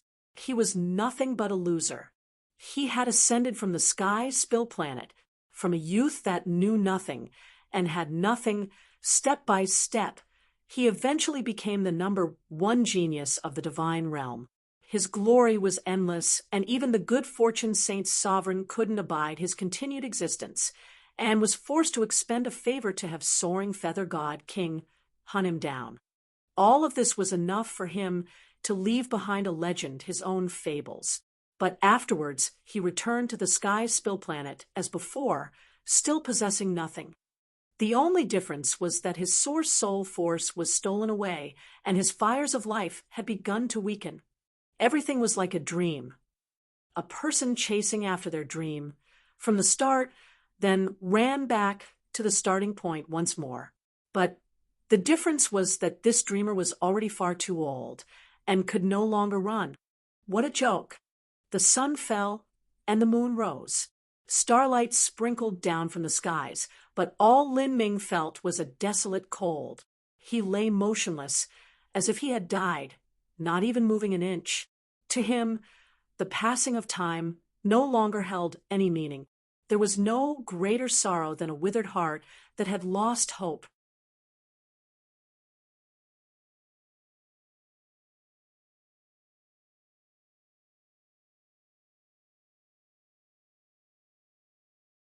Chapter 1930-1b, Love and Hate.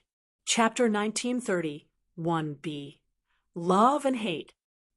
In the universe, in the boundless darkness, two figures stood high in space. These two people were wrapped in black robes, but one was a beautiful woman, and the other was an old youth. They were Sheng Mei and the Soul Emperor. Are you satisfied? The old youth had a taunting smile. Sheng Mei's expression was cold. She didn't respond. I agreed with your final condition. I did not use a dreamland soul refining technique, but instead allowed you to conjure up all of this. You gave the primordial Yin of your 7 reincarnations as well as your body and mind to him, freely offering it all to obtain his eternal soul. You gave Lin Ming your most precious treasures, but in the end, his judgment of you came down to nothing but a single word: whore. The Soul Emperor's tone was thoughtful. Indeed, the eternal soul had to be voluntarily offered by Lin Ming, but in this universe, the Soul Emperor was the one with the highest attainments in the complexities of the soul and the spiritual sea. He had his own methods he could use, such as creating a dreamland and using illusions to easily deceive Lin Ming. To trick Lin Ming into offering up everything of his own, wouldn't have been difficult at all. You understood all that has happened and all that you have done, but yet you still chose to pour your emotions into him and offer the primordial Yin of your 7 reincarnations to him. Just what use is that? His soul force has been sucked dry by you. Oh, there seems to be a little left, enough for him to live for another short span of time, but in the end he will die no matter what. This is just like taking your most precious treasure and tossing it into the trash. Did you do all this just to satisfy your own obsessions? The Soul Emperor slowly said. But at this time, Sheng Mei's complexion had become colder than ice. She clearly and unhurriedly said, "You shut up." The Soul Emperor was stunned for a brief moment, but he still coldly sneered, as before. Sheng Mei coldly said, "Do not forget that we have an agreement. Do not force me, otherwise I will die against you, and if I die, all your plans will come to nothing." A thick killing intent and hate flashed in Sheng Mei's eyes. This killing intent left the Soul Emperor frowning, but he immediately chuckled. "It's these eyes again. That is, I am the most hated person in your life, a person that you want to slice into 1,000,000 pieces. However, you may hate me, but doesn't Lin Ming also hate you? You took away his everything and left him nothing but a cheap life. Oh, that's right, you did offer your sincere feelings to him. But what significance is there in that?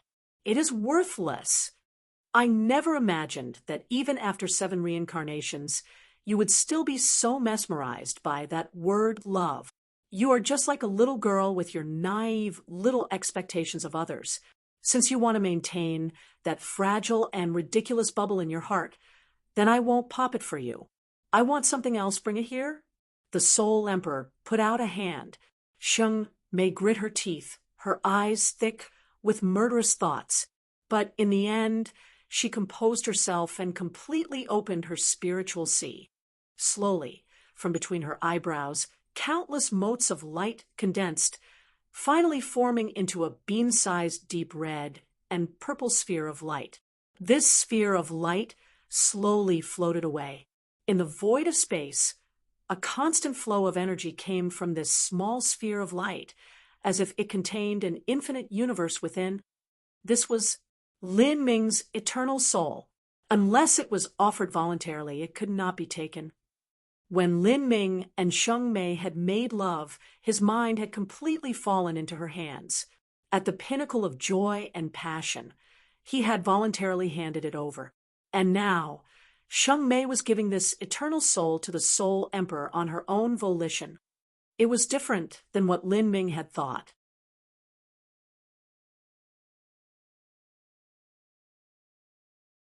Sheng Mei didn't retain half of the eternal soul, but gave it all to the Soul Emperor. In the boundless starry skies, it was like a mystical seed, as if it could form a world just by being planted. The eternal soul, it's finally mine. Looking at this eternal soul, the Soul Emperor's eyes shined with incomparable excitement. I did everything in my power in order to nourish it, and now I have obtained it. The Soul Emperor licked his lips, he waved his hands, and the eternal soul fell into his grasp. He smiled, revealing brutally white teeth. Combined with his horrifying face, his smile left one shuddering with fear. The Soul Emperor excitedly looked at the soul seed in his hands. He first investigated it with his sense. Once he was sure that it hadn't been tampered with, he slowly pressed this soul seed into the point between his eyebrows. He was always careful in order to not give anyone a chance to harm him. As the eternal soul entered his body, the Soul Emperor seemed to have obtained the most wonderful thing in the world. He was like an opium addict that had been denied his drugs, finally obtaining a box of the most precious drugs. He was like a sexual deviant who had been deprived of the joys of the flesh for years, finally obtaining the most beautiful woman in the world. Because of the Soul Emperor's extreme excitement, his face turned fierce. His filthy old eyes slowly changed, filling with a profoundly pure brightness. This process continued for 2 hours. The Soul Emperor looked more and more like a youth. The depressing atmosphere around him had also dissipated by a great deal. It was just that his face was still pale white without a trace of blood, so drained that it left one's heart chilled. Good, very good. The Soul Emperor stretched out his right hand, cracking his knuckles. I will agree to your request. As for Soaring Feather God King, I will deal with her myself. Of course, this is also for myself. Right now, I don't want the saints to notice anything out of the ordinary. The eternal soul couldn't be directly absorbed by the Soul Emperor. Rather, it had been sealed into his spiritual sea and wrapped in layers of bindings. Absorbing a soul was easier said than done. The complex spirit marks would cause the person absorbing it to lose themselves and form split personalities. Amperian Primordius was an extremely good example.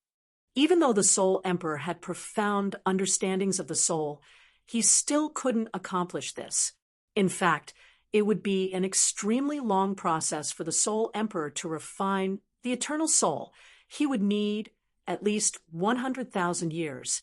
Beside the Soul Emperor, Sheng Mei formed seals with her hands, creating layers of illusion space that completely sealed away the sky's spill planet. This enchantment she casually created could last for tens of thousands of years. The Soul Emperor disdainfully smiled. You want to protect this planet?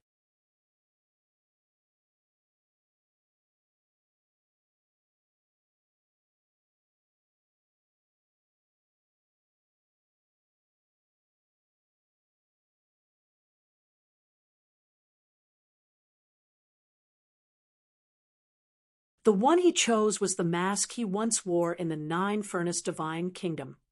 He knew that in the South Horizon region and Sky Fortune Kingdom, there were many people who had seen his portrait.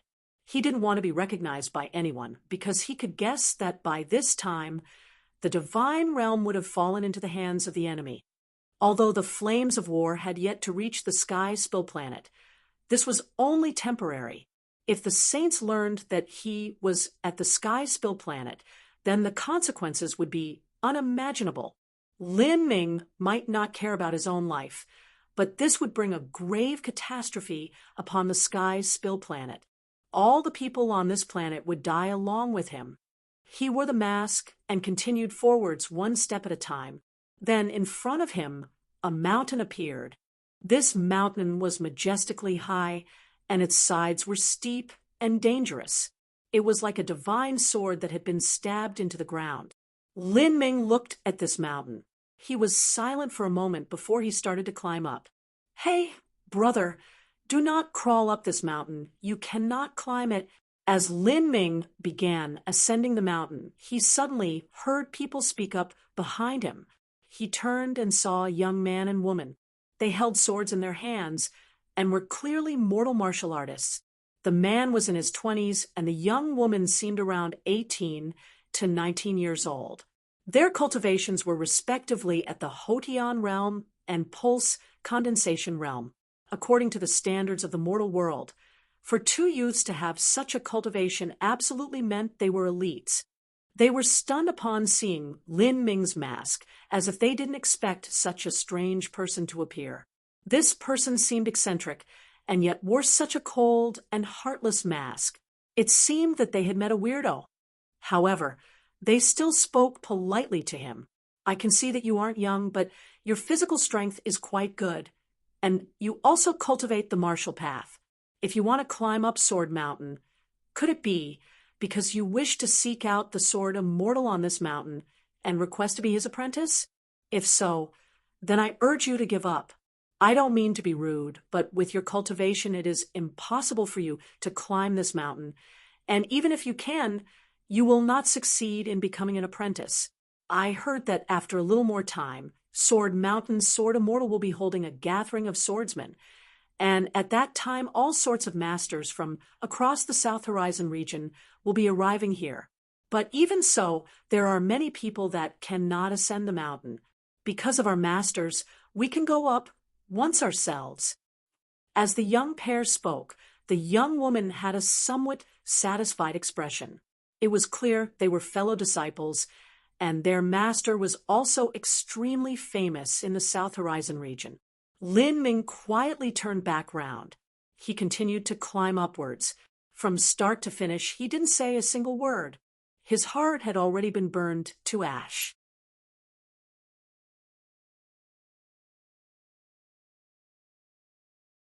The final wish of his life was to see places he had once lived at on the Sky Spill planet. He didn't want to come into contact with the people here. To this world, he was only a traveler. A single stroke of the pen. Seeing Lin Ming's reaction, the youth's mouth fell open. He was left dumbstruck. But the youth's junior apprentice sister stamped her feet and angrily said, "He really thinks our good intentions have evil meanings behind them. A person like this should get what they deserve." The senior apprentice brother sighed. He spread his arms wide and said, looking at the strange mask he's wearing and his character, "He should be some bizarre character. Let's wait another couple hours for Master to return. I wonder what gift he brought for the Sword Immortal." The young pair spoke, no longer bothering with Lin Ming. They thought that Lin Ming wouldn't be able to last much longer and would descend the mountain in distress, and then they would be at the base of the mountain where they could help him. But what left them surprised was that Lin Ming climbed up the mountain and vanished without any news, as if he had truly succeeded in ascending to the top. At this time, Lin Ming was indeed halfway up the mountainside. He could leap over such a mountain with a single step, but today he climbed up, and very slowly at that. He could feel a rich sword energy coming from this mountain. In Lin Ming's eyes, this sword energy wasn't strong at all. But in the mortal world, in particular the South Horizon region, this sword energy was considerably powerful. Even Lin Ming could feel a mighty and endless force from this sword energy, like surging seas and mountains. This was a type of concept, a concept of the sword. The reason the young pair had said that the martial artists of the South Horizon region couldn't climb up this mountain was likely because of the sword intent here. In the South Horizon region, it was extremely rare for there to be such a sword-wielding talent. However, Lin Ming didn't have a single ounce of interest in this. He only passed by, his face still indifferent, as he climbed this mountain, but at this time he heard a clear laugh. A blue beam of light tore through the blue skies and ripped apart the clouds. High in the sky, the vague figure of a blue-clothed man appeared. This man seemed to be around 30 years old. The man held dual swords and his eyebrows were straight and slanted. He was a dashing and heroic man. Although this was only a glance, just what sort of eyesight did Lin Ming have? He could clearly see who this man was. So it was him. Lin Ming's complexion faintly changed after more than 130 years. Even though this other person's appearance had changed from the past, Lin Ming could still recognize him. This person was the man he fought in the finals of the Seven Profound Valleys Total Faction Martial Meeting. His surname was Jiang Baoyan. Jiang Baoyan. So the Sword Immortal of Sword Mountain was actually him. Lin Ming was surprised for a brief moment. That's right. In the entire South Horizon region, Jiang Baoyan could have been considered an extraordinary young elite. At his age, being considered a sword immortal and possessing such a sword intent was also reasonable.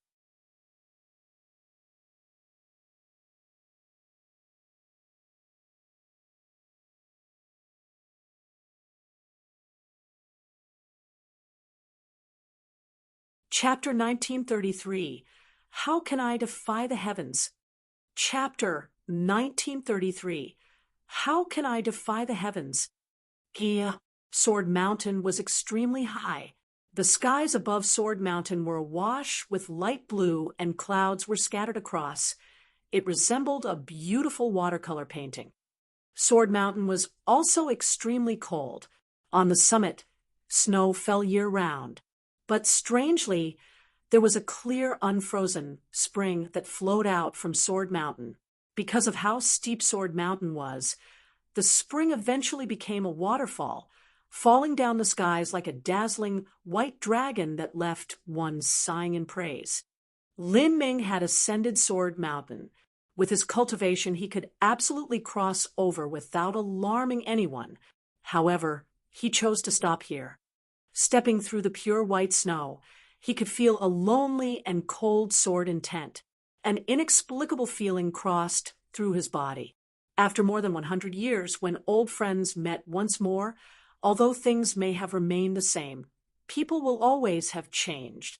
On Lin Ming's road of martial arts, Jiang Baoyan couldn't be considered an amazing rival. Compared to those favored children of heaven like the good fortune saint's son and Sheng Mei, he was not worthy of mention at all. But Lin Ming had a very deep impression of Jiang Baoyan. This was because of his daring pride and his ambition that seemed to reach into the clouds. But what a pity! The limit of his birth had become Jiang Baoyan's shackles. No matter how high his heart was, he would never be able to break free. Thinking of this, Lin Ming felt pity for Jiang Baoyan. If he came from some respected great family from the divine realm, then the result would have been utterly different. However, fate was unfair like this. Lin Ming paced back and forth across the summit. Over the next several days, more and more people gathered on Sword Mountain. Those that came were all outstanding elites from across the South Horizon region. They came on jade spirit boats, rode on rainbow-hued birds, or even flew themselves. Lin Ming quietly watched as this all happened. After being accustomed to seeing top god beasts of the divine realm, after being accustomed to seeing Empyrean spirit treasure, level spirit ships, he knew that these spirit boats and spirit birds may seem beautiful, but the truth was that they weren't much at all. Martial artists of the mortal world also had the joys of a mortal. Recalling the past, during the Seven Profound Valleys Total Faction Martial Meeting, when Mu Qinghong had arrived on a vermilion bird, she had shocked and awed innumerable people. At the summit of Sword Mountain, there was a pool. A thin layer of hazy mist floated above this pool.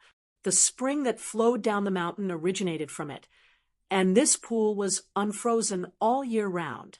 Atop this pool, ice lotuses were in full bloom. There were also dozens of waterside pavilions spread out. The festive party of swordsmen was being held on these pavilions. As for Lin Ming, as an uninvited guest, he stood in one of the largest pavilions, but also a pavilion that was located on the edge. He stood together with the disciples of these great figures of the South Horizon region. It's you? Not too far away from Lin Ming, an 18 to 19-year-old looking girl was stunned. She was the girl from the young duo that Lin Ming had seen just several days ago. Her senior apprentice brother was on this pavilion, and he was also surprised at seeing Lin Ming. Sword Mountain didn't have any guards. This was because it was covered in sword and tent, and the average person wouldn't be able to climb up.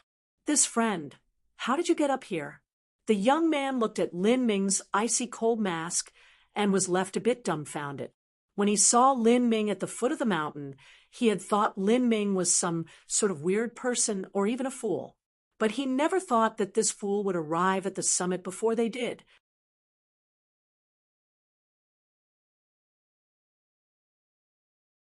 However, Lin Ming didn't seem to hear this question at all. He looked towards the center of the cold pond, waiting for the tea party of sword arts to begin. The young man and woman felt as if they had stepped onto a nail, as if they were somehow inviting contempt on themselves. This person must be deaf. The young woman huffed in anger, her small chest heaving up and down. In truth, she knew that Lin Ming wasn't deaf because when she had called out to him at the mountain, he had turned his head to look at her. She had purely been trying to help him, but she hadn't expected that he would turn such a deaf ear to everything they said, as if he was indifferent to all that surrounded him. It's fine, junior apprentice sister. You can do with saying a few words less. You seem to have forgotten master's teachings. The young man whispered in rebuke. The young woman pursed her lips and no longer spoke. At this time, the tea party of sword arts finally began. This sword arts tea part was not some martial arts tournament to see who was stronger, but was for the various sword masters of the South Horizon region to come together to compare skills and learn from each other's strengths and weaknesses. All of this was to become more aware of what the sword arts truly meant. Thus, when people attacked, it wasn't to decide victory or defeat, but was to display their extraordinary techniques and heartily and happily demonstrate their sword art cultivations. In Lin Ming's eyes, the swordsmanship of these people wasn't worth much. That was until Jiang Baoyan took the stage. On this day, Jiang Baoyan wore blue clothes. His eyebrows were like two swords flying at an angle towards his temples. His eyes were deep and profound, like glittering gems. And behind Jiang Baoyan was a sword case. The sword case was forged from metal and seemed simple and plain. Two sword handles stuck out from the top of the sword case. One sword was blue, the other was black. Everything was the same as that time at the Seven Profound Valleys Total Faction Martial Meeting. Jiang Baoyan wielded dual swords. It wasn't that both swords were used at the same time, but that the two different swords corresponded to different moves. Now, he was still the same as before, and Jiang Baoyan's match was Lin Ming's old friend, Jiang Lanjian. At the Seven Profound Valleys Total Faction Martial Meeting, Jiang Lanjian had left an incredibly deep impression on Lin Ming. In fact, there was a period of time where Lin Ming needed to hide his true name and had called himself Lin Lanjian instead.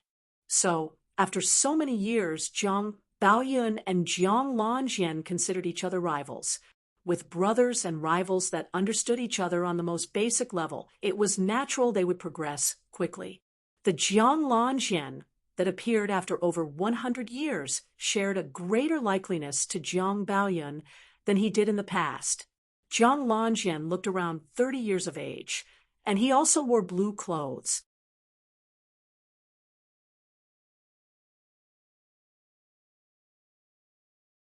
Although his face wasn't as sharp and swift as the face of Jiang Baoyan, the important point here was that the sharpness lurked in his heart instead. Just by looking at him, one would think he was some treasure sword hidden in a box. Jiang Lanjian had a bright smile on his face as he said to Jiang Baoyun, "Brother Baoyun, it's been over 3 years since we last fought. How many moves did we exchange last time?" 83 moves. Jiang Baoyun replied. "Good. Then today, my goal is to break past 100. Jiang Lanjian was weaker than Jiang Baoyun, but in the South Horizon region, it could already be considered a miracle for anyone to withstand 100 moves against Jiang Baoyun. Master, you can do it." Beside Lin Ming, the 18-year-old girl that had come into conflict with him before began to excitedly clap, a beautiful light blooming in her eyes. She was clearly enthusiastic to see her master fight. Apparently, the young duo that Lin Ming encountered were Jiang Lanjian's disciples.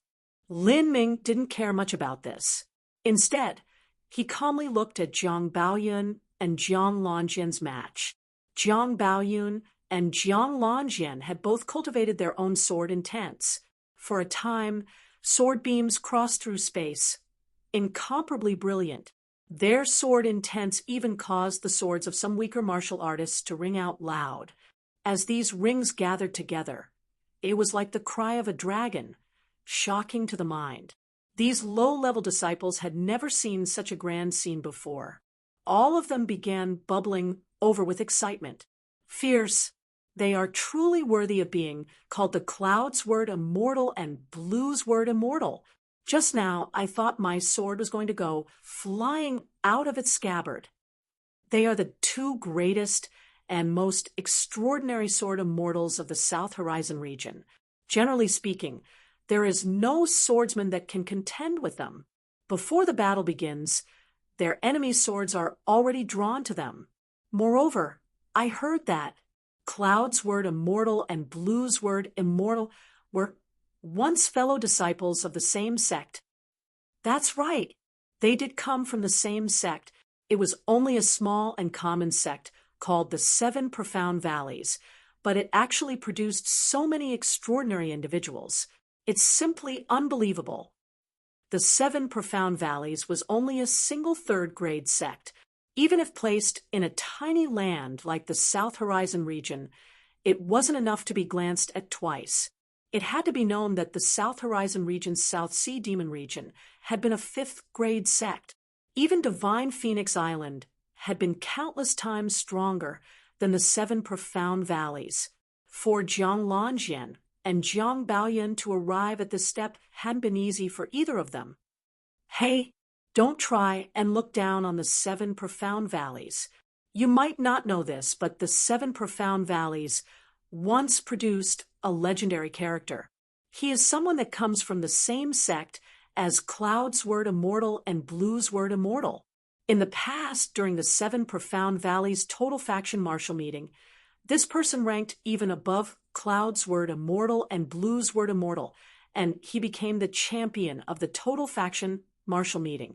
After that, he entered the 4 Divine Kingdoms and stirred up a giant storm. Then his martial arts shattered the void, and he ascended to the stars. It's said that his achievements surpass even those of Emperor Sakya from 300 years ago. You are speaking of Lin Ming, Sage Lin. How can anyone of the South Horizon region not know of his legend? But he is far too strong, and many people consider him far too remote in existence. His is too mythical in existence, so it's hard for people to believe that such a person came from the South Horizon region. The 7 Profound Valleys must have a raging fire when they pray at their ancestral tablets.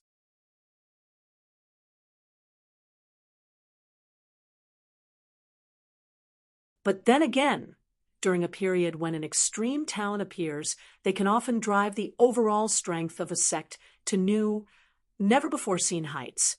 When such a person appears, all other geniuses chase after them together, and only then can there be an era where heroes are pouring forth from the ranks. All things considered, perhaps it could be said that Cloud's Word Immortal and Blue's Word Immortal's current achievements are due to Lin Ming's influence. Lin Ming, whether it was the South Horizon region or the Central 4 Divine Kingdoms, was a myth-like name. However, As these discussions fell into Lin Ming's ears, he appeared indifferent throughout. Beneath his icy mask, his pupils were like fathomless wells, as if he didn't hear anything at all. Hey, speaking of Sage Lin, I am most clear about him. My master once personally told me of Sage Lin's matters. As everyone began speaking of Lin Ming, the 18-year-old girl who encountered Lin Ming at the base of the mountain also impatiently joined the talks. Her master was her pride. Her master's experiences were also her pride. With such an excellent time to show off, how could she possibly miss out? That's right, Fairy Jiang. Aren't you Blue's Word Immortal's direct disciple? Hurry, and tell us what you know. Someone impatiently said, and this question caused Fairy Jiang to be increasingly playful and exaggerated in her movements. At her side, her senior apprentice brother shook his head, thinking all of this a little funny and a little embarrassing. He thought to himself, you're 18 years old already, and yet still have the disposition of a child. The young girl beamed with joy. She had successfully caught the gazes of all the young disciples. For most of the people here, when Lin Ming was wildly wandering the South Horizon region, their grandfathers hadn't yet been born. The stories they heard afterwards all came in different versions, so they were unable to come to a consensus. Now, with someone closely related to someone who was directly present and involved in the past, they certainly listened with relish. Towards this, Lin Ming had no interest. His heart was a still and dead pond. He felt that in this world there might not be anything that was able to move him. But as Lin Ming's heart was dead, the girl's unintentional words caused his heart, that had remained silent for so many years, to feel a faint hint of movement. You might not know, but in the past, my master admired Sage Lin the most. And what he admired was not his talent, but his fighting spirit. You might have heard rumors that Sage Lin was a prince of the 9-furnace divine kingdom, who entered the South Horizon region to gain experience and go adventuring. But that is actually nonsense. My master knows that Sage Lin was actually the child of a mortal family, an extremely common and humble mortal family at that. During his youth, Sage Lin simply wasn't able to practice martial arts, and he even experienced a massive setback.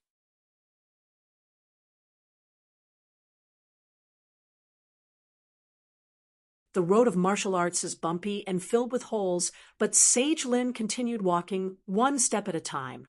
What my master most admired of Sage Lin was his undying spirit and perseverance. Sage Lin's goal in life was to chase after the peak of martial arts, and my master said that perhaps Sage Lin is the person closest to the peak of martial arts.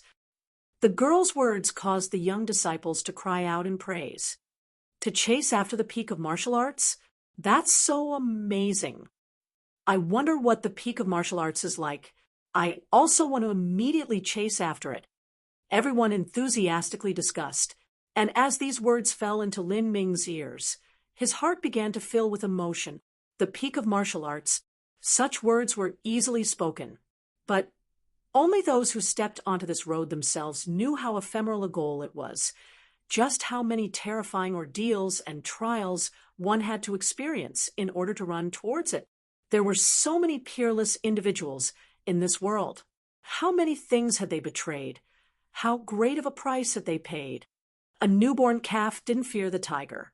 However, the more experiences one gained, the less they had the blazing fighting spirit of their youth, that unfearing and unwavering heart that dared to defy the heavens. Really was he old? Lin Ming recalled the time when he had tried to break into life destruction in the past. He had told himself, if the heavens wish to destroy me, then I will destroy the heavens.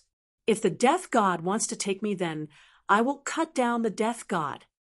The him of that time, just how heroic and daring had he been. But now, he deeply sighed, an endless sorrow mixed together with the vicissitudes of time in his eyes. On the cold pond, Jiang Lanjian and Jiang Baoyun's fight was reaching its most brilliant zenith. They danced through the air, their feet leaving only light ripples as they touched upon the lotuses of the pond, not even causing a single splash of water. Sword energy pierced through the air, yet not a single ice lotus was damaged.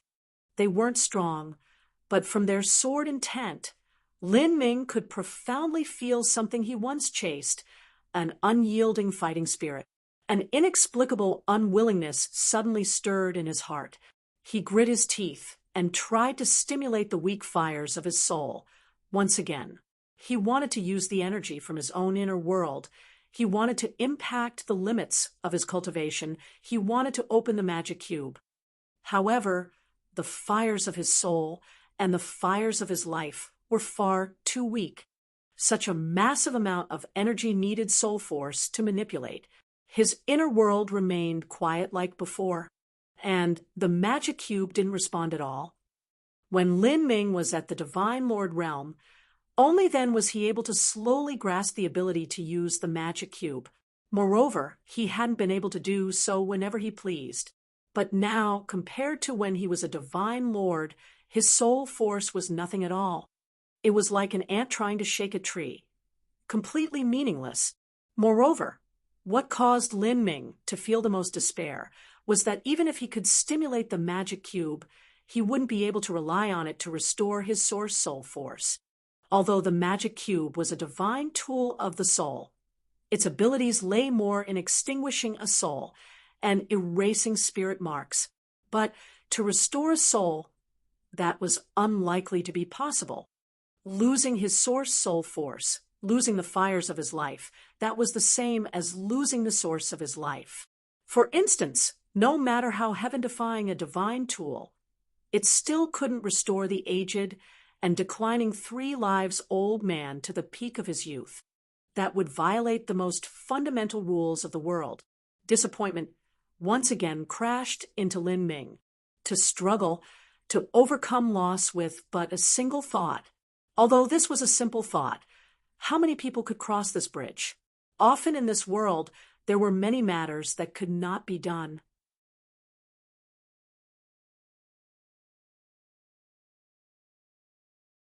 This wasn't because one did not want to, but because one simply could not. He heaved a deep sigh. I don't want to lose my fighting spirit. But if I have fighting spirit, so what? I have lost everything. Just how can I defy the heavens?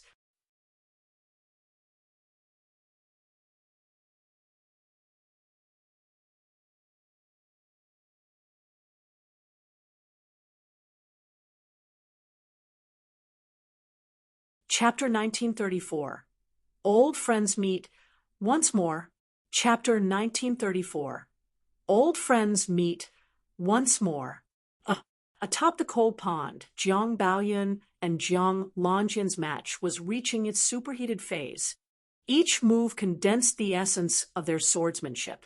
The surrounding martial artists cheered out loud, their voices reaching into the heavens. But at this moment, the surrounding noise served to sharply contrast Lin Ming's deepest feelings. Peng, metal rang against metal. Jiang Longyan's sword was knocked out of his hand. A blue sword spun out. Sword energy wildly surged, reaching 1,000 feet high. 99 moves, just one away from my goal. Jiang Longyan looked at Jiang Baoyun with suspicion. You shouldn't have been intentionally doing that, right? Jiang Baoyun shook his head. 9 through 9. All returns to 1. My dance of 99 sword moves just then was a single samsara. The sword moves also contained samsara. Before the surrounding martial artists could think of what happened, at this time, Jiang Longyan's sword came crashing down from the air. Although its accompanying sword energy had weakened a great deal, it still rang out sharply. This long sword fell onto one of the pavilions. Be careful! Many young disciples cried out in alarm, retreating as fast as they could. Ding! The long sword thrust into the ground, burying itself straight to the sword hilt. And what a coincidence! The sword had nailed itself to the pavilion stage that Lin Ming was standing on. The truth was that the sword's landing point was quite far from Lin Ming. But the surrounding disciples had fled like a pack of surprised birds, leaving only Lin Ming behind, standing motionlessly where he was. He was like a stone sculpture, extremely glaring for some time. Many people looked towards Lin Ming. This mysterious person was special enough. He actually wore a wood spirit jade mask.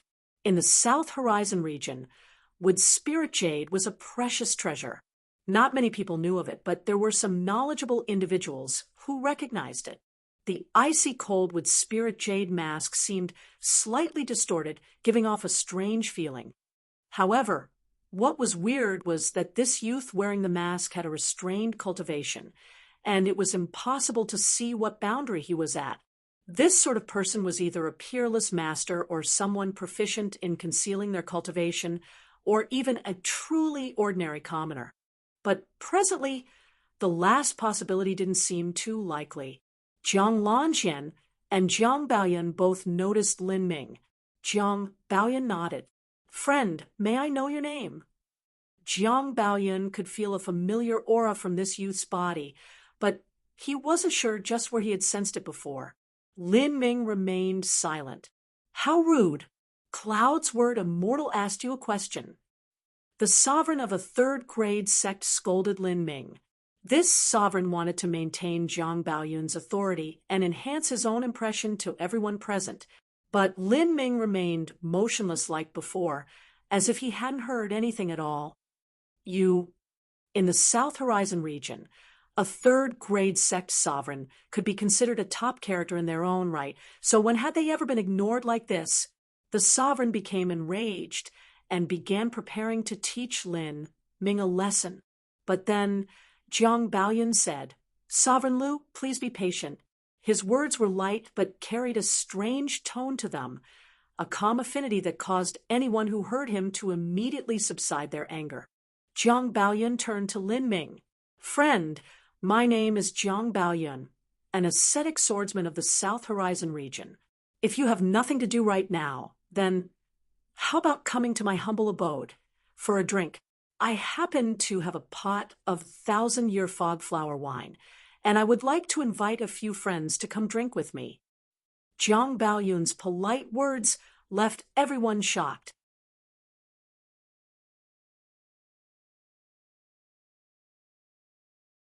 "1,000-year fog-flower wine that was made from the spring water of Sword Mountain combined with innumerable rare treasures. It was incredibly advantageous to a martial artist. Countless people would have fought each other to drink a single cup, yet Jiang Baoyan was actually asking this unknown and seemingly mentally disturbed person to drink to his heart's content. Jiang Lanjian's two apprentices, the young man and woman, were left staring with wide eyes. This was 1,000-year fog-flower wine, and the two of them knew that whether it was their honorable master Jiang Lanjian or senior master Jiang Baoyan, both were addicted to alcohol, as if it was their life. Sword and alcohol, those were the two things most essential to their lives. Jiang Baoyan only had half a jar of this 1,000-year fog-flower wine. Each time he invited his friends to drink, he would only have a mere few cups, and yet he was asking this unknown person to drink with him. Who was he? Wasn't this the same as a meat pie falling down from the heavens? Jiang Baoyan's invitation caused Lin Ming to sigh with emotion. After a period of silence, he finally nodded. This left many people so depressed they nearly spat out blood. This idiot simply didn't know what 1,000-year fog-flower wine was, right? To be so reluctant to drink it, he could anger people to death and not know of it. "Please," Jiang Baoyan straightforwardly said. The place Jiang Baoyan lived was very simple. A bamboo house, a few huts, that was all. The arrangement of the house was also simple. An old and plain wooden table, several chairs, a bottle of bamboo, a written poem portrait filled with overbearing sword intent, and rows of wine jars. Jiang Baoyan leisurely took out the 1,000-year fog-flower wine and heated it with warm water. Then he washed a few cups and filled them. There were 3 people in the house: Jiang Baoyun, Jiang Lanjian, as well as Lin Ming. After 130 years, these three old friends had unexpectedly reunited. "Brother, may I know your honored name?" This question was not asked by Jiang Baoyun, but by Jiang Lanjian. He was also curious as to who Lin Ming was. This individual was a complete enigma, but he could feel that he was somewhat familiar. But just based on this familiarity alone, Jiang Lanjian would never have dared to imagine it was that person.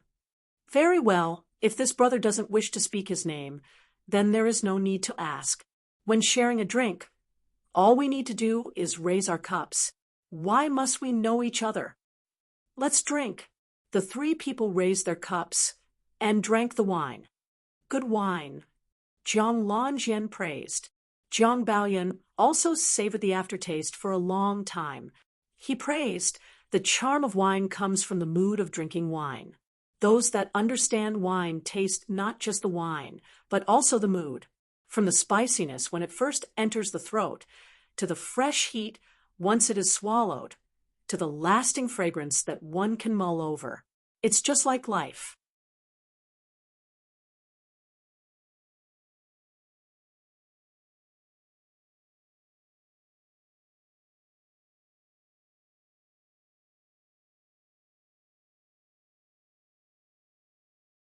Chapter 1935, Revisiting Familiar Lands. Chapter 1935, Revisiting Familiar Lands. Brother? Seeing Lin Ming quietly looking at his wine cup, Jiang Baoyun couldn't help but ask. Lin Ming looked up. "Thank you?" Jiang Baoyun was startled. He didn't know what Lin Ming was thanking him for, but this was unimportant. He openly smiled and said, "It seems that I have hit it off with a new friend. Today, none of us will rest without being drunk." Jiang Lanjian also echoed this sentiment. He laughed. "Ha ha, no drunk, no sleep." Jiang Baoyun looked at Lin Ming and suddenly said, "Truthfully speaking, you look like someone I knew once, so that was why I invited you here to drink wine." "Oh." Lin Ming fell silent, not speaking too much. "Friend, you're quite the special one." Jiang Baoyun was stunned. Normally, one would ask just which person they reminded him of, but this masked man only uttered a single "oh." Jiang Baoyun finished off his cup of wine. He recalled that time 130 years ago at the Seven Profound Valleys when he had fought Lin Ming in that unrivaled battle. In his life, that was his most unforgettable fight. He sighed, saying, "You are indeed somewhat similar to my old friend, but you are actually different. You don't seem as persevering as he was, but instead like an old man in the twilight of his life. But that makes the weight on your back seem that much heavier." That old friend.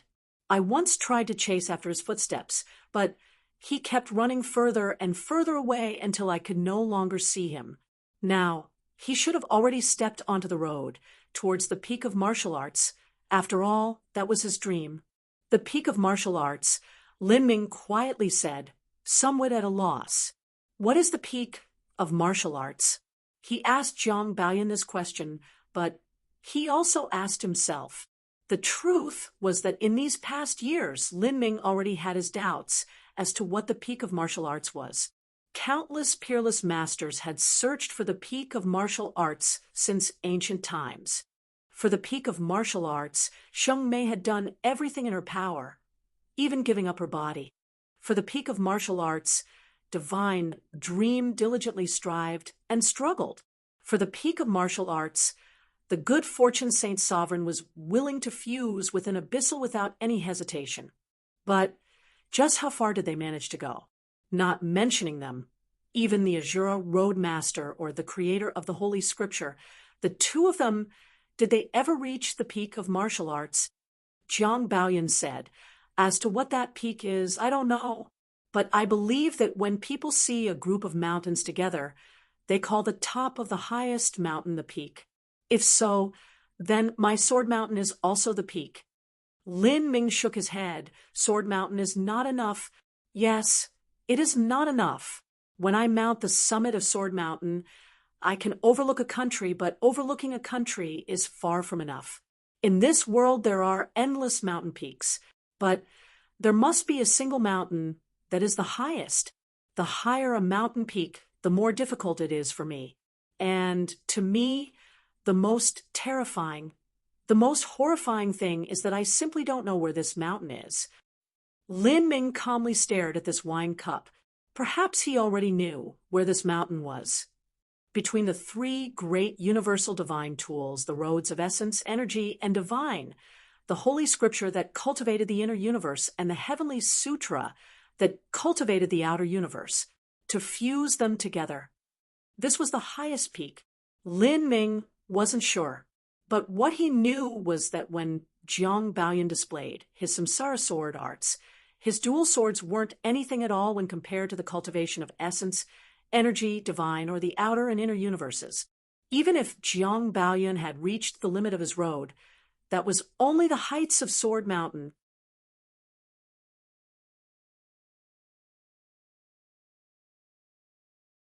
And will you keep searching? Lin Ming suddenly asked Jiang Baoyan. Why wouldn't I? Jiang Baoyan laughed and filled his wine cup once more. I will never stop searching. I know that my vision is limited, and I might never be able to find it, but I will climb up, as I did before, unendingly. I do not need to truly reach the highest peak in the world, but as I climb, I will be more than happy to simply see that peak above me. This is because when I climb to a new peak, my vision will expand further, and I will be able to see where a higher peak lies. And when I climb up that new peak, I will find yet another higher one. And I will keep repeating this. Is there any meaning to it? Lin Ming asked. He knew how short a martial artist's life was if they took detour after detour that would only make them waste away their youth. There is. Jiang Baoyan solemnly nodded. He tossed back the wine in his cup. Even if I have to climb without end in my life, even if I forever remain small and never see where the highest peak is, then at the very least, I will keep surpassing myself. I will keep defeating myself. Defeating myself. At that moment, Lin Ming's heart shook as if something touched it. Defeating himself in life, a person's greatest enemy was themselves. Jiang Baoyan was doomed to never be able to step onto the peak of martial arts in his life, but he still continued to seek it out because every time he climbed a new mountain peak, it would mean he had defeated his old self. Sometimes, even if a person knew that what they were trying to do was impossible, they would still rush in without hesitation. A moth to a flame. Wasn't this what it was? Lin Ming was silent.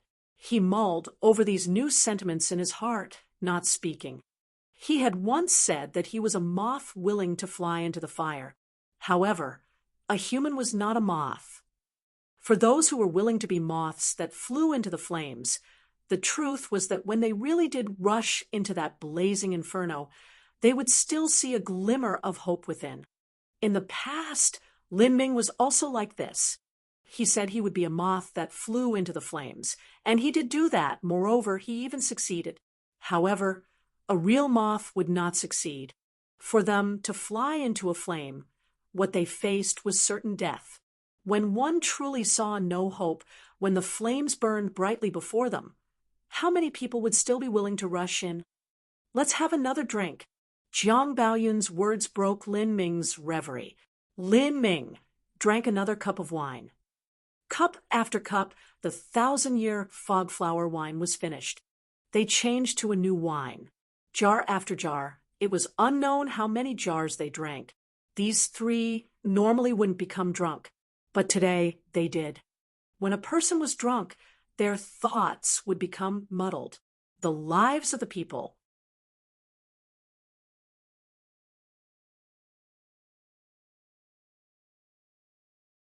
The common folk worked for their livelihoods, bustling about. Nobles and officials engaged in intrigue and plotting for their countries and people. Common martial artists fought in life and death slaughters to struggle for a higher boundary. Empyreans and true divinities schemed for their races and for the survival of their people. Life was a battle, all muddled up together, to savor the mellowness and spiciness of life. When the thoughts were truly muddled, perhaps that was when one could truly understand the mysteries. This was the mood of wine, as well as the abstraction of life. Lin Ming didn't know how many jars of wine he drank. He only stopped when all three people were lying in a drunken daze on the ground, drifting off to sleep. With this thought in mind, Lin Ming slept deeply. It had been many years since he had rested like this. He didn't worry about humanity's great calamity. He didn't worry about being hunted by a true divinity. And he didn't worry about his fading fires of the soul. A rare indulgence, a rare moment of muddled-mindedness. The awakening of a dream. The night was deep. Jiang Baoyan and Jiang Lanjian were still sleeping. The table was covered with messy bottles and cups of wine, and beside it were several empty wine jars. Lin Ming looked at them for a while, and then stood up, and at this time, Jiang Baoyan also awoke. Leaving. Jiang Baoyan looked towards Lin Ming. Lin Ming nodded. Where to? Lin Ming was silent for a moment before saying, to another place. He had a premonition that this would be the last time he ever saw Jiang Baoyan. Lin Ming continued, and you? Jiang Baoyan smiled. Me? I will be searching for a higher mountain peak that you're tuning in to the Mystic Fist YouTube channel. Don't forget to subscribe and join us on this journey to catch the most captivating stories.